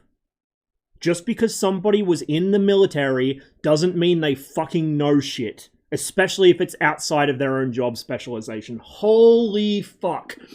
The old wives' tales I heard as an infantryman from other infantrymen about fucking what small arms can and can't do. You know the old 50 cal sucks your eyeballs out if it passes too close to your myth? God, the number of times I heard that one.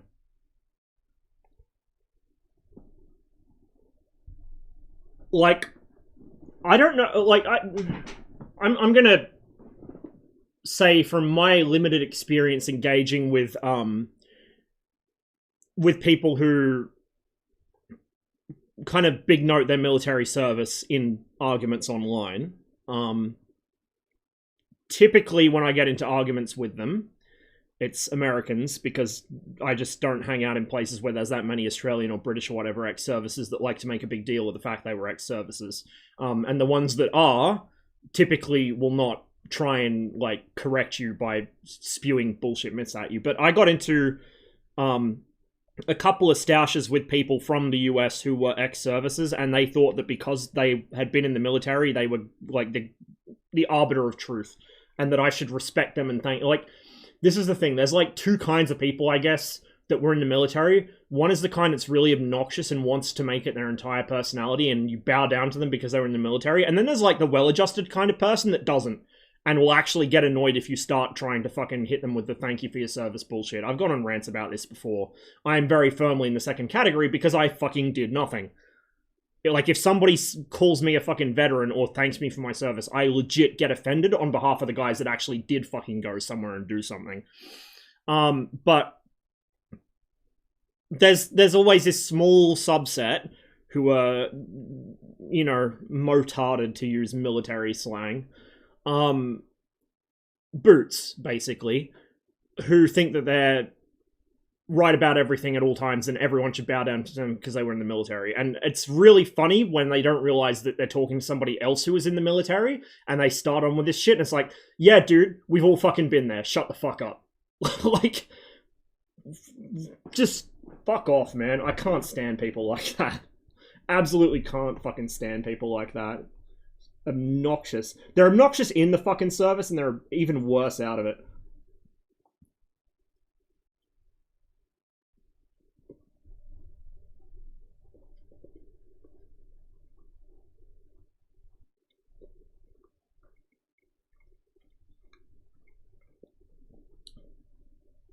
unironically saying the cockpit's jank when you flew in the Tomcat. I know, right? I don't know. Like, Western military pilots seem to really dislike Soviet aircraft's cockpits, but I can tell you what, once you actually understand the fucking logic behind how they're designed, they're quite smart. I don't universally prefer them, but like, for instance, the F5 cockpit's quite nice. The F5's like an ergonomic dream in a lot of ways. Better than most NATO fighters in that respect too. But something like the Phantom, God, the Phantom's cockpit's a fucking dumpster fire. It's terrible. F8, not real great either. Like, a lot of NATO aircraft have horrible cockpits from the era. Modern ones, yeah, of course they're going to be better, because they're fucking modern. Like, duh. It also helps that there's so much commonality between the different cockpits that when you do conversion training, it takes less time.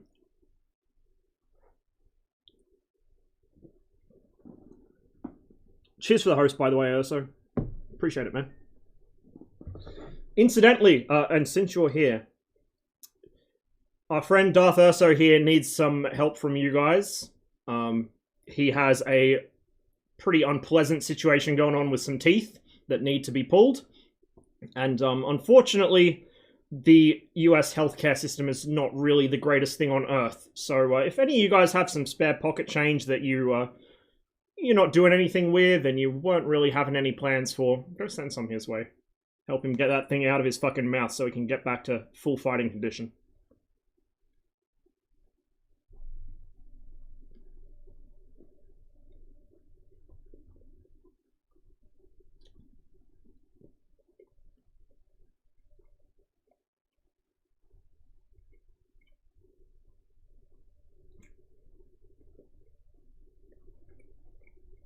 If you went to, say, MiG-25 PD from Su-15TM, the cockpit layout would be kind of a downgrade. It'd be nice if there was someone who did go through that conversion. Wouldn't it? Wouldn't it be nice? If only they do a interview that gets uploaded to YouTube and is like fucking 3 hours long, so I haven't got around to watching it yet. Yeah. The Su-15TM cockpit's fucking amazing. Like, holy shit, it's really well laid out. I feel like, I also don't know how much involvement the F5 had with this, because the Soviets did get their hands on an F5 that was captured when the People's Army of Vietnam overran the South. They sent one of the RVN's F5s up to the Soviets for evaluation. And there's some quite interesting pieces written by test pilots involved in that, about the pluses and minuses of the aircraft, as well as its testing against MiG-21 and MiG-23. Worth noting, we're talking early MiG-23 variants here, not ML. And it's quite interesting, though, that you see a lot of similar elements between Sukhoi cockpit design and some of what the F5 has. For instance, the armament panel in Sukhoi aircraft started to evolve more towards something like what the F5 had. I don't know if they did that independently or if they took inspiration. Everyone copies everyone else. It's not a big deal. You know, people who get hung up on, oh, this is copied from that or that's copied from that, like, go touch grass, dude. No one cares. You know, if you see a good idea, you fucking take it. There's no reason not to fucking use it. You know? But conversely, if you develop something better, then you stick with what you've got. So Sukhoi cockpits kind of do that. You see some of the elements coming across, or perhaps just being developed independently alongside some similar elements to more modern US cockpits, particularly things that the F5 had. And I do wonder how much there was shared between them. Su-15TM predates the Endenarm. You're right. Now I think about it, you're right, it does. When did the fucking TM enter service? It was like 71? 72?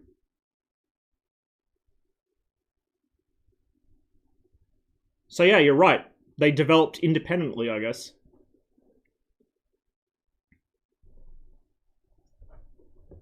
So there you go, convergent evolution in action, which is usually the reason people accuse whoever of copying whoever else. It's not that they actually copied, it's that there's one good optimal solution to a problem that logically presents itself, and that's the first thing that either person is going to come up with.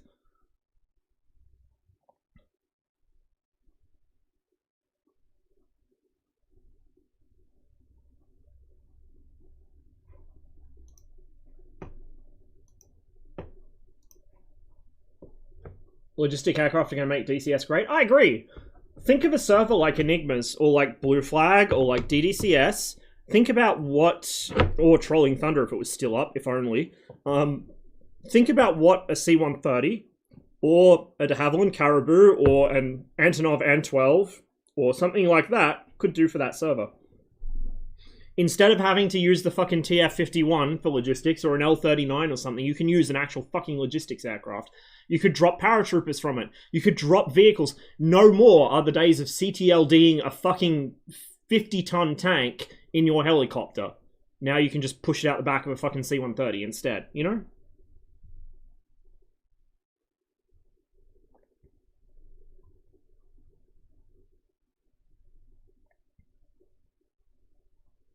Hey, Erhart. Yeah, it's 10 AM here. I beat the time limit on taking my fucking funny pills by like 1 minute. I'm not supposed to take them after 10 or I won't be able to get to sleep. The fun thing is, though, I can't get to sleep lately anyway, so I don't think it actually matters. Bro, the captain's bars, bro. Yeah. This is another thing I mean about, like, not using terminology just because you heard someone else use it. Learn what it's actually called and why it's called that, and you might learn about what it does and how it works. You know, just a thought.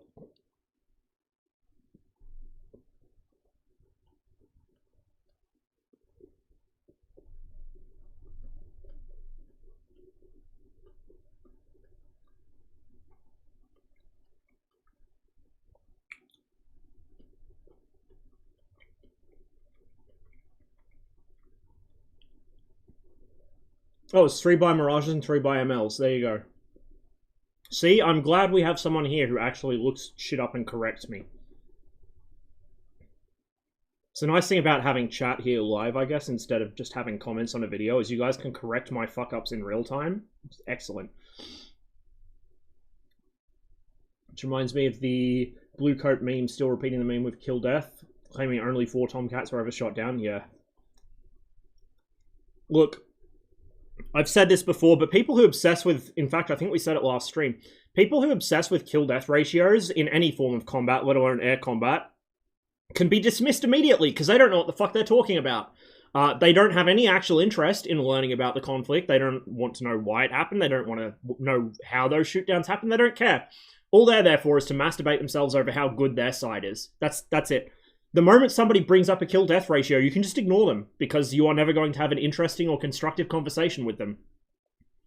Like, they're so busy dealing with kill-death ratios that the ratio of fucking grey matter to air in their skull has been left neglected. Like,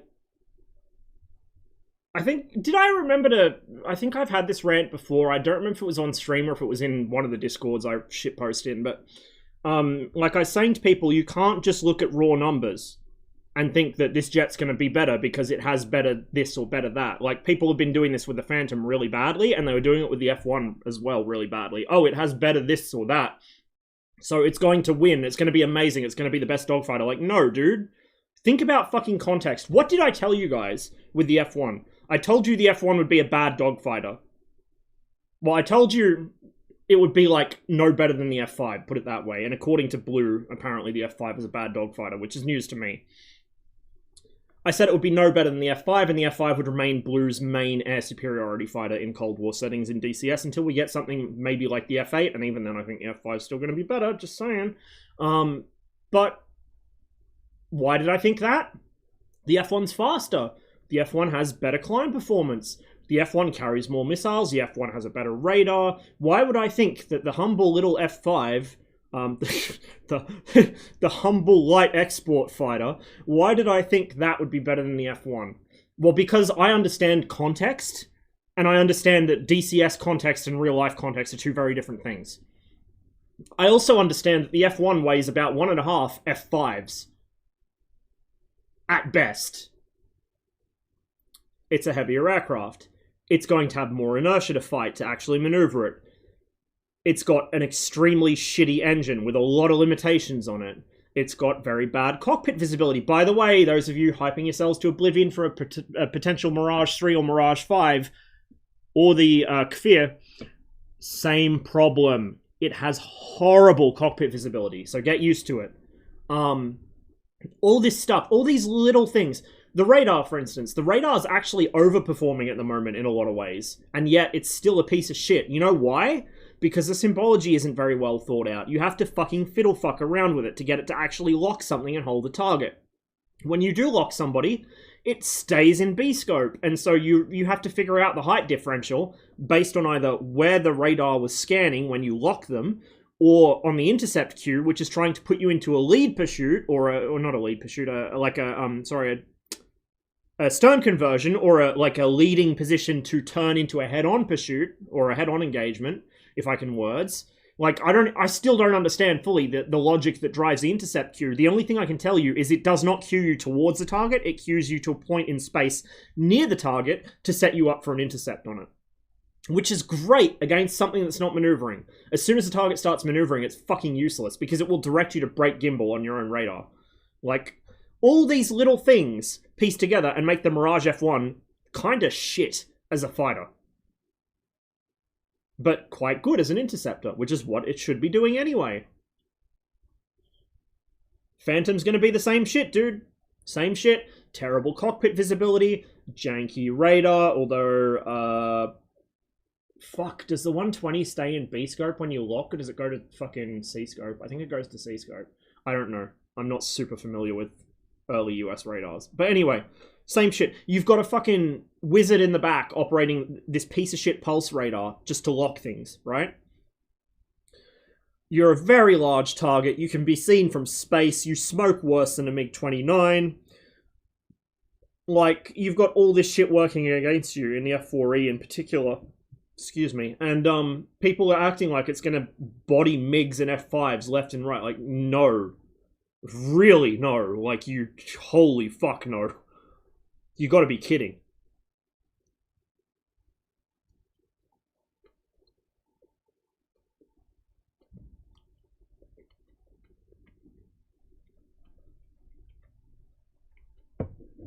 What 11 and Su-24 both kind of similar? Yeah, because they're designed to do basically the same thing. And they were designed around the same time. The Soviets absolutely took inspiration from a lot of Western aircraft. You can quite directly see that between the Su-24 and the F-111. Su-24's original basis was the Su-15. They took the T-58. They altered the wing platform to a high wing delta, high wing crop delta with downwards facing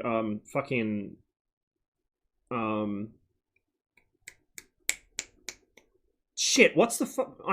Oh my god, how have I forgotten this? The wingtip things. The fuck are they called? Winglets. Jesus Christ, I'm having a disaster today. Yeah, winglets. That was the original T-58. And then MiG-23 was in development, inspired partly by the idea of variable geometry, which, you know, the F-111 pioneered. Not to say the F-111 was the only thing that did it and everyone copied, but more like the F-111 got there first. Hey, Kebab. Thanks for the sub, man. Appreciate it. Good to see you. We're having a bit of a mixed stream today. We had me having a fucking meltdown for the first part of it because, you know, I woke up too early. And now we're just having chill rants while I eat. And we'll be back into some DCS shortly-ish.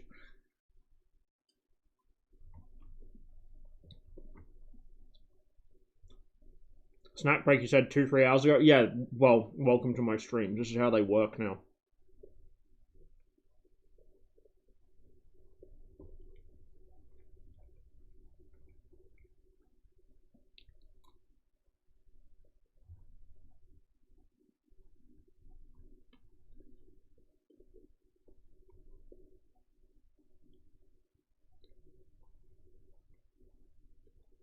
Oh yeah, they're not allowed to use 50 cal against people myth, so you aim for the belt buckle. That's a load of shit. And they say it's because of the Geneva Convention. Pro tip, Geneva covers prisoners of war, treatment of civilians, treatment of aid workers, access to aid workers by prisoners of war, general stuff like that. Geneva is crimes against fucking POWs, crimes against humanity type shit. That's what Geneva covers. weapons are covered by The Hague. Anyone who says something about this or that weapon is banned or restricted and they say it's because of the Geneva Convention is full of shit. They don't know what they're talking about. Geneva does not fucking have a single shit to do with weapons. It's all Hague. All weapon stuff is the Hague Convention, which was a completely fucking separate thing.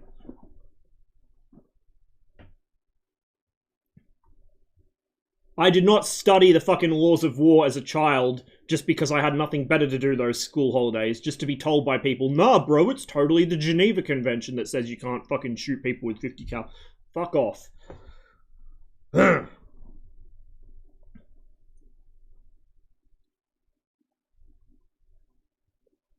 New F1 top speed seems to be around 1550 kilometers an hour indicated airspeed, but as I got there I had engine failure. Engine keeps on but has massive thrust loss. Still kind of... that seems awful high. Something's still fucked, I think.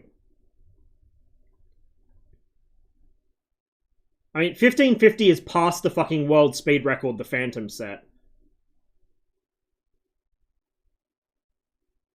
So I don't know. I find that kind of iffy. Clearly they're still tuning it, but I just think that's a... I don't know. It'd be easier if we could actually publicly access the fucking performance data for the aircraft, but, you know, we can't. Because reasons.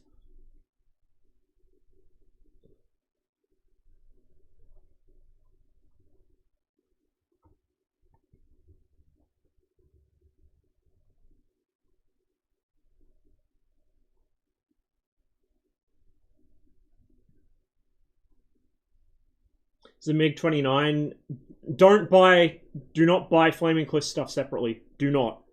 Buy the whole Flaming Cliffs 3 pack. Do not buy the MiG-29 on its own. You're wasting money. Like, seriously.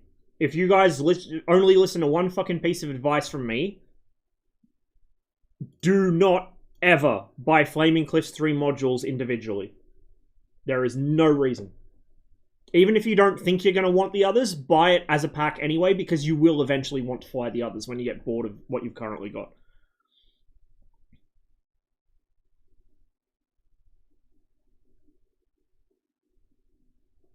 Yeah, a lot of us made that mistake. I did that with the MiG-29, because I thought when they updated the MiG-29, you had to buy it separately. Fucking dumbass. So yeah, I've spent twice on the 29. That's why I say, don't do what I did. Don't make that mistake.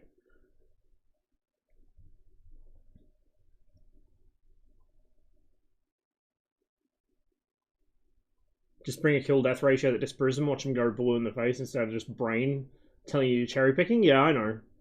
I know.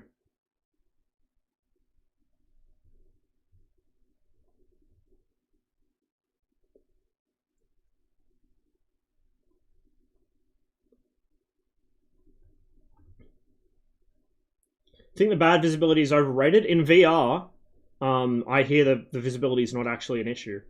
On a 2D screen, no, it's fucking atrocious. On a 2D screen, I feel claustrophobic in that thing. I cannot see shit. It legitimately has probably the worst visibility forwards of almost anything in the game, except maybe the MiG-15. It's horrible. On a 2D screen.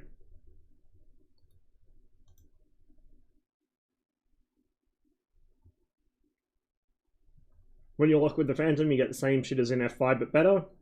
Have a range strobe in B-scope, which the F5 has, by the way. Showing distance and azimuth. You get elevation notch on the right-hand side of the scope, and you get the intercept Q steering dot. Yeah, so it's basically the same as the F5's radar then. Okay, cool. So I should feel right at home in the Phantom. Sick.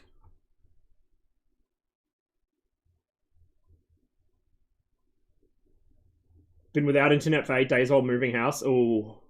Ooh, yeah, that's rough. Hopefully the move was not too stressful otherwise, though.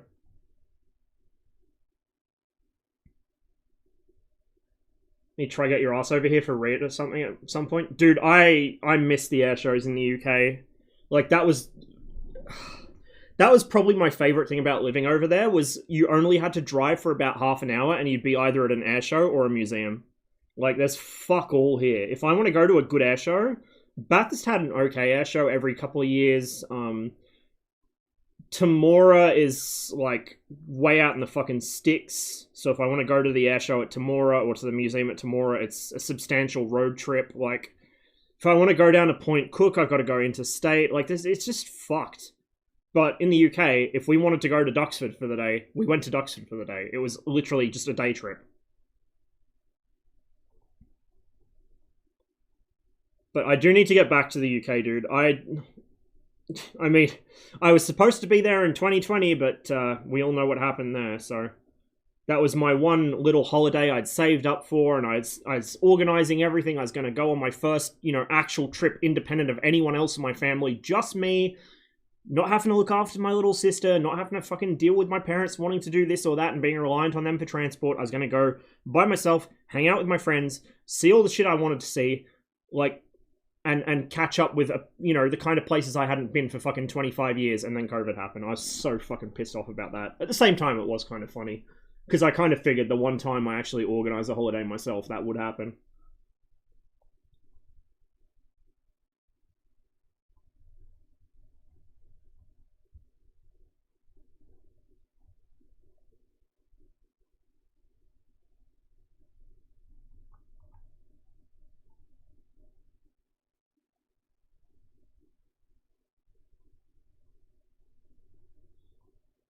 Why is your only custom channel point reward fly the F-15 on a dogfight server? Because I can't really think of, and that's not even enabled at the moment, I can't really think of rewards that are actually, like, fun for me as well as fun for you guys, because I don't want to... I'm not the kind of person that can set, like, challenges and stuff, like, play with, you know, one eye closed, or use the shittiest loadout, because if I do that, I'll just get frustrated. It'll fuck up the flow of the stream, and then I won't want to stream anymore.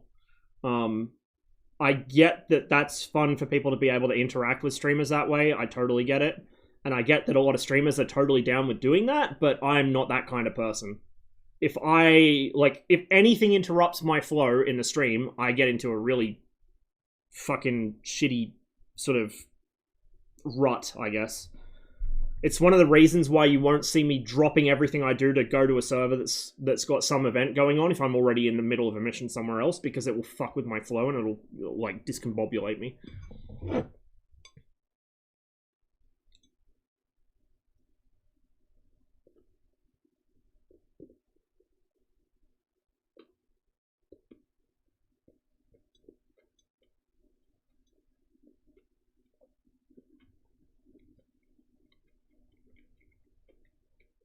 Steering arrow circle and rate circle. Rate circle, the gap in it rotates around the circle. So the clock like the clock facing position of the gap in the rate circle tells you your closure rate. I know that much. But yeah, the arrow circle shrinks.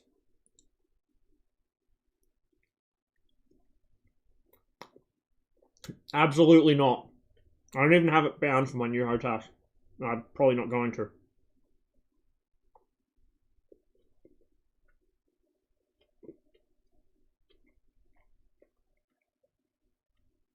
Alright, I'm actually almost done eating, finally. And I'm caught up on chat. Holy shit. So give me another minute or two and we'll be back in DCS. Oh! I also didn't realize that the slideshow had ended. Whoopsies. Very engaging black screen here. Incredible content.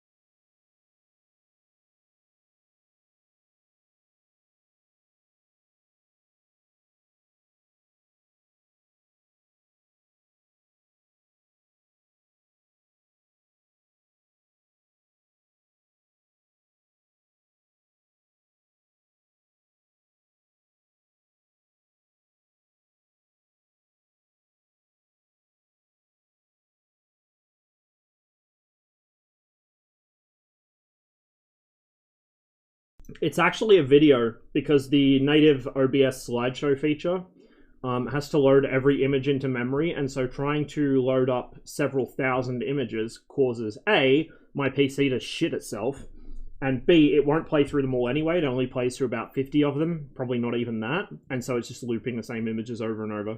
So I actually threw these into a video, and it's just playing the video. The reason I'm using them as a BRB screen is because I figured people were probably going to get bored of the same, like, 4 photos, as gorgeous as those photos are, of the MiG-23 and the Su-15. And at the same time, I don't have, like, a highlight reel or, like, a fancy reel of videos to clip together or whatever. Yeah, but, like, the thing is, OBS physically cannot load that many images. It can only load a couple at a time, so it defeats the purpose anyway, because it's just going to loop the same 10, 20 images, whatever. Because that's what I used to do, and then I realized it was impossible to get it to load more, so I just gave up and switched to the video solution instead. We got half an hour before Enigma server restarts.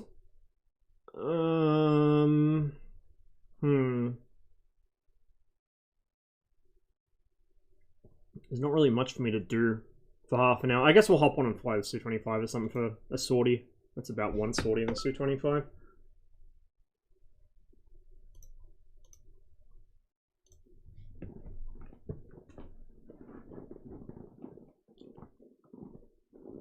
Two hours 40 till reset?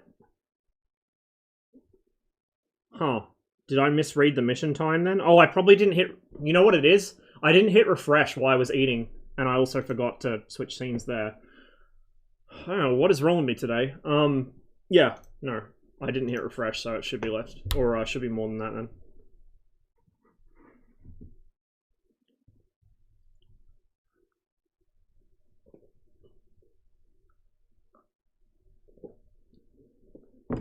It would be fucking nice if I lived in a time zone where I didn't have to drag my ass out of bed at 5:30 in the morning just to play on the Cold War server on Alpins. Like, probably half or more of my streams, I'm not, like, mentally here. Because I've only just woken up before the stream and I didn't get enough sleep. Healthy living.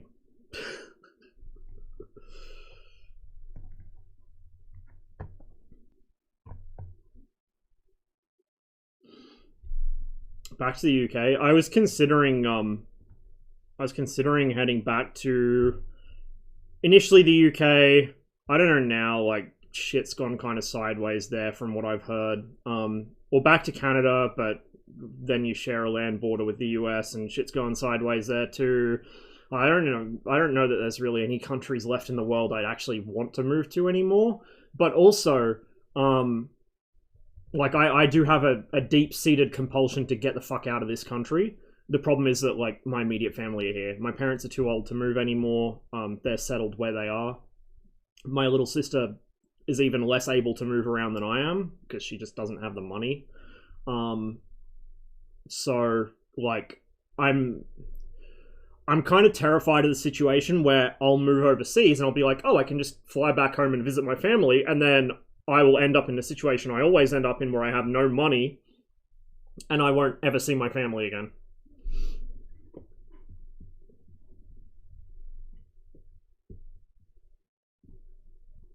Politics poo-poo here right now. Dick on ballot sort of territory.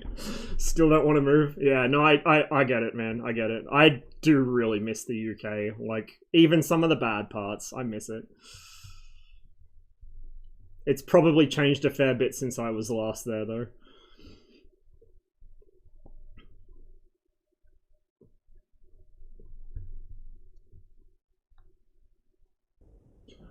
That's the thing, like, nowhere's really good these days. Absolutely fucking nowhere. It's all just shit all the way down. Aleppo, huh? Where's their forward base? How far forward can we get? Abu al-Dahur, that's where... Okay, they're all Su-25 spawning there, so that's probably the most forwards airbase that they have captured at the moment.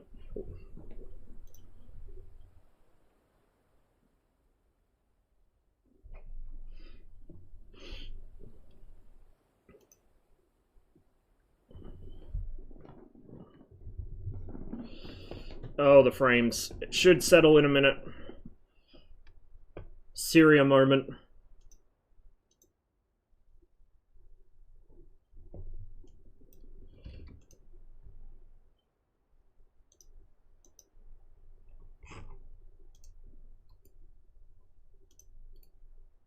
We'll take the usual. We'll go with 80% fuel because I don't know how far I'm going to have to fly yet.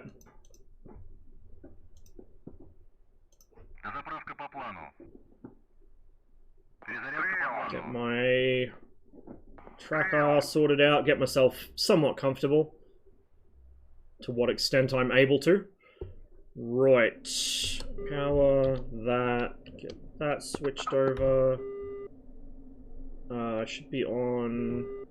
I'm on 124 at the moment because it defaults to it, but we'll probably switch over because I don't know if they got a human GCI. It doesn't look like it. Whoops. 126. There we go.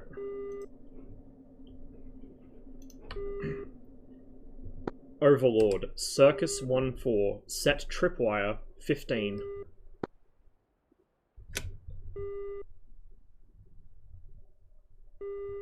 Circus 1-4. Overlord. Copy. Warning 15 kilometers. Oh man, this is not Log good. 22. Threat. Why is my ship freezing? 149. 2000. Flag northeast. Warthog. PC's having a struggle today, I think.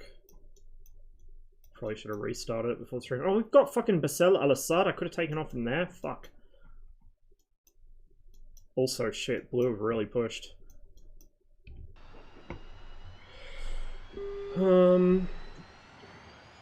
Командир, оружие подвешено.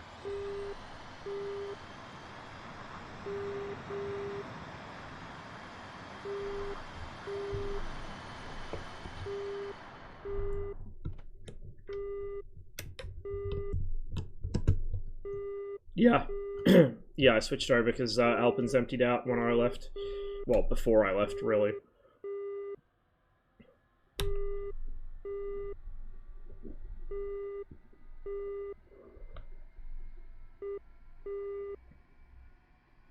A lot of places are a lot more gentrified. The Midlands seems to have survived mostly with gentrification. Though we've had a cocktail place pop up in what used to be a school uniform shop. Ugh. I always figured if I did go back to the UK, I'd probably move up to Manchester, because I used to like living up there. I didn't actually live in Manchester when we were in the UK, but we lived a bit closer to Bury, and we'd go into Manchester pretty often. Which had, like, the locals were fucking astonished how far we would travel in a day. It's like, my mum's Australian. We used to live in Canada before that, so that's not really a big trip for us, but fuck, for some of those, some of the older ones up in fucking Lancashire, it's like you go more than about 5 miles, and that's the biggest trip they've ever made in their life. Hey, Leox man, welcome to the stream.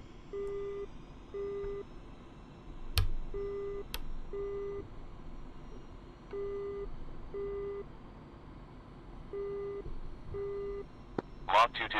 Merged. 129. 1000. Warthog. 315. Разрешаю руление на полосу 2-7. It's going pretty well. Well, it is now. We had a bit of a rough start, but I've had something to eat. I've recharged the battery, so to speak.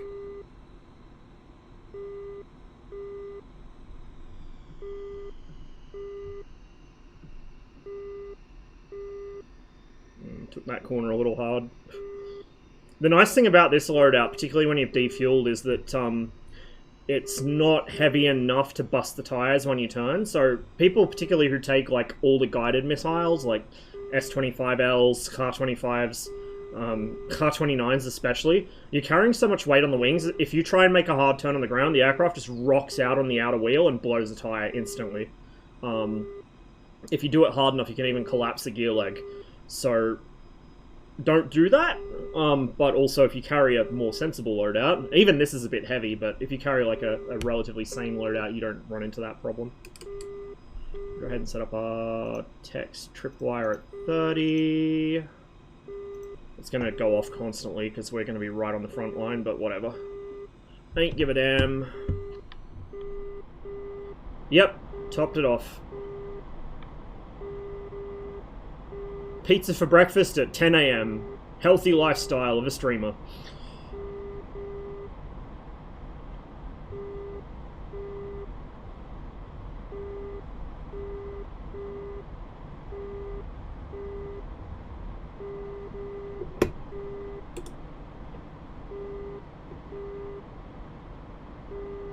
Hey, Steve. Yep.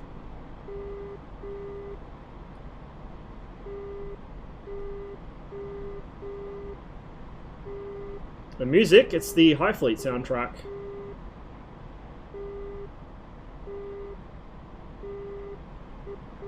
Which actually goes really well with this.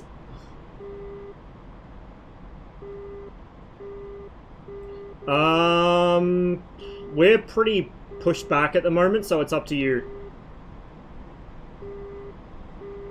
Speaking of, I should check what the actual frontline status is. We might actually... No, we're... Oh god, our attrition is through the fucking roof. Yeah, up to you, Steve. Bring whatever. I'm just gonna try and work the front and knock down some of that attrition offset. We got a Tiger 2 at Blue Depot 2. If any migs are around, that could help.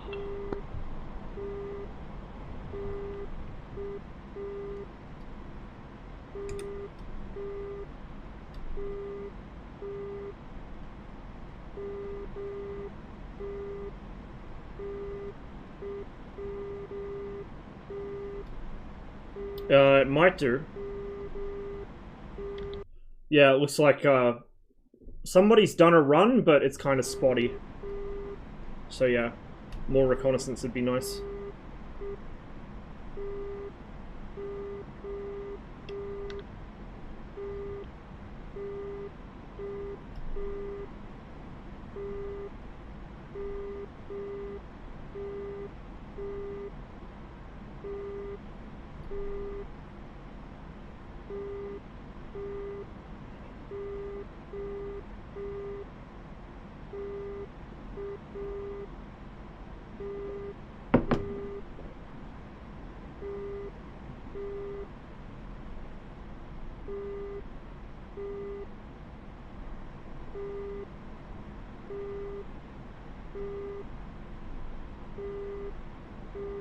We'll need someone to hit those bombers as well, it looks like. If I get zapped on this sortie, I might hop in an F1 and go for the bombers, I think. Knowing my luck, someone will beat me there.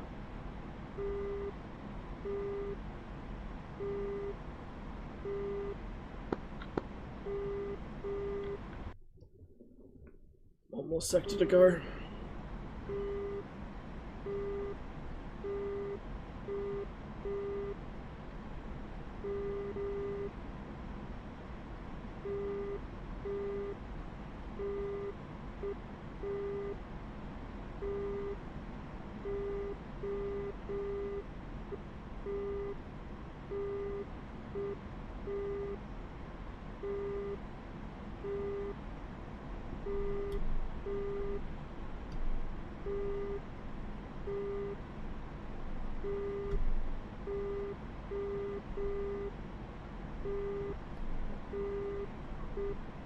My high school was,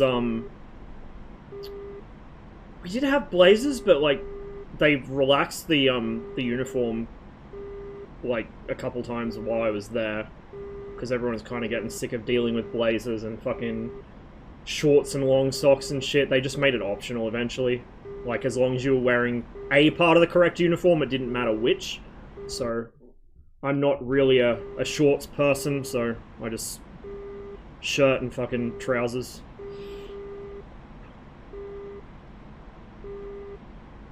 And then they got so sick of telling kids to put their ties back on, they just gave up on it and made ties optional as well. That and some of us were using ties as, you know, for purposes other than intended, put it that way. Which is, you know, I don't know how anyone thought a tie would be a good part of a school uniform and not see that coming. Like, they're kids, of course they're gonna fucking tie each other up and flog each other with them. Like, what the fuck did you think they were gonna do?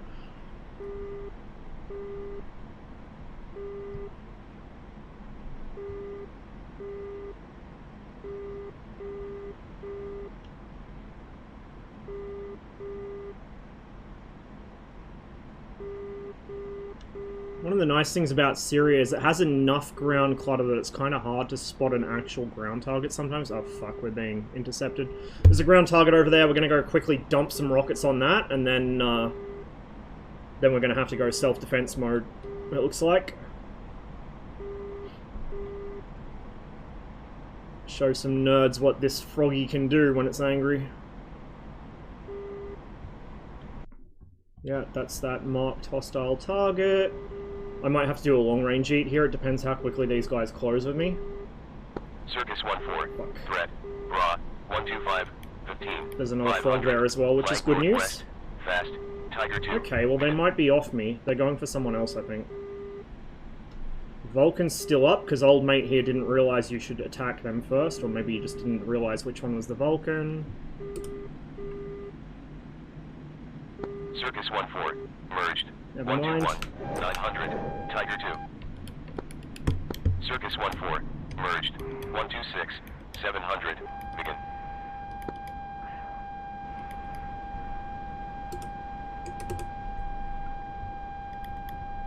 Did I miss it? Shit. I should have jettisoned my shit already, they're right behind me.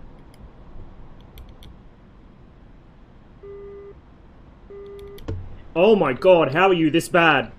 2, 3, 4. Right, motherfuckers! You wanna fucking learn? You're gonna fucking learn.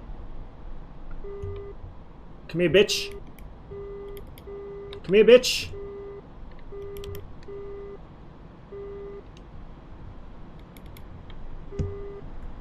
Whoa, now what, boy? Now fucking what? You're nice and slow, aren't you? Did someone kill their engine, maybe? Well, now they're missing a wing as well. Where's your friend? Oh, there he is. That's cute. Hey, buddy! You want to do a rate fight? Oh, that was too close, bud. Better luck next time. Let's actually roll over here. Ooh, did I leave myself enough space? Ooh, just barely. Okay. Oh! Oopsies! Oopsies! That is an F5 wreck.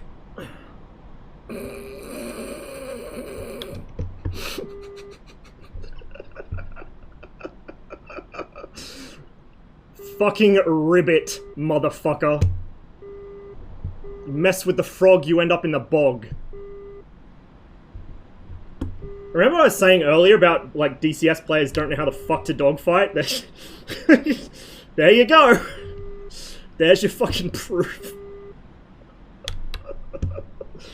Oh, and I think we did get that Vulcan, which means I can go back with the gun. Rain scares me. Thanks for the Prime sub. Appreciate it. Hope you're enjoying the show. Rain scares you, and Su-25's scare blue team, apparently. Clip those. Cheers, Dust Drive. Frog Champ. We need a Frog Champ emoji. What do we got down here? There's a 113, and the... Okay, there's 2 113s and 2 Fattens. If I can learn to aim today. I'm not trimmed properly after that fight, because I dumped my trim. So I need to re-trim, and we'll come back in, and we'll try and take the 113s. You can gun kill the M60, but it takes a while. Fuck, that was funny. Yeah, half the emotes here are Pepe's, but I want to upload the Froggers emoji, which I totally didn't steal from another Discord, and use that, because that's a real good one.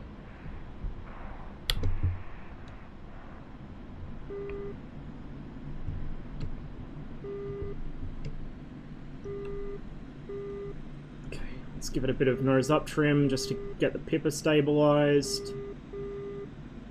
We're drifting a bit. Bit of right rudder. Did I fucking miss him again? Jesus. I did fucking miss him again. Where is my gun accuracy today?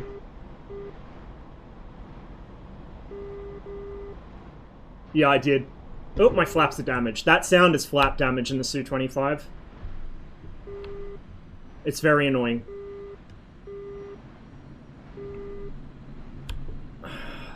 My big concern is if a 50 cal goes down one of my engines. I don't really care so much about flap damage. There we go. Finally! Forced Winston to make it. It was, justifiable. Justifiable forcing him to make it. It's a good one.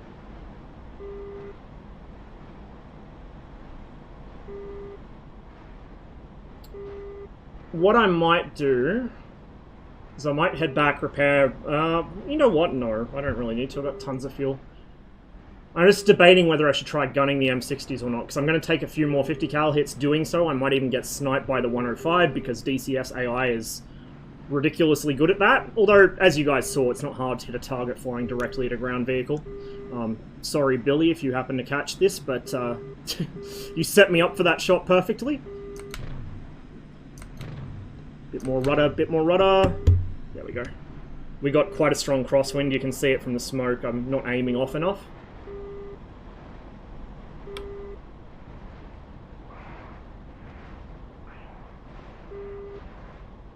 The smoke's going to complicate things, because I have to hit them in the back. Well, it's optimal if I hit them in the back, but the smoke's going to cover them from that angle. We'll try it from here. We'll just roll in. I am still quite heavily loaded on fuel as well, so I've got to leave myself enough room to pull out at the bottom. That's what she said. That's what he said, actually, I guess. Well, you don't know. You know. But yeah, like, I need to leave myself clearance to pull out.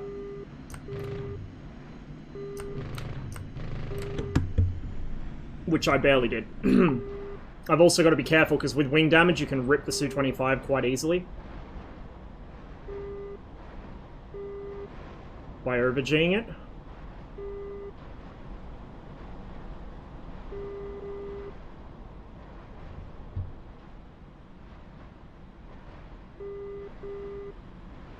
The smarter thing for me to do would be flying around looking for soft targets that I can gun more easily, but the issue is if any of them are still defended by Vulcans, I don't want to joust a Vulcan with a cannon. I can do it, I have done it, but it's obviously not a good idea. Especially if I've already got some battle damage, I don't want to get more. Looks like somebody's dealing with the bombers, which is excellent, that's just what we need.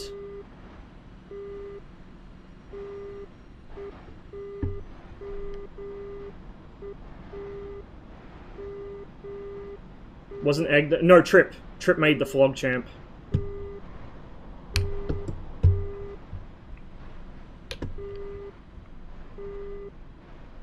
If one of you wants to drop a shout out for Trip or for Kebab, or... Well, I mean, Kebab, you can shout out yourself.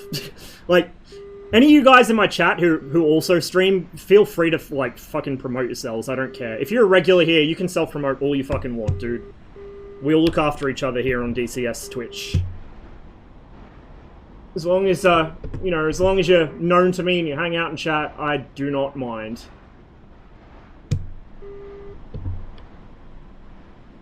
That was kind of a bad lineup. We'll go further around, especially now that smoke's clearing.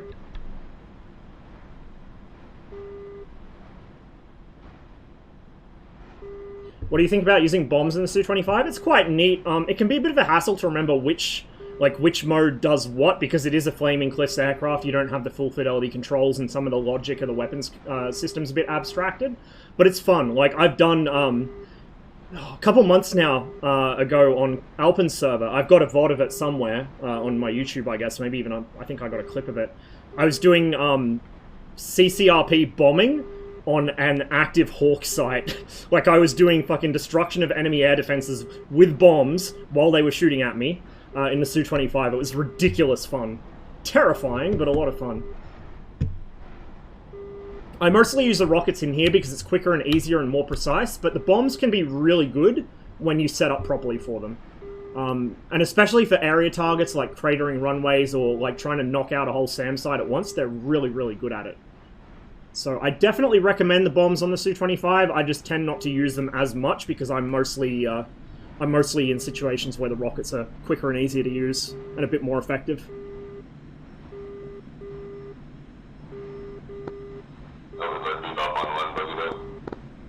Oh, he's turned side on now.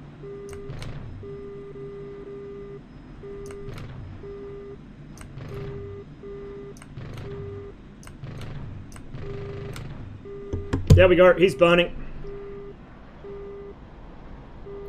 Getlow and Rick Jules made a 100-mile deep strike on Blue Airbase with F1s using Durandals, one F5. Got one in the face and another 11 right into the craters and crashed. Oh my god, what absolute kings. I love that shit, dude.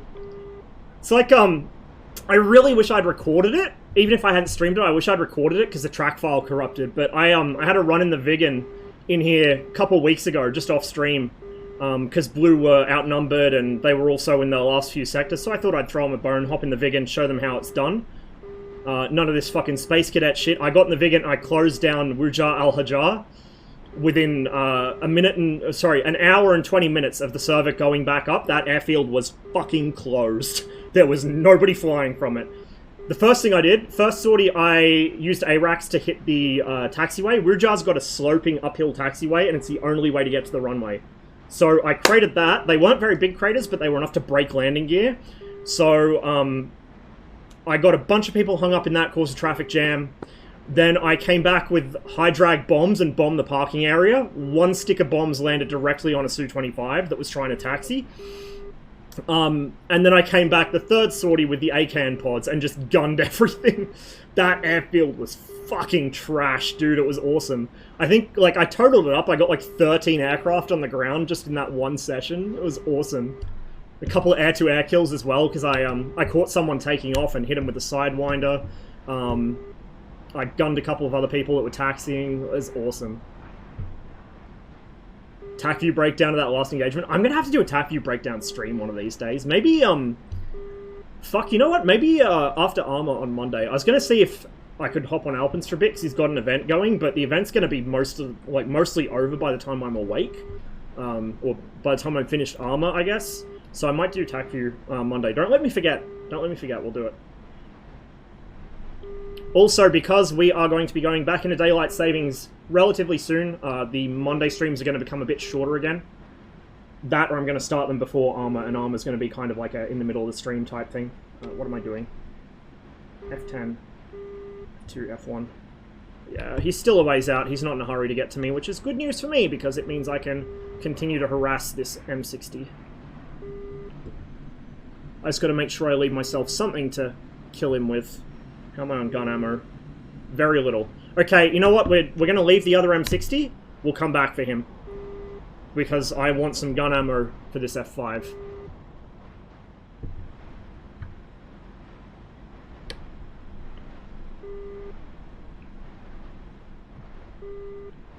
Overlord. Circus 1-4. Bogey Dope. Sockets 1-4. Circus 1-4. No! Overlord. Bra. It understands me today. 16. 600. Hot. Tiger 2. Oh, please, motherfucker, make my day. Circus 1-4. Threat. Bra. 238. 15. 600. Hot. Tiger 2. Make my fucking day, boy.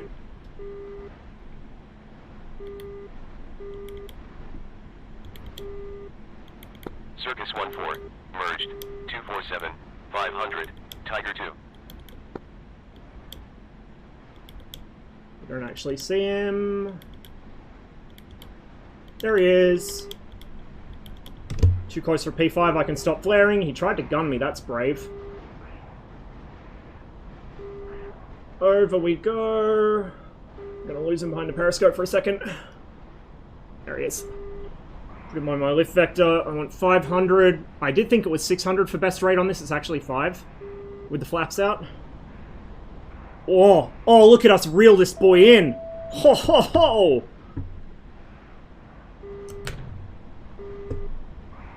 Oh, look at that, Mr. F5. Now what? Except I'm going to lose him behind my canopy bars. Oh, he's going to get slow, is he? You're going to get slow with a fucking Su-25. Really? Did I? No, I just spun. Okay. Okay. I learned something. He can get slow with a Su-25. Interesting. It just flicked into a spin. I didn't even give it much aileron. Hubris has claimed me once again. That was fun though. Let's hop in another one. The Su-25 is, it's quite docile in the air. I feel like it's a much better flying aircraft than the A-10, but it will always catch you out with something like that when you get really, like, clumsy. I probably cross the controls a little without realizing it, which is something I tend to do to bleed speed. We'll take 70% fuel this time since we know we're not flying that far. Load up with these. But you saw how quickly I got offensive on him, right? Like, I was immediately on his 6. This plane is fucking insane, dude.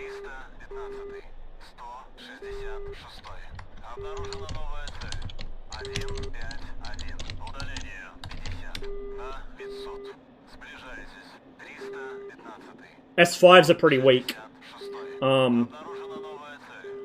Particularly, the MiG-21, I think, does use the same S5s as it. No, it doesn't, actually. I think it uses its own S5s. So the MiG-21 has a lot of weapons that it uses that aren't the same as the other same weapon in DCS, if that makes sense, because they were added with the module. And a lot of them are a bit stronger than the DCS versions, but even the MiG-21's S5s are not very powerful. Su-25 stall speed? I do not know off the top of my head. I don't remember.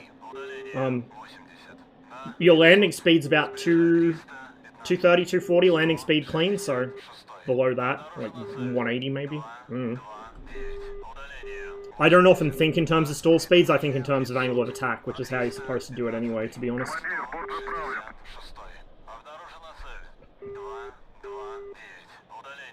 You can kill stuff with the S5s, it just takes a few hits, and they don't have any splash damage. Like, basically none, so if you miss, it's a wasted shot, pretty much.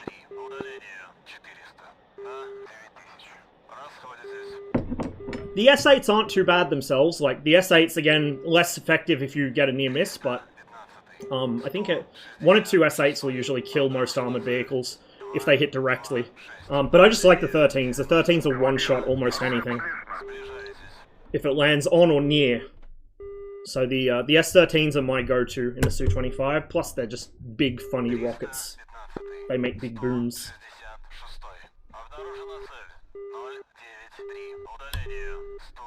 Where can I find out how to use the Overlord bot? There might be a guide in the Discord somewhere, but I don't know where exactly you'd be able to find it. Essentially, you tune into the right frequency, which is for blue 253 or 257. For red, it's 126 or 132. Once you're on that frequency, you say Overlord and then your call sign, Bogey Dope if you want to hear where the nearest thing to you is, or you can ask Bogey Dope Tiger, or Bogey Dope Fighters, Bogey Dope Stratofortress, Bogey Dope Fishbed, whatever. You can ask for specific types if you want to. You can also go Overlord set tripwire, and then you give it a distance. It'll be in miles if you're in an aircraft instrumented in Imperial. It'll be in kilometers if you're in an aircraft instrumented in metric, like I am. And it will talk back to you.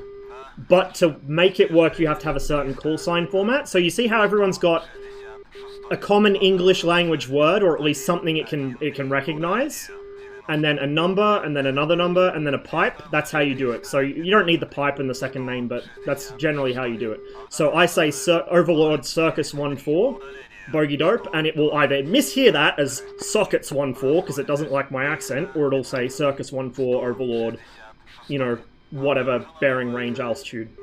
So that's how it works.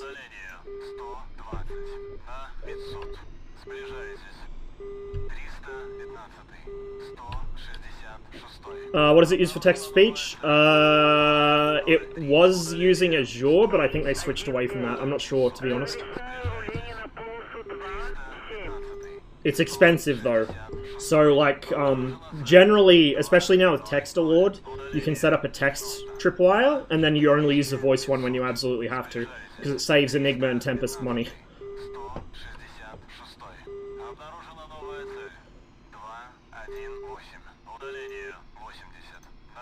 There is quite a lot of information in Enigma's Discord. It's just some of it can be a little hard to find right away if you're new and you don't know which channel to look in.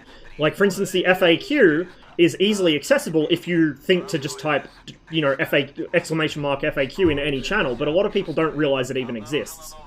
So, I saw what you said earlier about people kind of giving you shit about it, but yeah, like, if you don't know that there is an FAQ or how to access it, then it's kind of hard.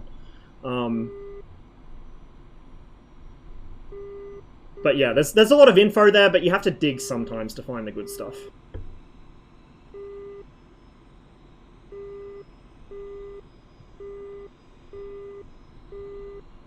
It was, in the early days of the server, it was quite a cause for concern. Because they were suffering from success a bit.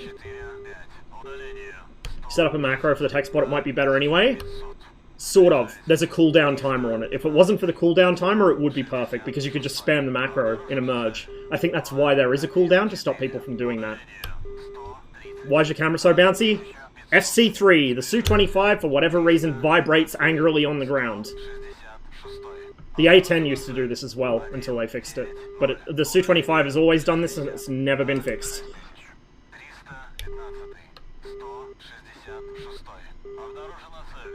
I like the other week when they're like, we went and bought another 32 gig of RAM, we're just throwing it in the server, and then we're going to test out how many players it can handle now. Like, just fuck it. Science on the run.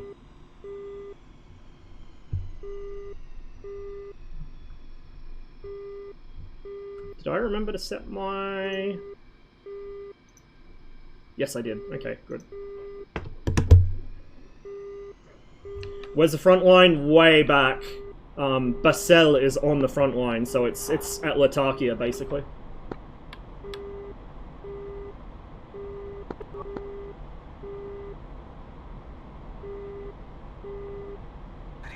Steve, is that you in the other Su-25?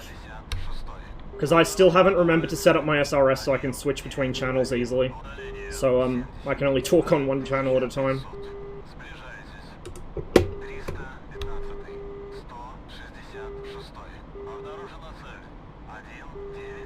Dude, the Su-25 is such a sleeper. Like, it's such an amazing plane. It's everything that people hype about the A10. Like, oh, my big gun. Oh, my flying tank. Like, this does that too. Arguably better in some respects. Like, yeah, the A10s we have are the modernized ones and they've got better systems, but, like, this plane is just so nice. It flies beautifully, it's so much quicker than the A10. You've got a reasonably decent view while still being well protected. It's just so good. I'm glad that, like, playing on this server has forced me to kind of take the responsibility of doing more air-to-ground, because air-to-ground is something I never used to do. Unless I absolutely had to. But now on here, I fly mostly... Like, I'm a Su-25 main on Enigma server now. I'm still a MiG-21 main on Alpines. But on here, Su-25 main. This is what I do. Like, I come here to chill out and just blow shit up. Well, yeah, but that was a skill issue on my part. Like, I fed it a control input that I really shouldn't have at a very low speed. And I had some battle damage, which probably didn't help. Recommended loadout for the 25? S13s. All of them. If you're going against the hardened bunkers, the little box motherfuckers, with the Bofors guns, then I recommend S25 OFMs for them. Against large ships, S25 OFMs. Against... What else needs OFMs? The industrial, like the factory buildings? Like the big factory buildings, they need OFMs. Anything else? S13s will do the job. The 25T gets the Vicar, but it's kind of shit, not gonna lie. It's short-ranged, it's beam riding, so you have to fly at the target anyway. Like, it's an overhyped weapon. It's a really overhyped weapon. It's great on a helicopter, but on this thing, it's a piece of shit. And this variant doesn't get it.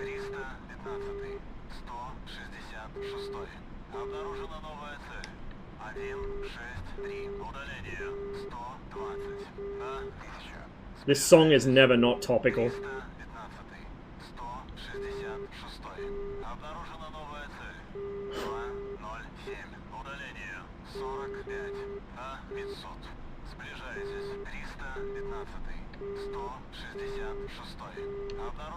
Silence that thing.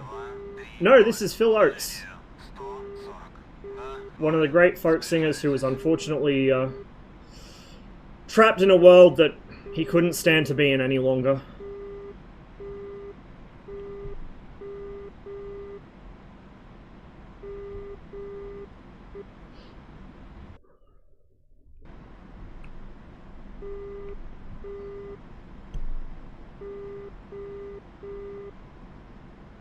Unfortunately, when you're that well tuned to all the difficulties and injustices in the world, it takes its toll pretty fast.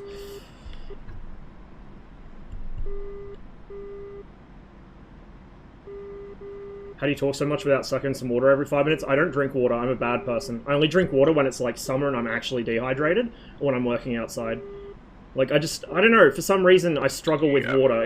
It's too tasteless. It must be like a fucking tism thing, but like I can't tolerate water. Except, my parents' neighbors used to run a bottled water company. They had a spring on their property. My parents have a spring on their property too, but they don't bottle it. And I don't know what it was, just the specific type of bottle they used or something, but it was like the only plastic bottled water I've ever had that didn't transfer the taste of the plastic to the water, and the water didn't taste of like whatever gross mineral. Like it was nice. But, you know, they aren't in business anymore because they moved, so rip. Wing fuel tanks? No. No. No, never. Unless you're flying a very long distance. Like, to fly to the industrial? Maybe. Maybe. But, no. Like, look at, I defuel to 60% when I'm near the front line. 60 to 70% near the front line. Don't take full fuel unless you're going a long way. Because when you get caught on the hop by an F5, you are nice and light, and you have, like, a ridiculous thrust-to-weight advantage over him when you've got less fuel. Hey, cheers for gifting that sub, Pom. Appreciate it. I will sometimes take one fuel tank if I'm carrying the jammer, but I rarely carry the jammer, because it's not really that useful, to be honest, except to annoy people, including your own teammates. Deionized water? I don't think so. I don't know, I drink tea. I know people like, tea's a diuretic. Well, yeah, but it's also full of water, and it doesn't matter, like... I drink enough of it to make up for the loss, if that makes any sense at all. Probably doesn't. Is that... That is a different target. Are there any units alive down there? The LOD pop, this is a DCS-ism. The LOD pop on destroyed units and living units is slightly different. That thing that just popped in is destroyed. I think... there might be a 113 still up. There's a crater under it, though. No, they're all dead. That target's fucking nuked. So we'll go back to our... Oh, somebody might have got the M60, because he's... That target's popped off the reconnaissance markers. Over there. No, he's still alive. That's him there.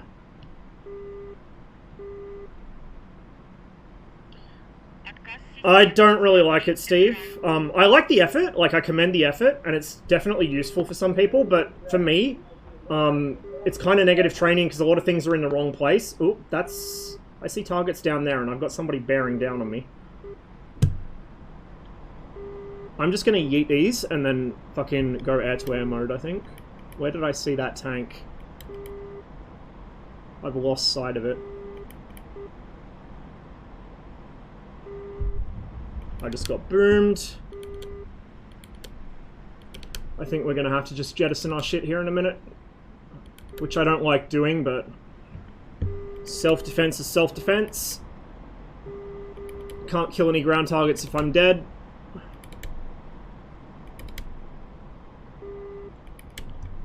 Overlord, Circus 1-4, bogey dope. I totally lost sight of where that M60 was. Overlord, raw, 134, 800, hot, fast, Tiger 2. Fuck it.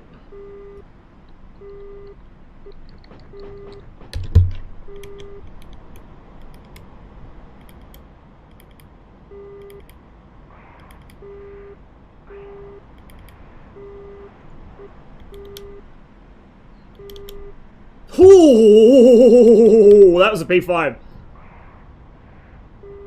Gotta remember the merge calls don't mean you're actually already merged. The merge calls happen about 10 kilometers out. Hey bud, can I interest you? That's too close. It won't make that shot.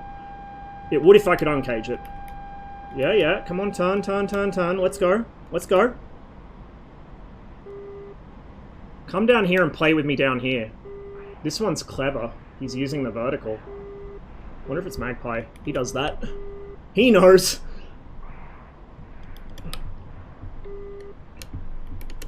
Oh, we might have an actual proper fight on our hands here. Let's keep this turn. We'll see if we can bamboozle him into playing our game for a bit. Sometimes you get someone that kind of has the right idea, but then you get them into a two-circle and their brain goes on vacation.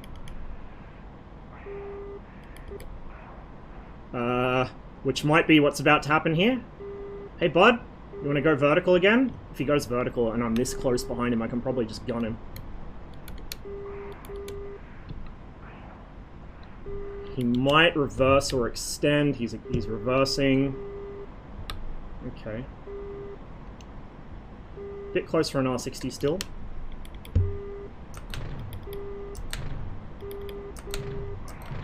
A little off with my rudder inputs.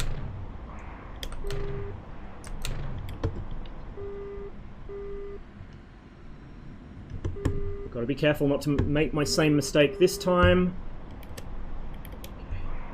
This is going better.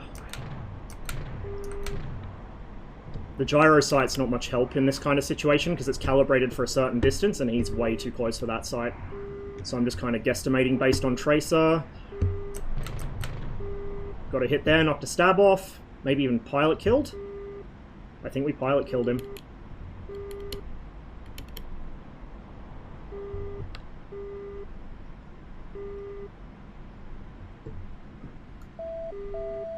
Yeah, he's pilot killed.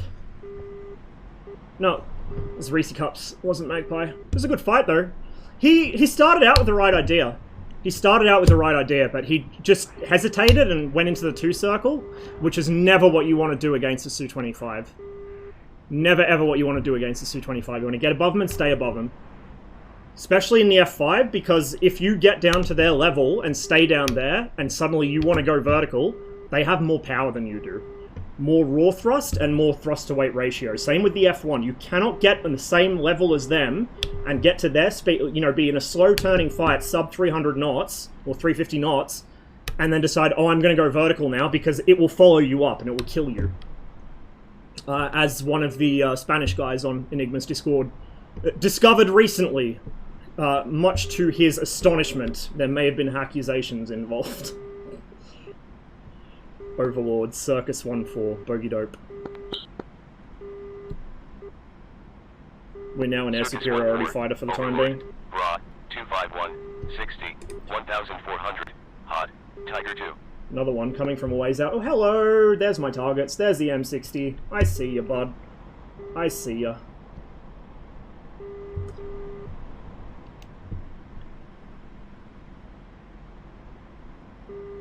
Second kill you got on Reese's? Is it? Oh. Yeah, he started out really strong in that fight, but then just... The two-circle gets him, man. I don't know what it is about two-circles, but it just... You do the two-circle in this and people switch their brains off. To be fair, I've done it too. I've caught myself doing the exact same thing in the F5. I made a pass on a Su-25, I've tickled him with the guns, and then I've been like, ooh, I want to hit him again. I pull in and he starts turning, and I'm like, oh, what's my airspeed? Maybe I shouldn't be doing this. Overlord, Circus 1-8, mic check.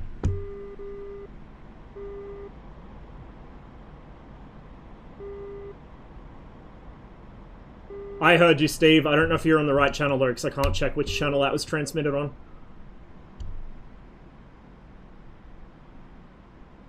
Don't worry about, like, mic checks and shit. Just try setting a tripwire and you'll know soon enough if your mic's working.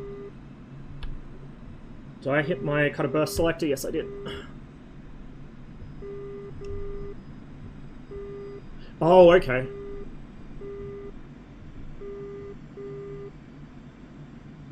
He probably was busy looking at, like, he probably had me padlocked and then just went into the ground. I've done that a few times. Zach does it too. Like, we all do that. Nothing to really be embarrassed about, to be honest. Oh, I waited a bit long on that one. Jesus. Hello? Air brakes? Hello? Ah. Ah. Oh. I think that's the first time that's happened to me. My left air brake's jammed. I took a hit. 50 cal probably jammed it out. So we're gonna have to go back and repair, because this is gonna fuck me up because I'm gonna be flying asymmetrically.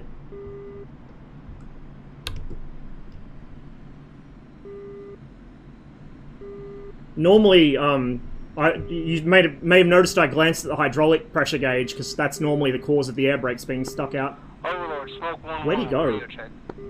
I'm blind. Smoke 1-1. Oh, there. Overlord. Wait. 5 by 5. Where did he go?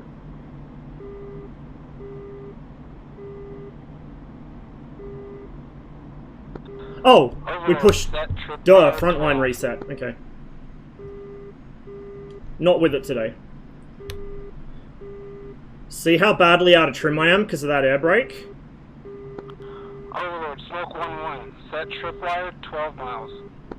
I really need like a dobber switch I can bind my rudder trim to. I've got it bound on one of the encoders, but it takes a while to trim. 12 kilometers. This is kind of why I wish the Virpil stuff had less encoders and more actual rotary axes. You can set them up as rotary axes, but they're still, like, they've still got sprung detents on them. I wish you could just push them in to clutch the, or declutch the detent and spin it.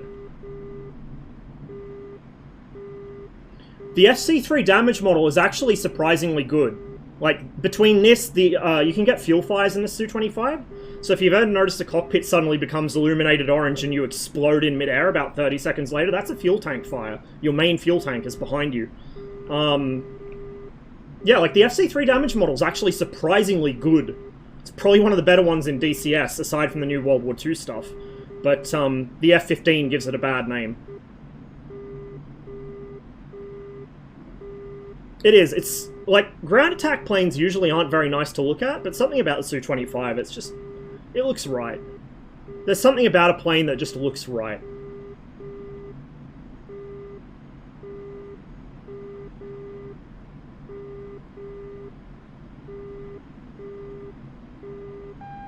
Well, the fuel tank fires are relatively uncommon. Really? Am I gonna... 15 kilometers.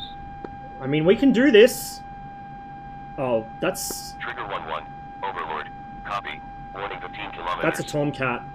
That's a fucking Tomcat is what that is. My closest contact is 55 kilometers, and look at the fucking signal strength on that.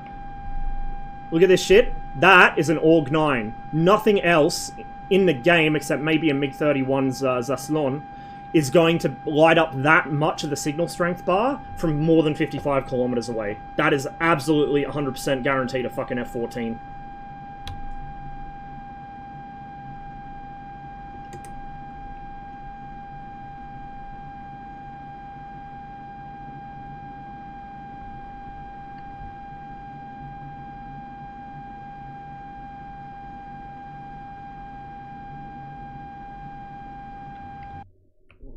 I got a ways to go back to Al Dahur.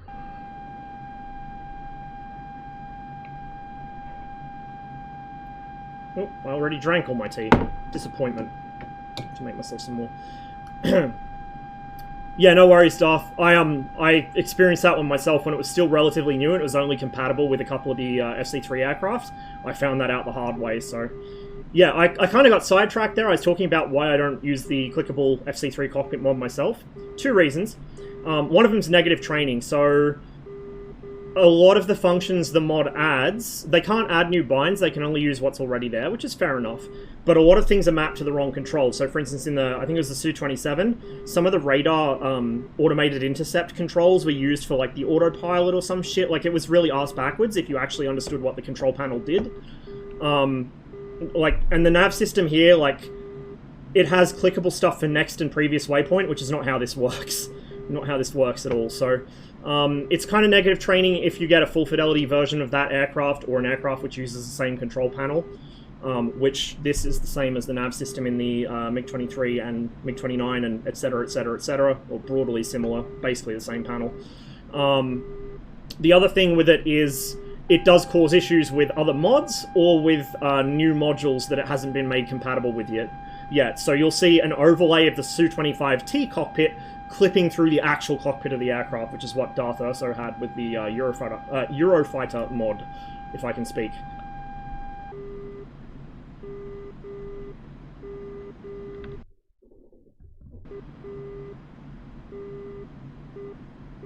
How's it for the Su-25? I do not remember, because I didn't use it very long. The thing is, like, there's not really that many things you need to click in a Su-25. A couple, I guess. Like, the weapons panel and stuff, I would recommend binding them anyway, because you're going to need to fuck with them on the fly. Really, it's only the nav panel, and because you still can't simulate all the buttons on this properly, it doesn't help that much. At the same time, a lot of the features that this aircraft has that just aren't simulated in FC3 emergency gear handle, for instance, or, you know, fire extinguishers, it can't bind those up because the function doesn't exist. So yeah. Yeah, it doesn't make the systems any deeper, so... Like, it's cool to have, and I'm not going to shit on it, because it's a really cool effort, and it was a good idea. Like, it was actually a good idea. It's just kind of hobbled by DCS limitations. If they were able to add new binds, without breaking integrity and without breaking other stuff, then it would be, I think, a lot more interesting. But until then, it's just kind of more a novelty, in my opinion. Yeah, VR, if you run in VR, it's obviously better, but I don't, so... Trigger 1-1, Overlord, Bra, 236, 20. Does Overlord have dead zones on Enigma's Cold War? No, Overlord is all-seeing. However, it doesn't see helicopters, any type of helicopter. So you have a couple of layers of situational awareness on Enigma server. You have the default in-game AWACS, which is what Overlord uses, the AWACS orbiting the main bases. The AWACS has the normal DCS vision limitations, Overlord doesn't. Overlord sees everything except helicopters, it is not obscured by terrain, it sees everything, it's all-seeing. So you've got that, then you've got EWRs placed around the map to improve the default game radar coverage, because that way people who are in the GCI slots can use them to see things. However, it's not all-seeing like Overlord is. So Overlord might call a target down a valley that a human GCI can't see, and that the default in-game GCI can't see. Likewise, Overlord doesn't see helicopters, but you might have your closest target by Overlord declared to be, you know, 200 kilometers away, and you get a merge call, because there's a helicopter beneath you, and the default in-game EWR sees it. So it can be kind of confusing to people, because there's multiple layers of stuff going on here, but as a general hard and fast rule, terrain masking does not work, because Overlord sees you, unless you're a helicopter. However, it can discourage people from intercepting you if you're in an area where it's hard to visually pick you up, because they might fly to exactly where you are, where Overlord calls you out, but then they can't see you. I've had that happen to me a few times. I went to a contact that Overlord was calling out, I could not find them.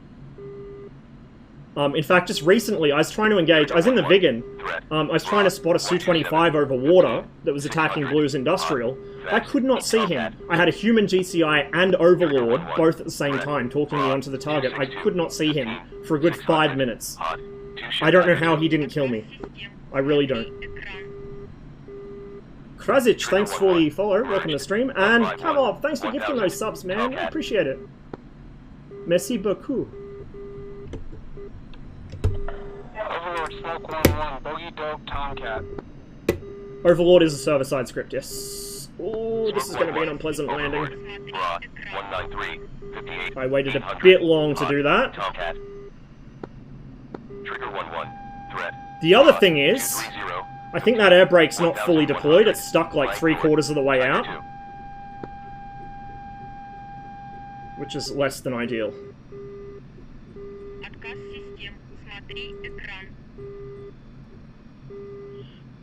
I really wish I'd actually, like, tried to retain more of the French I learnt in school.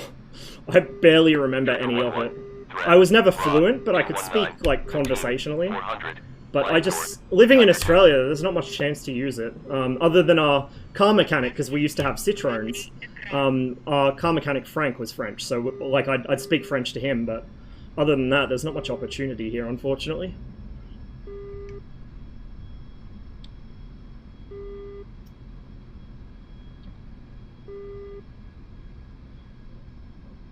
But one of the funniest things in my life that I've ever heard is Australians trying to learn to speak French.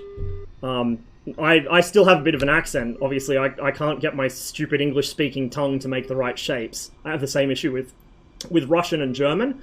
I know what they should sound like, but I have trouble making the sounds myself. But listening to, like, Australians with no prior experience of European languages trying to speak French is the funniest thing I've heard in my life.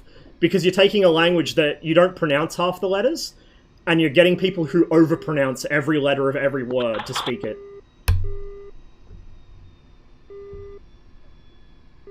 English is hard, just the accent. I don't know, I kind of like French accents when speaking English. They sound very nice, very pleasant.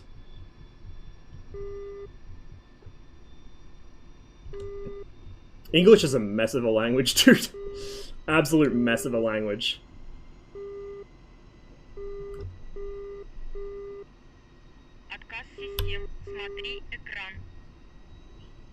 I wish I had like more capacity to actually learn and retain languages. I pick up words quickly. You know, I speak tiny little bits of a bunch of different languages, but I don't speak anything fluently aside from, well, I don't even speak English fluently. But I wish that I could like retain more languages. Smoke 1-1. Did they fix the fucking speardolators? 900. Beam northwest.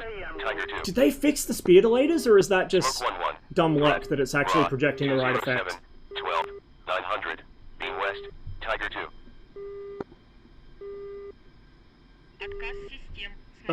I am... Wait, one.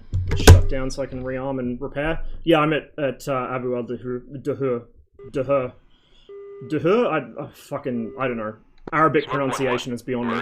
263. 1300. Tiger 2.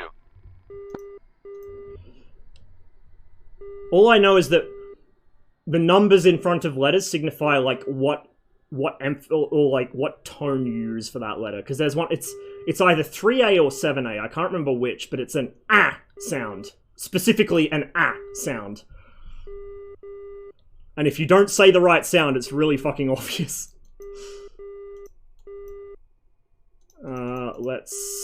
I should have told them to repair me first, but I can't tell them to rearm me just yet anyway, because, gotta wait for the engines to run down. The bearings in this jet are phenomenal. The engine bearings in this jet must be made of fucking Teflon because of how long it takes it to spool down. Overlord. Bra. 270. 15. 500.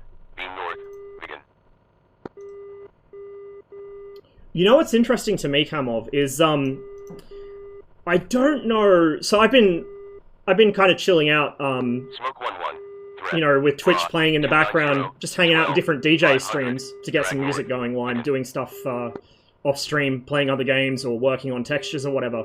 And DJ Marty Cruz, he lives in Quebec, he's in Montreal. Ross Missy 1-1, radio check. Why are you like this? Was that on the right channel? No, it was... Why are you like this? Also, that was transmitted on the wrong channel. Oopsies. Is this the channel everyone's on, or what? I don't know what channel who's on. I was on Overlord before, but I can't, like, switch... I can't transmit on two channels at once, because I'm a dipshit, so... I bet.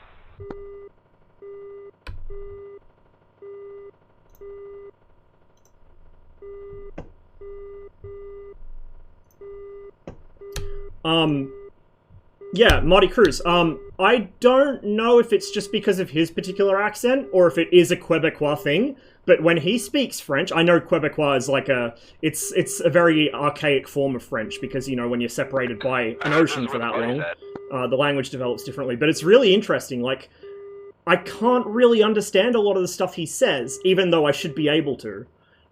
And it's funny, my mum travelled to France when she was young with a friend of hers from Quebec. My mum's Australian. And when she tried to go into a shop or something, they could understand her better than they could understand her friend, even though her friend was nominally speaking French. It's really interesting to me. Drag northwest. Begin. Like the way that languages develop and the way that dialects and accents change things. Anyway, I should focus on what I'm actually doing here. Smoke 1-1. Threat. Bra. 171. 12. 400. I'll give a 75% fuel, I think. Just in case we need to hunt for targets a bit. The front line has just moved though, so we should have a decent amount. Smoke 1-1. Threat. Bra. 118. 12. 5,500. Hot. Tiger 2. It seems almost like it's Smoke 1-1. almost like Middle French that never really changed. It'd be like if you were an English speaker and you went somewhere where they still spoke like Shakespearean English, I guess. 12. 1,400. Hot. Tiger 2. Smoke 1-1. Merged. 127. 6,100. Tiger 2. Smoke 1-1. Merged. 175. See, that's the thing, like, different French creoles I can understand, because they, like, it's still French enough in its pronunciation, but Quebecois, again, I don't know if it's just particular accents, I don't know if, I think Marty's first language is English, and he picked up Quebecois because, you know, he lives there, but, yeah, I don't know, it's interesting to me.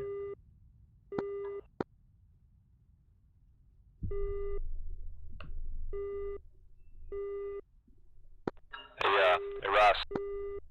I used to, a drunk 21 pilot over Abu. Excellent. That's the best kind of 21 pilot.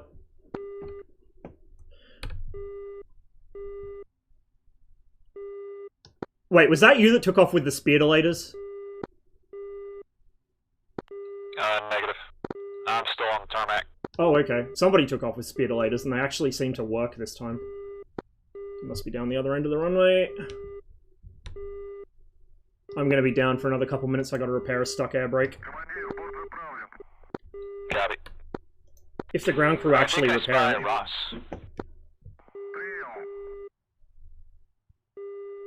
Unfortunately. I know the feeling. I don't think they're repairing me. Curious. Did I tell them to repair me before I told them to... I did, didn't I? I don't know. I fucked something up here. I might be down for a while. Hey, good job. No, I took damage. I think a 50 cal clipped the wing and it stuck the air brake out. I'm very confused. It's not giving me the repair timer at all. Restart? Yeah, I might need to. I'm gonna just try it one more time, then I'll restart the engines. It might just be that I need to repressurize the hydraulic system. We'll see. Yeah, we got that. FC3 is truly a mystery. It really is. I think there's a bug sometimes you need to pull your gear up to actually get a repair to work for some stupid reason. Flank north. Tiger 2. But if it comes to that, I'll just reslot. On the ground? Yeah. I know it's fairly common with the 29. Mach 22. Merge. Incredible. 208. 6,000. Tiger 2. I think the saddest part of the GHPC in 3 days? I know. I'm really hyped. I have no fucking clue what the enunciators on the right panel do, and I don't need to know. Because it doesn't matter. They're all pretty important. I'll give you that one for free. I'm gonna need to reslot. Look, have you seen how I fly? Yeah, well, it's always important to know what's going on with your aircraft. You know, you want to see the orange on the panel before it turns into orange on the outside of the plane.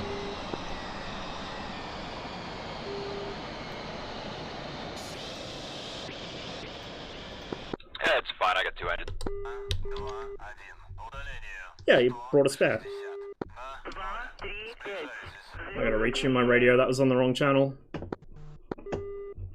It's the pain in the arse thing about FC3 is toggle or tabbing out to change SRS. I know a lot of people keep SRS on their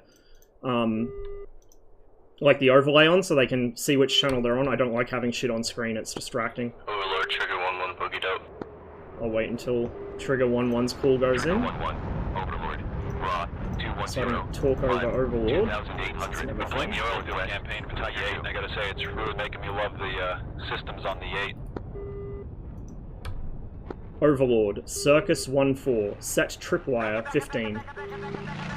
Which just makes FC3 all the more painful.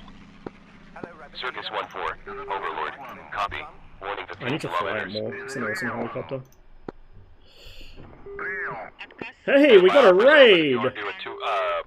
Got her! Cheers, man! We had a good stream. Welcome, everybody. We're doing some Su-25 stuff at the moment. We're attempting to, anyway. Oh, we've had all sorts of shit today, man.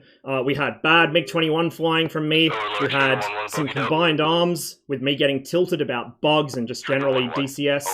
You know how I do. Then we had like a 2-hour-long intermission for me to eat 3 slices of pizza and drink a cup of tea because I couldn't shut my mouth and actually eat. And now we're doing this. We managed to defeat a Vigan and an F5 simultaneously in self-defense mode. Right as I was talking about how dangerous the frog is when it's angry, we demonstrated the angry frog. It was pretty great. Su-25 BFM, yeah, pretty much. When I'm on Enigma server, especially if Red is down bad and they need ground attack pilots, you will see Su-25 BFM here because I end up having to defend myself more often than not. We are defueled, we are not rearmed yet, so I better not touch the throttles or I will be waiting 5 fucking minutes for it to spool back down. Like, just once, could they have not used some substandard bearings so the engine stops sooner? I swear to God. You cut the throttles and it's legit 5 minutes before the engines wind back to 0. And the ground crew will not even fucking think about coming near the plane until it stops. No, you have to wait for it to get to like 5 or less, I think. But it still has to be like low. And it takes ages to get there. Ooh. Nice pass. 71 targets, goddamn. I need to give Recon another go. I was kind of shit at it when I tried it last. Wasn't a very good demonstration of how it works.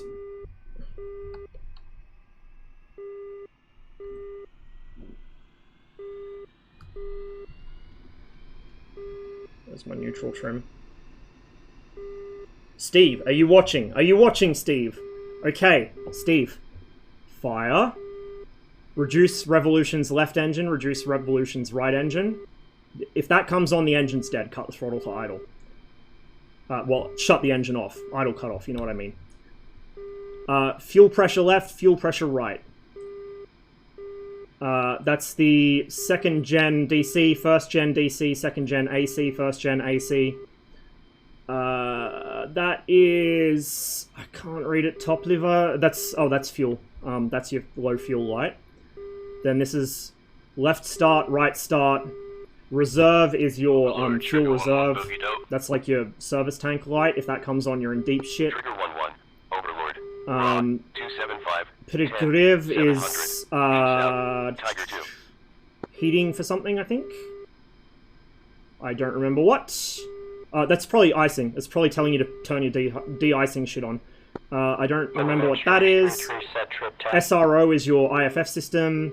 SVS, I think, is part of your flight control system. IKV is your gun sight. DIS is your Doppler radar navigation system. Hydro 1, Hydro 2. What's that? Damper. Damper's off. And then these are your trim lights. Roll trim, pitch trim, yaw trim. There you go. Pedigriv obrodovanie. Overheating of systems. Ah, okay, well there you go.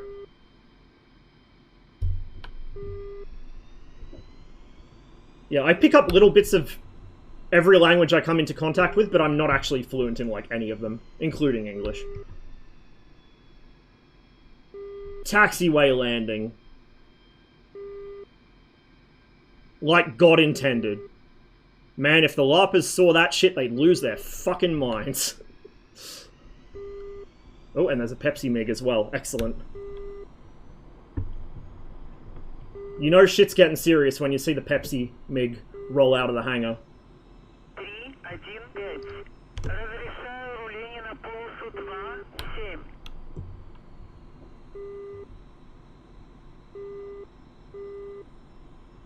Well, that's the thing, isn't it, Cotty? Like, there's the guys that obsess about my ATC and my proper landing procedure and my this and my that, and you're like, my brother in Christ, if your runway gets cratered and you need to scramble now, and the taxiway is maintained enough that you can kind of get off of it, guess what you're doing? Like, yeah, it might not be the generally accepted practice during peacetime, but fucking needs must during war, my man.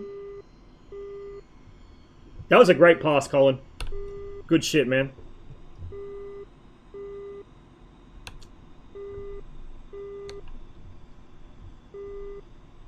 The main one to remember, Steve, is the fire light will always come on with one of the reduce revolutions lights. That will tell you which side the engine you need to kill is.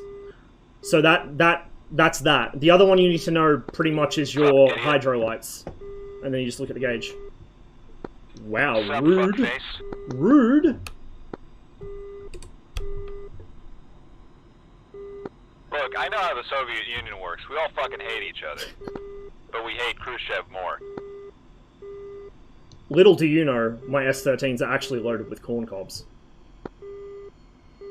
Alright, let's roll. I'll try to remember not to be at full throttle the whole time.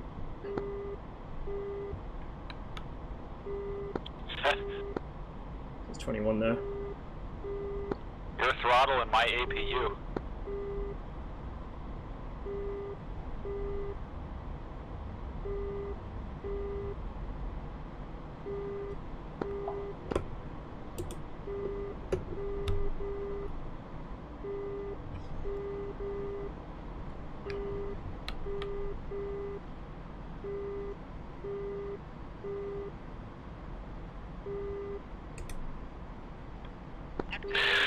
What countermeasure are you guys using? Flare or chaff?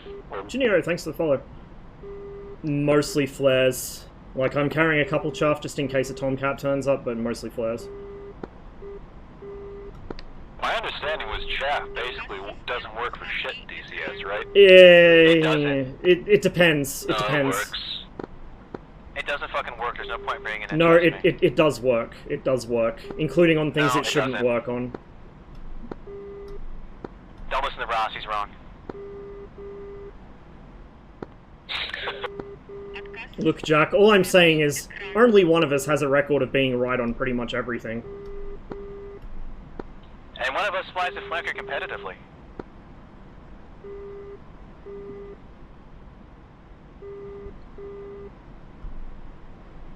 When are you gonna fly this thing competitively?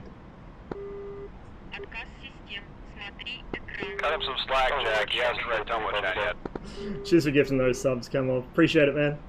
How good are you at formation flying? Dog shit. I'm terrible at it. Absolutely hopeless. Overload, strange 3-3, bogey dope. I appreciate it, man. Like, I've been running my heater pretty much all winter, so my energy bill's gonna be ridiculous. So, that will help me pay it off. There we go. Ain't that a beautiful sight? I'm sitting at about 85–90% power.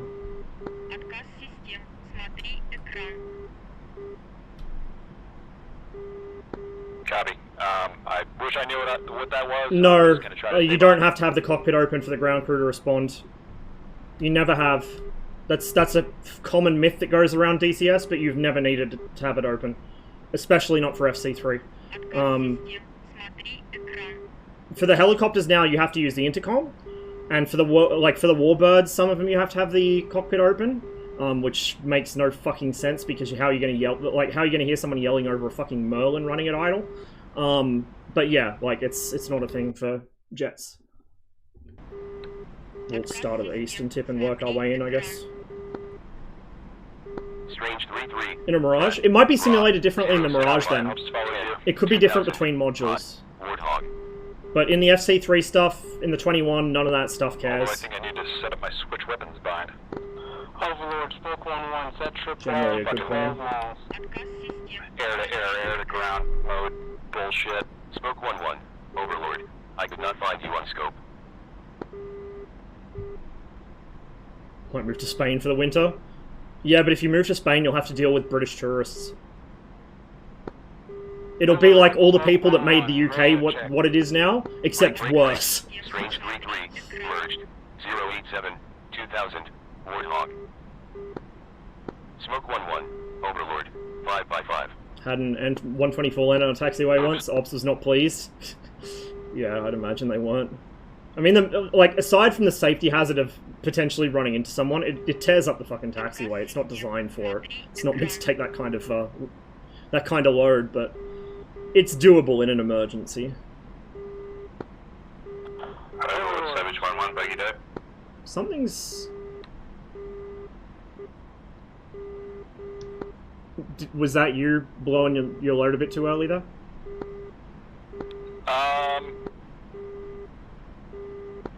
Slightly. That's alright, you didn't hit anything important. I was just worried we might have... I thought I had the gun selected. Yeah, I was worried we might have had somebody, like, somehow materialize next to us without getting called. Probably shouldn't be on 251 for interflight comms, but who cares? Other people do it. 96, 800, drag west. Tested Mirage recently. I've developed a paranoia of my weapons working, so... I should fly it this week, I think, because I know it's been changed a bit. Gunning a couple of rounds after I take off. 21 has that nice green light to tell you the gun's loaded, though. You don't need to do that. Well, yes, but... I'm not going to say that the number of times I've accidentally hit the G key at 700 kph and jammed my gear down and been unable to make a shot on an A10 is 0? Understandable. Yeah, it's a non-zero number. It was very sad. I had to go back and land. It sucked, because I had a perfect fucking shot on the bastard. And, you know, I couldn't use weapons because of the goddamn landing gear interlock. Just tape a fucking RPG warhead to the end of your pitot tube. I thought about it.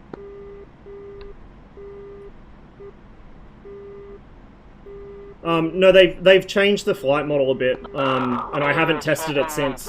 I know that they had some difficulties, and the last patch it kind of broke a bit. Apparently it's been kind of tweaked back the other way now, but I don't know how much. Smoke 1-1, I'm getting Overlord. Copy. Warning 12 kilometers. So I need to check it out. I still need to kind of figure out what I'm doing with that plane. I'm not a very good pilot for it. Dot ahead of us is friendly. Probably. I'm on your 6 right now. Overlord Savage 1-1, set trip 15. Yeah, the closest is 55 kilometers, but it's heading out. Savage 1-1, Overlord. Copy. Warning 15 nautical miles.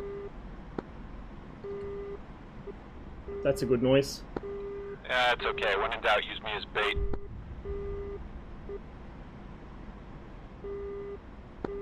Oh, something just went boom. Yeah, something went past us supersonic.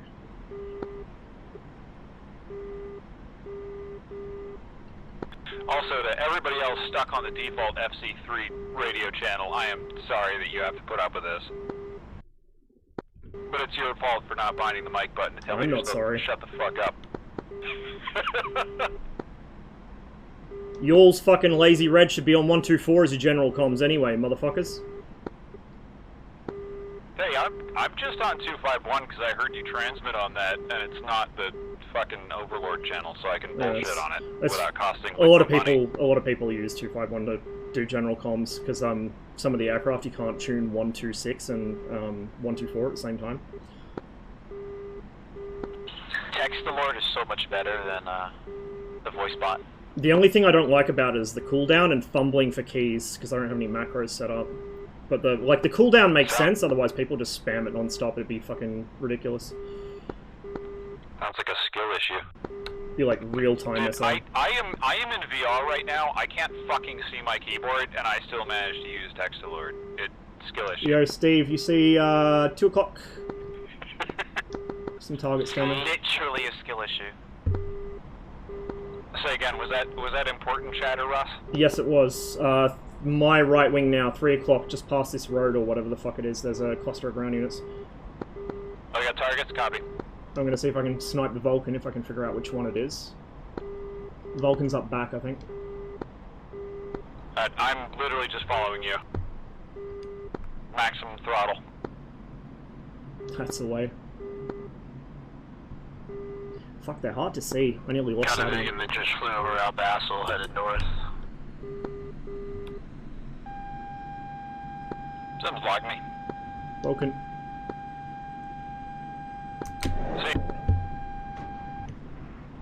See? Clipped me, but I'm clear. Flap damage. Overlord, smoke 1-1. Again. Breaking. Okay, I think it's hit. Got a couple of one. Oh, good shots, yeah. 259, 49. I mean, I probably used way more than I needed to, but, you know, fuck it. No, it gets the job done. Savage 1-1. Threat. I usually try 5 tap off minutes, pairs or 5, fours, but 2000.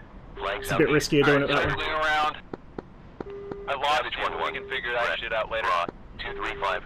I'm basically where we were on a turn in. Warthog. You got everything except one, I know think. that.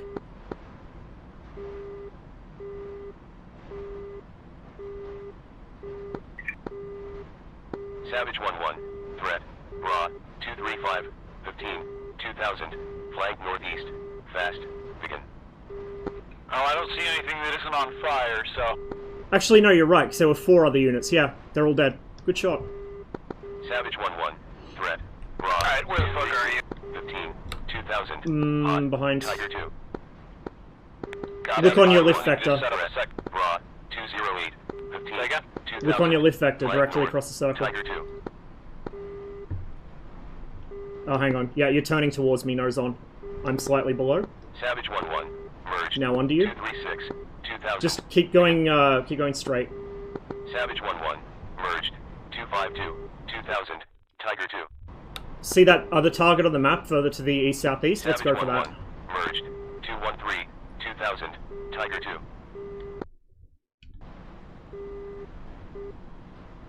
There's like a small lake Savage 1-1. by the road. By the water body. See, Yeah. Tiger 2. Savage 1-1. Pulling in. Threat. Raw. 198. 12. 1000.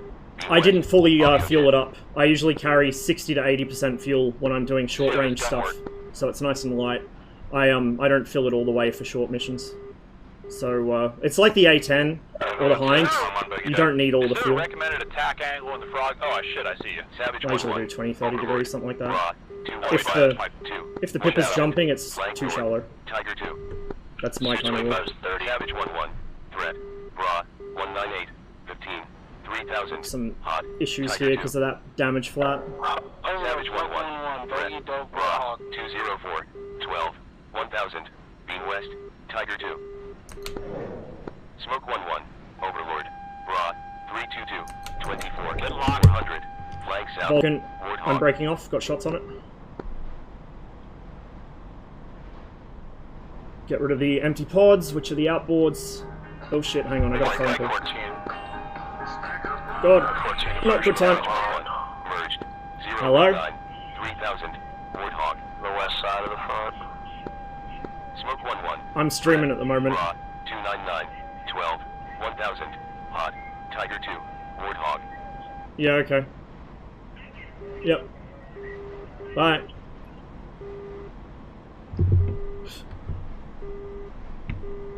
Smoke 1-1. Merged. 276. 700. Probably got about another Tiger hour 2. or so. Hour or two, maybe. Because my folks are coming down for Father's Day. I don't know what the fuck's going on. I'm Got some drinks. I am not seeing anything on my armament now.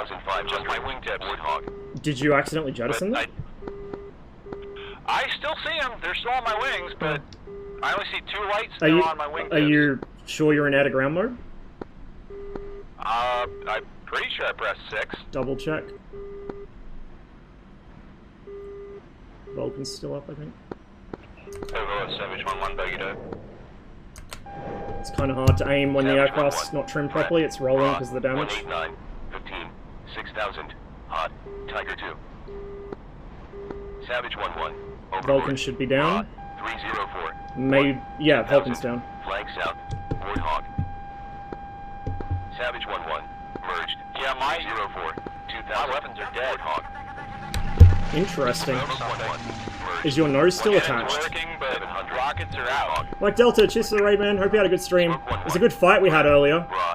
143. A little frustrating at first because you prepared, man, by the time I hopped in combined arms, but it was a good fight. See if I can guide a target. 205. Next time I'll have to try get up earlier so we can have a more lengthy engagement.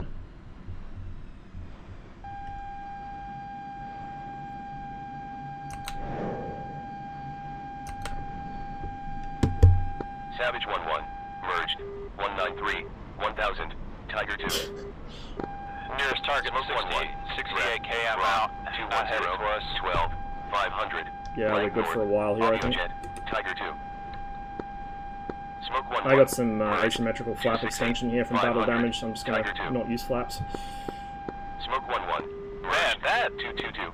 400. that shit is Tiger killing 2. you tonight. Yeah, I'm not aiming very well, so the Vulcans get the first Savage hits in. 1-1. Merged. 230. At least they're going for my 1000. flaps, not my engines. Tiger 2. Smoke 1-1.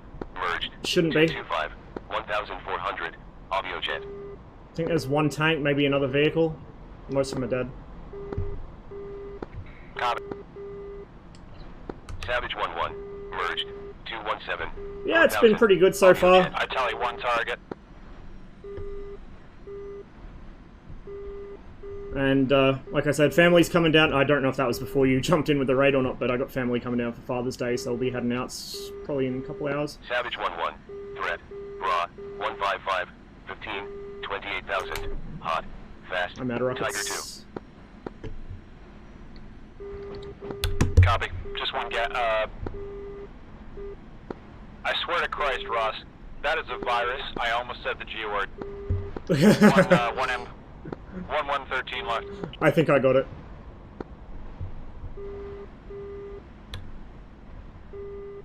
Savage 1-1. Like how, Threat. like when you Raw. pretend to be a Nazi on the internet, you become one. 15,000. If you pretend to become a spark site on the internet, Smoke 1-1. you do. Merged. 167. Ironically 700. becoming a Tiger 2. reformer. Smoke 1-1. I hate my life. Raw. It's 136. showing there I might think still be that's something up, 100. Hot. but I don't Fast. see anything. Tiger 2. Might just be the marker hasn't updated yet. Savage 1-1. Merged. Alright, make another pass. 174. Nah, they're all dead, they're all dead. Tiger 2. Savage 1-1. Merged. 137. Next target, 6 to the west. I still got plenty of gun ammo left, so I'm game. Smoke 1-1. Merged. 137. Where's my gun ammo? 2000. Tiger 2. On the weapons panel, you see how there's like two windows on the right side. There's one that says Robota, which is your currently selected weapon, then Reserve, which is your... I see a K. Yeah, K means you got full ammo. 158 for Savage 30. 1-1. He's closing in on us. He's hot. Alright. 15. Going air to air mode. 2000. Flank west. Tiger 2. Savage 1-1. 158 for 20. Raw. 198. 15. 158, got it. 5,000. Hot. Fast. I'm just gonna Tiger fly 2. toward him like an idiot and be bait. That's the way. My life is cheap. Yeah, the K is full gun ammo. Then there's like half, 3/4, whatever. And then NZ is empty. Magic, what's his altitude? I'm not magic, I just have Overlord bot telling me. Oh. Are you in a 21? God bless you. Yes, sir. Okay, that's probably you on my nose then. Altitude 1200, 14 clicks. 112, 17 from me. Seen. Okay, I have a visual, I'm gonna take him out. Raw. 098. 15. 1,200. Beam northeast. Yeah, tally. Fast. What are you flying? 21. Savage 1-1. Merge. Nice. 228. 2,000. Blessed Tiger pencil. 2. Looks like he's turning. Oh, he does He's not gonna go know. warp speed. He does not know what a mistake that is. Is he turning to us or away from us? I can't tell. Looks like to us. Oh god, yeah, he's dead. Break. Just keep him occupied, Savage Jack. I 1-1. got him. Merged. 271. I missed. 7,000. It's Tiger 2. fine. He just dumped all his speed to turn back towards you. Break. Circus 1-4. Merged. 078. 1,200. Come to your right. It's a bit long, but it might make it if he turns into it. Missile out. Might be a little long. Missile or gun situation. Missile until we're really close. Okay, that was a little optimistic. Here goes a shot.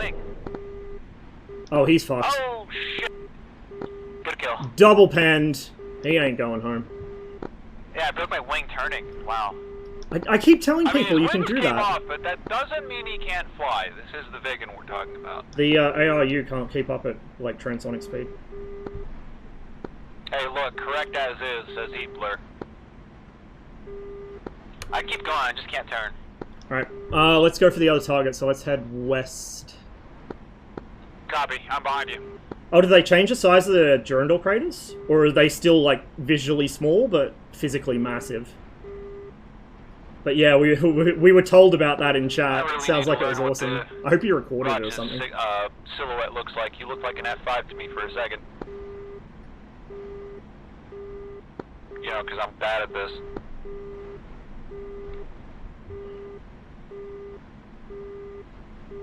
F1 silhouettes are a bastard. It looks like every single jet in the game from some angle or other.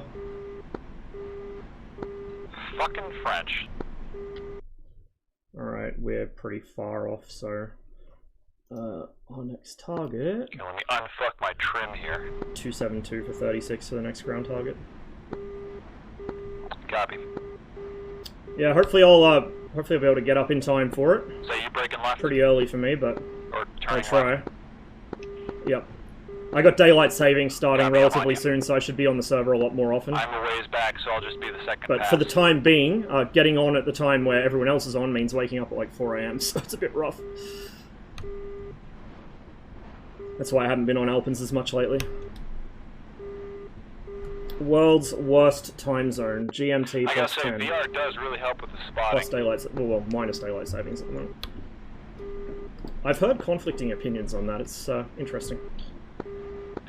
I think it's headset by headset. The Valve Index, like, everybody shows up as a big-ass dot to me until they, I mean...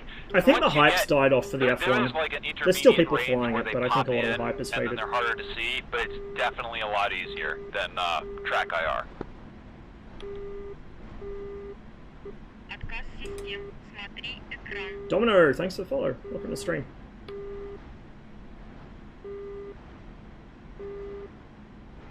And yeah, the mines are a lot of fun. I'm gonna have to start playing with them more. Hopefully we'll see some more cool features like that in the future as well, to really spice up the gameplay a bit. Is that you, Jack? Flaring? Great update so far? Good. Glad to hear it, because the last couple were a bit, Alright, I'm gonna switch down to 124 and attempt to commune with the spirits. We just had a MiG-21 join with us. That's me. That's why I was flaring. Oh. Fuck you. I asked if that was you flaring. Yeah, then I flared again. That's supposed to be yes. Yeah, Hey Rick Jules, cheers for the follow. Good to see you. Idiot. Go watch Bible Black, idiot. And they say Red doesn't use comms. SMH my head. Red uses comm was the one I'm shit-faced. Okay, bra, 209 for 30. 2,600 meters, Tiger 2, flank north. I'll leave him for you unless he turns on us. I'm down to gun. SMH my head. Wait, oh, you used your 60s on that Vigan? Yeah, I fired the first one a bit long because I thought he was going to turn into it. Just a prime sub as well. Copy, I've still got 2. That's like, I've got R60s in my gun, that's it. Okay, there's still a Vulcan active. Yeah, it's a Vulcan. Do you know where he is? I have a reasonable idea.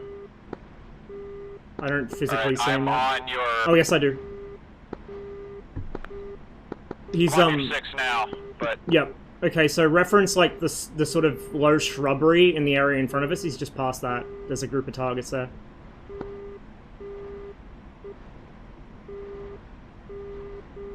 Circus 1-4.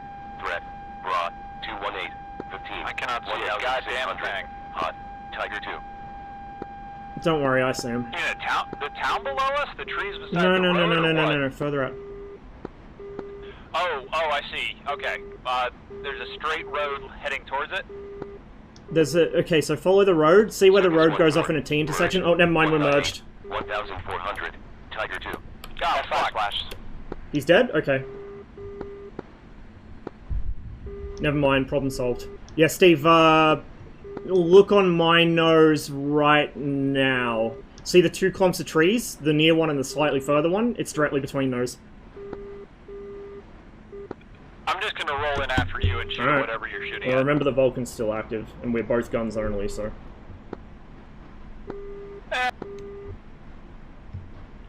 It's like directly on my left wing. Like 80 something. It doesn't have a strict timeline. Yeah, my left wing now, low. See it? No, but, well, I'll see it shortly when he starts firing.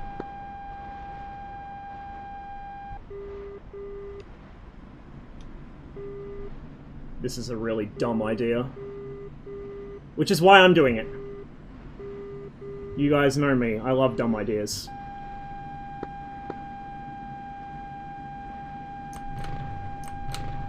Oh, that is fucking bullshit. There is no shrubbery near that asshole. On either side of him. While he's distracted, I'm going for him.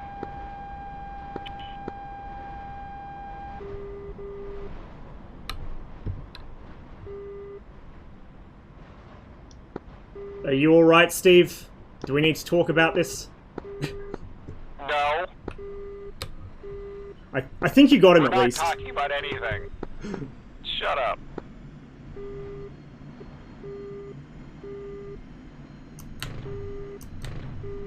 How did I miss both of them? What is wrong with me today?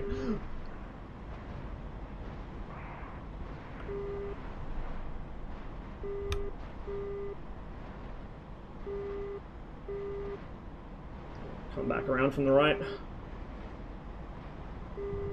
I'm getting pretty low on fuel, so I've got like 1 or 2 more passes left and I need to find an airfield. I should probably already be heading home, to be honest.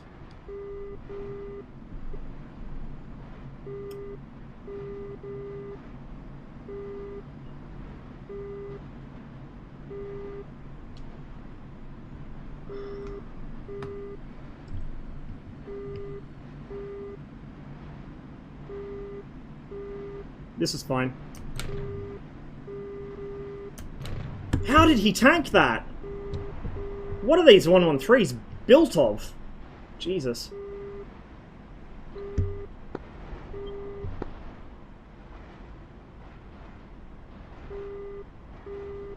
I'm not going to be able to kill all of it. I don't have enough fuel. Overlord, Savage 1-1, bogey dead. Savage 1-1. Overlord. You might have taken a hit that disabled the weapon systems, I guess. I don't know. 2000. Beam southeast. Like I said, the FC3 damage models are better than people think. That kind of shit does affect them.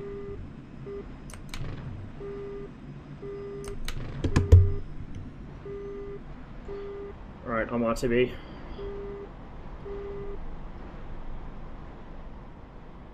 Come back for the tanks.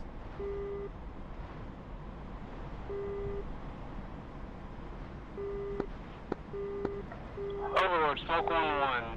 Set tripwire 12 miles. Did you get a hey, what are you doing from the ground crew when you started rolling? Like, did you move before they were fully finished rearming you? Because I think they need to take a moment to wire the actual rockets. Like, they'll put the pods on, but they won't wire them until the end of the rearming process or something like that. Because I've had that happen in the helicopters before, but not the C-25. Bogey dope. Interesting. Don't know then. Raw 201 80 700. Beam west. Tiger 2. Oh yeah, you were. Yeah. Yeah, you must have taken damage or something that stopped you from using them. Overlord, Savage 1-1, bogey dead. Quite interesting. Savage 1-1. Overlord. Raw 210 39. Okay, I think I'm going to be able to do one more sortie. Tiger 2. And then I need to start getting ready to head out, so...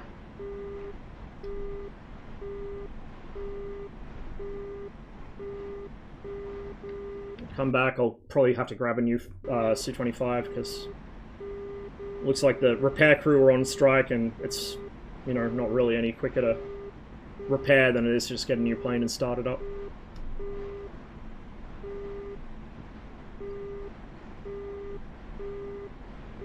And you're well, I mean, you would have had to be in air-to-ground, surely, to use your gun. It's interesting, I don't know. Overlord, Gamble 1-1. Ready your check.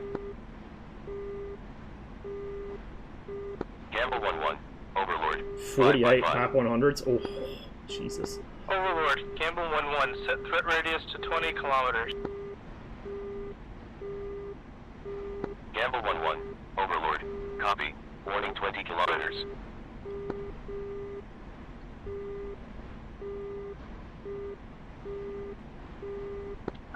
Overlord, spare 1-1. To tripwire 20 kilometers.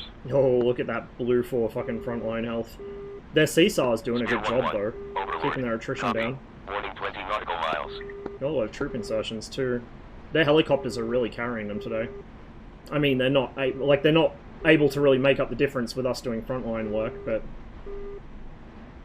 at least the helicopter guys on blue are awake, even if the rest of them are asleep. Yeah, time zones suck, man. Legit. Bane of my fucking existence. Overlord, smoke 1-1, bogey dope. Smoke 1-1. Overlord. Raw. 206. Walked over a mile for water and then 59, forgot to buy coffee. 700. Beam northwest. Tiger 2. Overlord, Savage 1-1, bogey dope. Well, last round ours was Savage 1-1. fucked, but we still Overlord. managed to push, which I was kind of impressed by. 20. 2000. Actually bought the coffee, but left on the... Oh, man! Fuck. Log out, might do some search and rescue work. Yeah, that would probably be quite helpful. I need to do some myself. I've done some off-stream, but I don't think I've actually streamed doing it. Someone's been attacking our depots.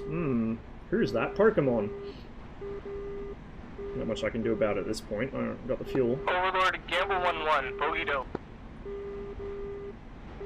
Gamble 1-1.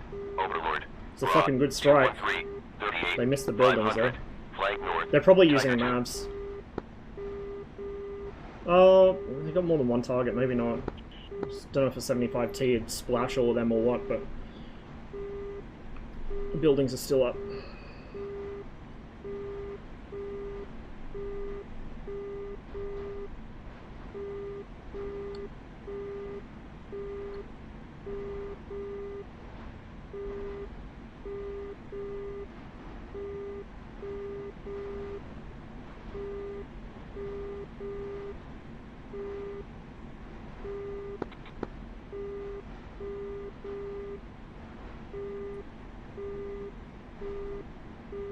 It will come with time. The main thing is you just have to remember it's a big, heavy helicopter, so you've got to stay ahead of it. You've got to actually, like, think about what you're going to do before you do it. It's not like the Huey where you can just reef on the collective and it'll respond instantly. 221, 20, 400. But once you get the feel of it and kind of, you know, learn to think ahead of the helicopter a bit, it's really, really good. I have mixed ability to do that, though. Oh, no, we do not want flaps. We definitely do not want flaps. Holy shit. Okay, well, flapless landing it is.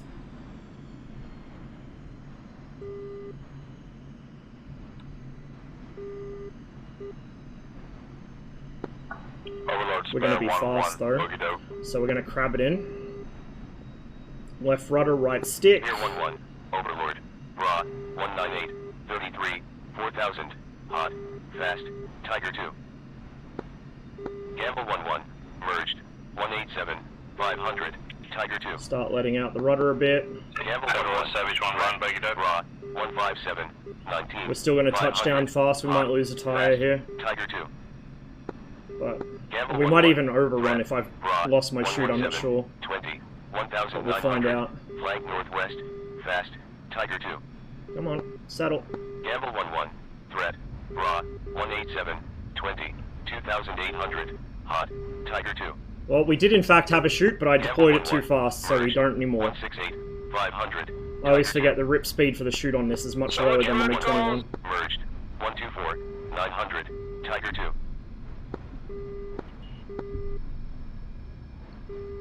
Yeah, of course it does. It actually has two. They both deploy at the same time. It rips at like 250, probably 260, 260-ish kilometers an hour though, so it's you can't deploy it when you touch down like the 21 or the 29, you gotta wait. And I didn't wait there, which is my mistake. Oh, Oh, we just made it.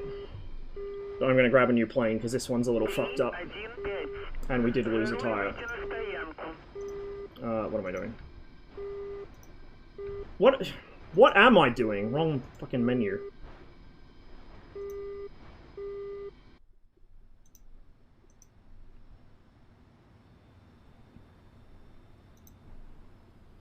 There we go.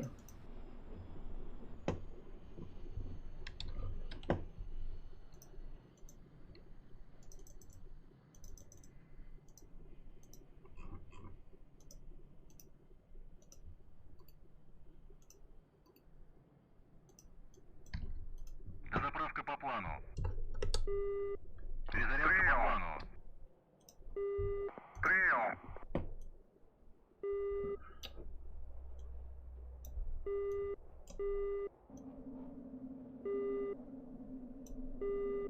Jesus, my SRS overlay has become gigantic. Oh no! Now I made it even more gigantic. Not good. There we go.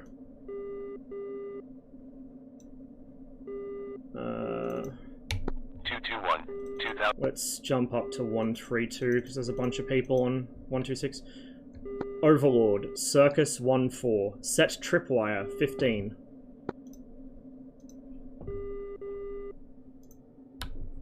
Circus 14, Overlord. Copy. Warning 15 kilometers.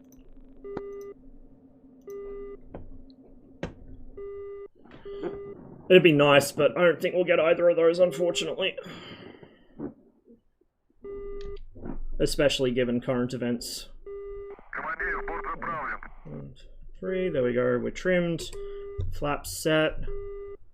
And once we're on, we'll start rolling. Hey Ross, I'm figuring 50% fuel. I'm rolling about 60 or 70 for most of these flights. 50's a little 60, too low. 70, copy. Because, like, once you get your rockets gone, you can still hang around and gun stuff, so I usually take about 60. Is the car 52 mod? Didn't know about that. What's your recommended chaff mix? Like 32 chaff, or? Yeah, that's probably all you're gonna need here. I mean, we're not exactly Tomcat City. Yeah. I figure they're probably all approaching the moon and shooting it at other 29s.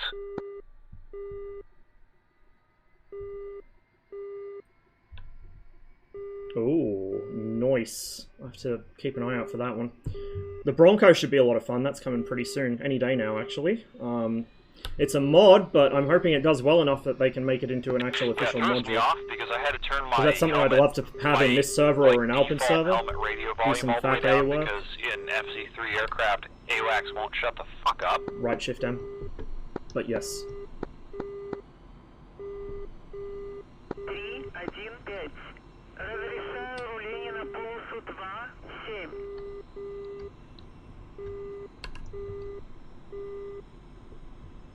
Also, if you want to get rid of the gun burst and make it just full auto, it's Shift C.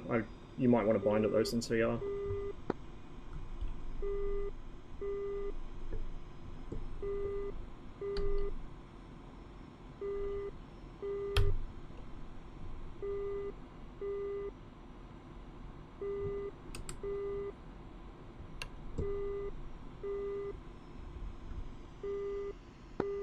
Do I want to switch up or down? Down. I've lost track. Okay.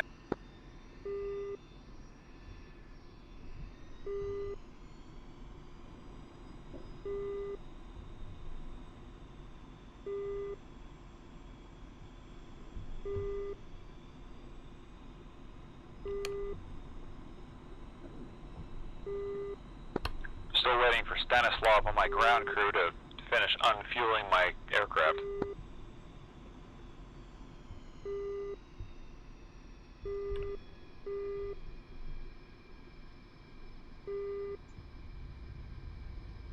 Wacker 11, threat, Bra, 191, 10, 27,000, being northwest, Tiger 2.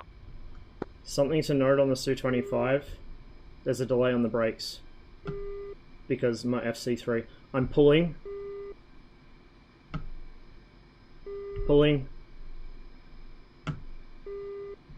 That's how long it takes the brakes to actually take effect in this jet.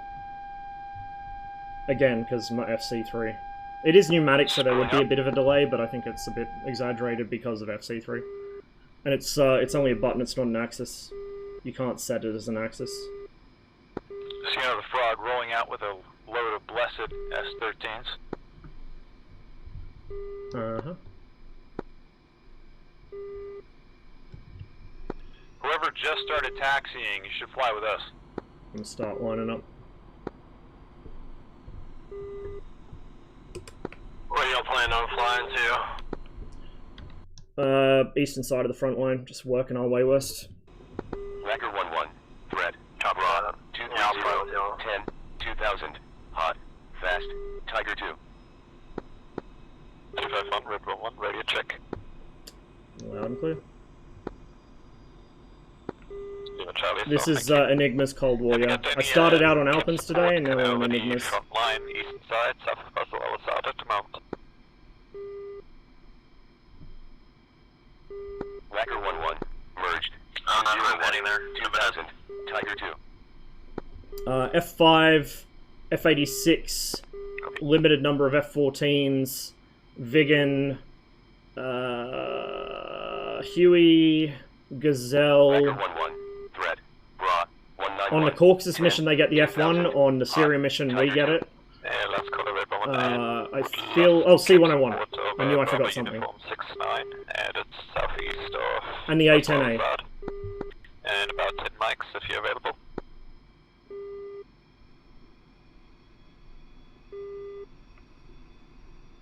Right behind you, Russ. Spooling.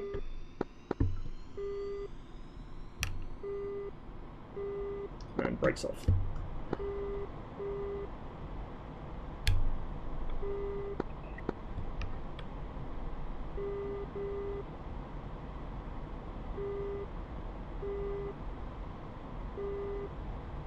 Record 1-1. Merged. 234. 23. It'll happen slowly.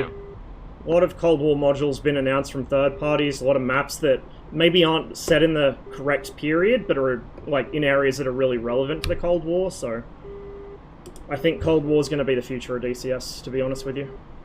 And World War II could be as well, if they focus on doing like the Pacific Theater or some other theater that IL-2 doesn't really cover. Not modern IL-2 anyway. Record 1-1. But DCS players have a complicated relationship with DCS World War II. Yeah, the A7's on the way. The A6 is planned by Hitler. MiG-25 is not announced, but is suspected as possibly in the future. Kiowa, Bo 105, F8, Crusader, the Kfir, the Broncos is coming out, but that's a mod, but maybe it'll make full fidelity someday. What else was there? There was something else as well. There was more than one something else, I think, from memory. Yeah, the Kiowa we're getting is like a 90s or 2000s Kiowa, but they did say they might try different variants of it, so we'll see if they do some Cold War ones. I'm at 90% throttle. We have a threat, 193 for 30, 600 flank northeast. May leave us alone, we'll just see. The Tiger 2 headed north. Pucara, yep, that as well. Is there anything else? I'm trying to think. Obviously the MiG-23. Getting closer, he's now 26 kilometers. 203. F100, yes, F100, and the F4, you're right. Good call. Big flying past on our right. G'day, lads. Hello.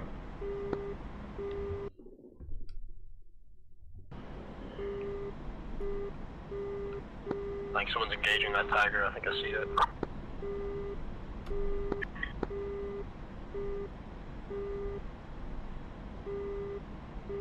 My brain's a bit all over the place today, so can't even remember my own fucking name at the moment, much less what's in development.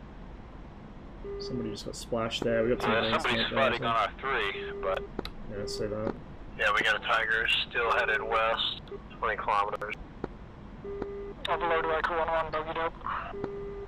Got a second one coming in as hot. Racker 1-1, Overlord, Raw, 3050, 1000, hot, Tiger 2.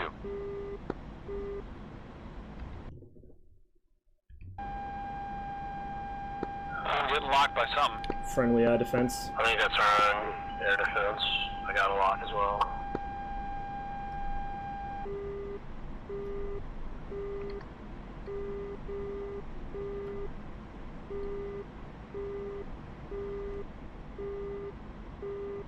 See what they mean about that green smoke? You can see it from basically the other side of the map. It's kind of ridiculous. I don't think they're bothering us yet. Yeah, we should be alright. If we need to go self-defense mode, there's 3 of us, so it should be pretty easy. 3 of these fuckers in a wagon wheel. Good luck attacking them. Racker 1-1, Overlord, Bra, 243, 11, 2000, flank northeast, Warthog.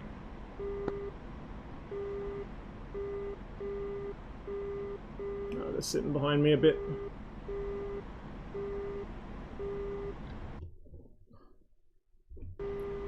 Okay, we should have 3 targets spread across our immediate front, and then extending west from there. 10, 2000, flank northeast, Warthog. Ross, confirm you're flying roughly 150, correct? Exactly 150 at the moment. Alright, I'm following somebody. I'm just guessing that's the other guy on comms. Yeah, it's Howler 1-1. Copy. Yeah, I'm flying about 161.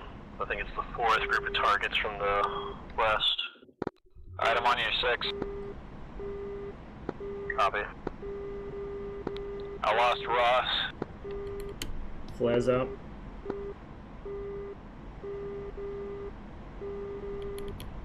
Oh, that is you, Ross. Alright, I'm on Ross's 6. If you start taxiing too quickly after you start the aircraft up, it fucks with the compass, just as a heads up. That's one of our friendly positions. Well, I'm flying roughly 152 right now, so it's up to you then. We're good. Alright, I got targets off the nose. Same group as we were attacking the last time, I think. I'll be confusing. I'm also flying 152. Oh, I see a second group, like off my 10-11. See, there's 2 stands of trees along a narrow road, and there's a gap between them.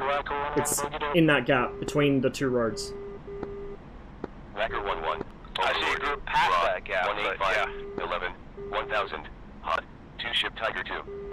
I see ground targets rolling in. Racker 1-1, threat, raw, 185, 10, 1000, hot, Tiger 2. These are the 3 M60s from before.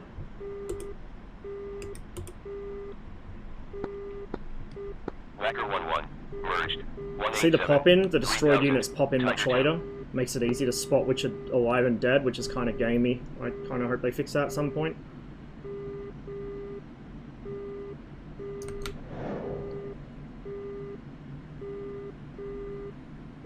That was a bit off. Keep forgetting to correct for wind.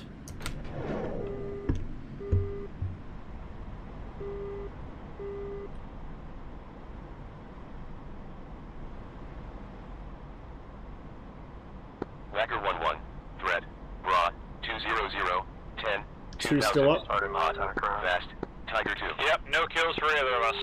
Racker 1-1, One of them's burning. threat, I'm seeing tracers flying past. 200, none. Rolling back in. Beam east, Warthog. I'm Yeah, I rolling. see someone on your 6. Are you the one that's flaring? I'm flaring right now. Yeah, he's shooting me with guns. I'm gonna get on him and he's... Oh shit, do I have somebody on me? I don't remember getting a merge call. Yeah, I think so. Oh fuck. YOLO, bitches. Racker 1-1. Yeah, I think it's a Tomcat. I can't confirm. 9, 1000, beam east, Tiger 2. No, that's not us, Steve. That's not us. That's nowhere near us. Group is dead, Rock. Uh-huh. Breaking left. There's a F5 coming for us, but he's still 30 out. So the second group. My target group is dead. I'm out of rockets. I'm gonna head back and rearm. Copy. I'm gonna try to shoot down that F5 for you. Should be off the nose. Second group on the nose, just past the pipeline. What's your bearing, Ross? I'm heading 075 at the moment. There's a pipeline. If you follow that to the Copy, east, I'm you'll on see you. it. Okay, yep, there's a group just on the other side of it. Alright, I'm a ways behind you. I'll just go on whatever you go into. Mhm. 168. Try and get the Vulcan. 3000. Ah, shit, I was chasing a Mirage 1. It's friendly. Oops. Oh, Bishop God. 11. 166. 2400. Yeah, go ahead and shoot at you. Circus 14. Threat. So you guys should be clear of threats over there then. 15. 2100. Cheers, boss. Tiger 2. Racker 11. Threat. Bra. 178. 10. 3000. Hot. Tiger 2. 2 hits. Vulcan should be down. Splash 1 F5. You guys are clear. Nice, thanks.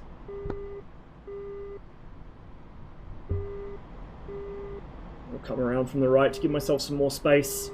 Steep dive is good, it gives you more accuracy, but you don't want it to be too steep. You've got to pull out afterwards, and especially with the rocket pods on board, you're quite heavy. Yeah, I'm rolling into. See that aircraft pulls its nose a lot slower when she's fully loaded with rockets, which is why I jettison them when I get into a defensive fight. I missed the mate's red light.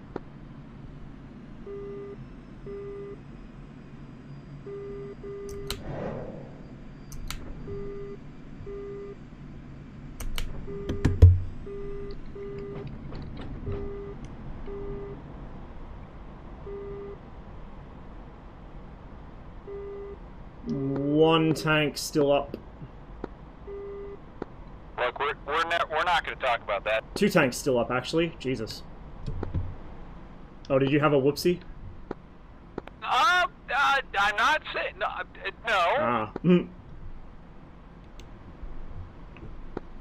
Sheriff 11, forward 11. Also, my rocket stopped working on that last pass. I used a switch of the gun. I swear to God, man, I had plenty of rockets left. I did not use all of them. These go fast. There's not many in the pods because they're big. Maybe I'm just expending them.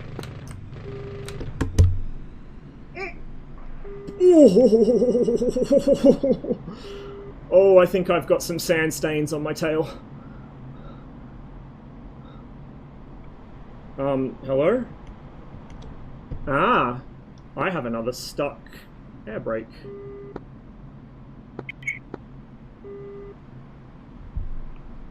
I guess maybe you can over-G them or something, because I pulled pretty hard there.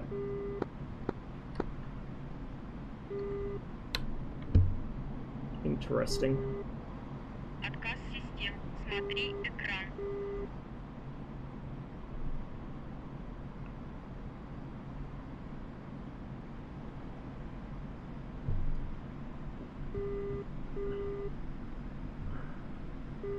Which tank was that? This one, I think.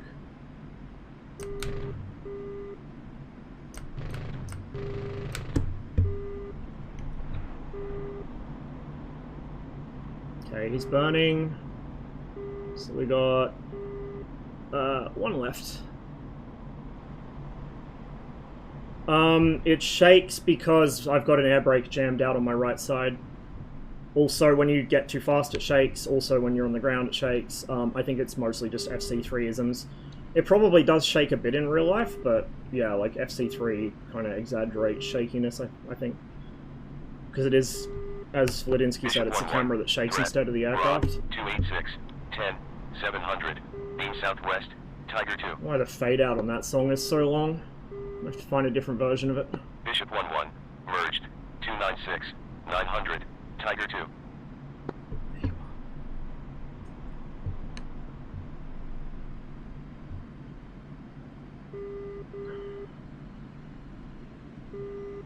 At least, because it's on my right side, it's helping me correct for the wind.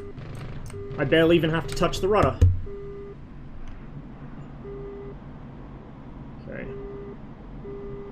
I think one more pass might do it. I've got a quarter of my gun ammo left, so we'll see how we go with it. And then I'm going to RTB and end the stream, because I've got to start getting ready I'm to go. rearming at Abu. I'm good for another pass, but let me know. Yeah, I'm going to hop off after this flight. Just going to finish gunning this tank. Yeah, I'm about to land. I'll rearm and wait on you guys as well.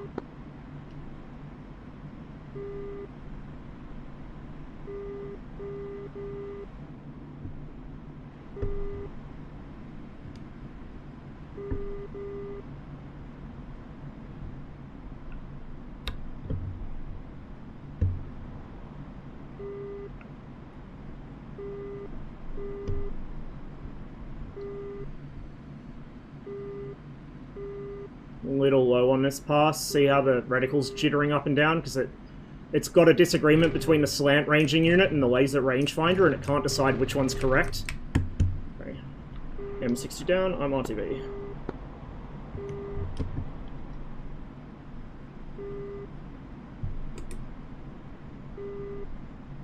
Yeah, man, likewise. We gotta do this more often.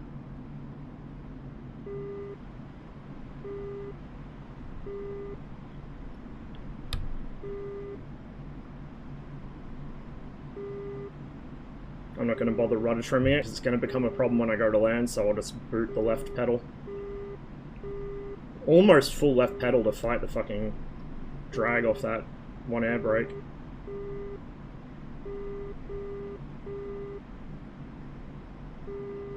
I'm probably not going to be on as much this weekend, because, you know, Father's Day and family visiting, but throughout the week and definitely next weekend, I should be around. Actually, wait, what's the date? Yeah, next weekend I should be around. And then the weekend after that's my sister's birthday, so might not be on as much then either. Like, we got a shit ton of family birthdays coming up in September and October, including mine, so...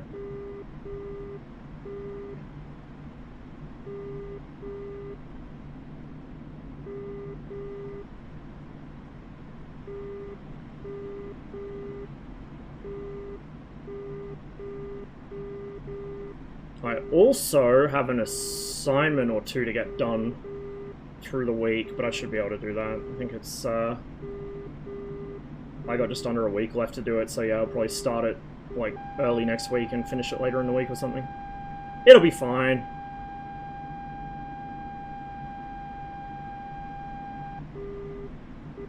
I found so far with the course I'm doing, the less prepared I am for assessments, the better I do.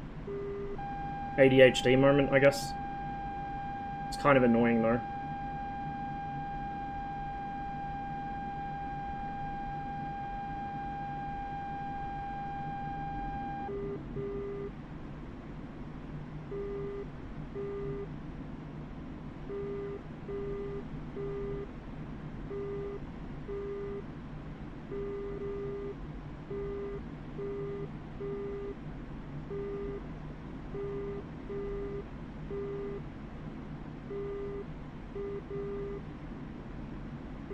It is, but that's just how my brain works at the moment. So, until I can figure out how to beat the habit out of myself, that's just how it do be. Oh yeah, I have to, trust me. But it's working so far for this, so...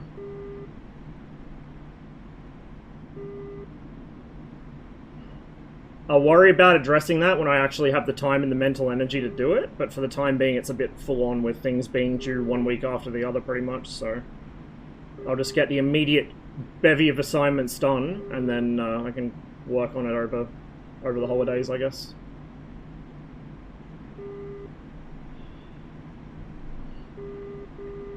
How far am I from the airbase? It's going to take ages to get home because of the air brake. If only there was some kind of emergency closure system for it or something. I'd kind of rather not have air brakes at all than have one jammed open. Or at least have both jammed open. But the asymmetry is really... I do wonder if it was because I over-G'd or if it was because I took battle damage that, you know, actually hit the air brake. I'll have to see if I can figure it out. I did pull pretty hard to avoid the ground there, and I did feel I don't know if you guys noticed it, but the nose dipped for a second because the tail actually did clip the sand. Not hard enough to actually fuck me up, though. I've done that a couple times in the Su-25. Thankfully, she's got a nice smooth belly and tends to skip off the ground pretty easily. As long as you have a low enough vertical speed at the moment of contact. It's one of our depots.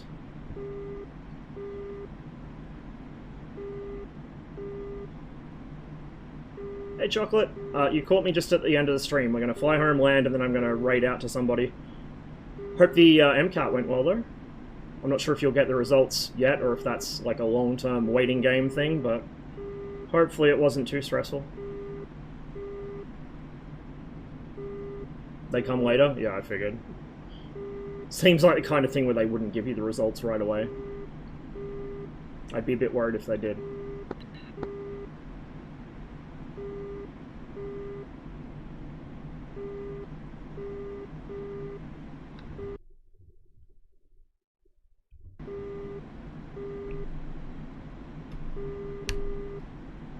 Okay, we're nearly there.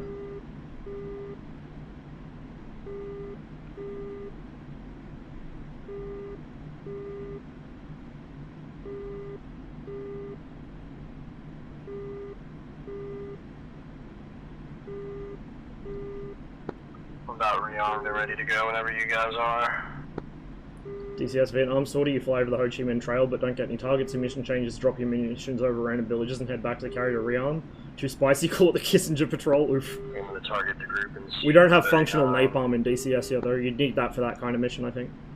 You know, just to kind of get the right vibe.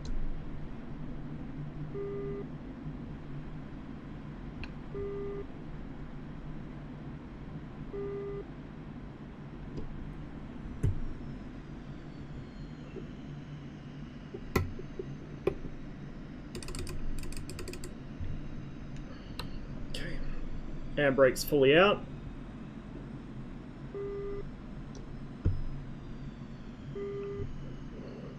At least the flaps aren't damaged this time, so we can land with the flaps out like we're supposed to.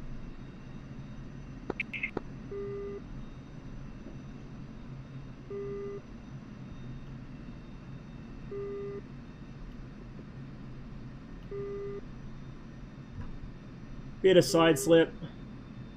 Just to bleed off the extra speed. I'm going to take off and start hitting the stuff east of Hama. Yeah, just a heads up, I'm short final. Yeah, I'm gonna target the group and CU-39. So the easternmost small group that's recon. Or cold waters. That was fucking funny. Copy. I'll follow you in. I need to play that on stream again sometime. I have to try out dot mod, I've heard it's quite good. It's been a few years since I played the game. Sounds good, engines are cranked, I'm about to pull out. Alright, starting up now. Oh, little bouncy bouncy. Nice slow landing that time. 220 k's an hour, but with, well, relatively light on fuel We're on the and far left, right? no ordnance left. That's correct. Pulling out right now. Okay, shoot, did Copy, deploy I'm that time. 35. And see the difference it makes. Although I did land about 100 kilometers an hour slower, so that Right also behind you. helps.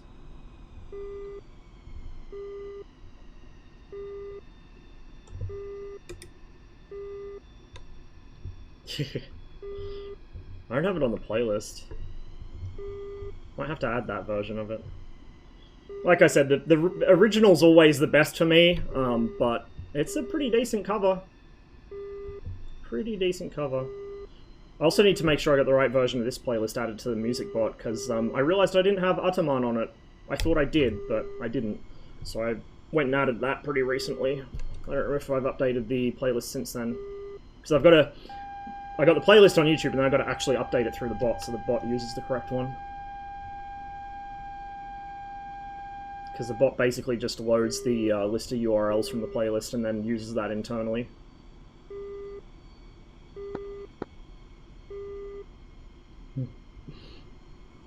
Torpedoing yourself? Yeah. I may have done that once or twice. Is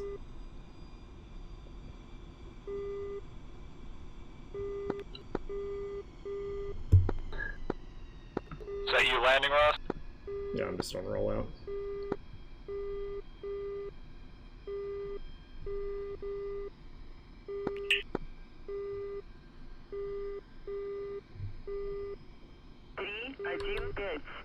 Заруливайте на стоянку. Good luck, comrades.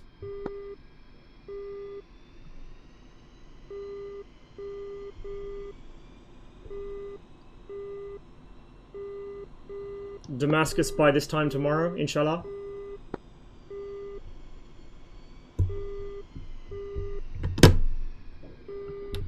Alright, good flying with you guys. I'll catch you later. Let's see who I can send you all to.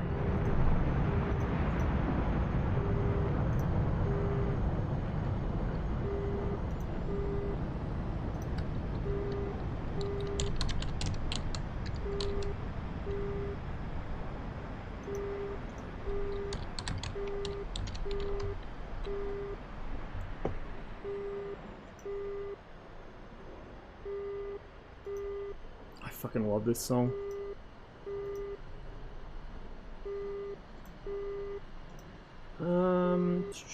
Send you guys to Reese Cups, I think.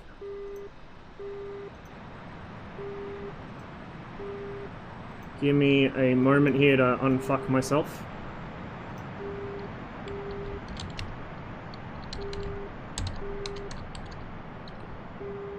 Helps if I can fucking learn to spell, doesn't it? There we go. Thank you all very much for watching today, guys. I hope you have a wonderful rest of your day. Stay safe.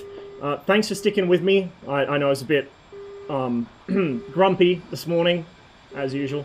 But I think we salvaged a pretty decent run out of it, so I'm glad you guys were here with me. I will catch you Monday my time for the usual armor mission, unless something catastrophic happens or somebody forgets that we were meant to have a mission. Probably do a little bit of a stream after armor, but not as long as usual. We might make it a attack view stream. And then I will catch you guys probably after that, the following weekend. Thanks again.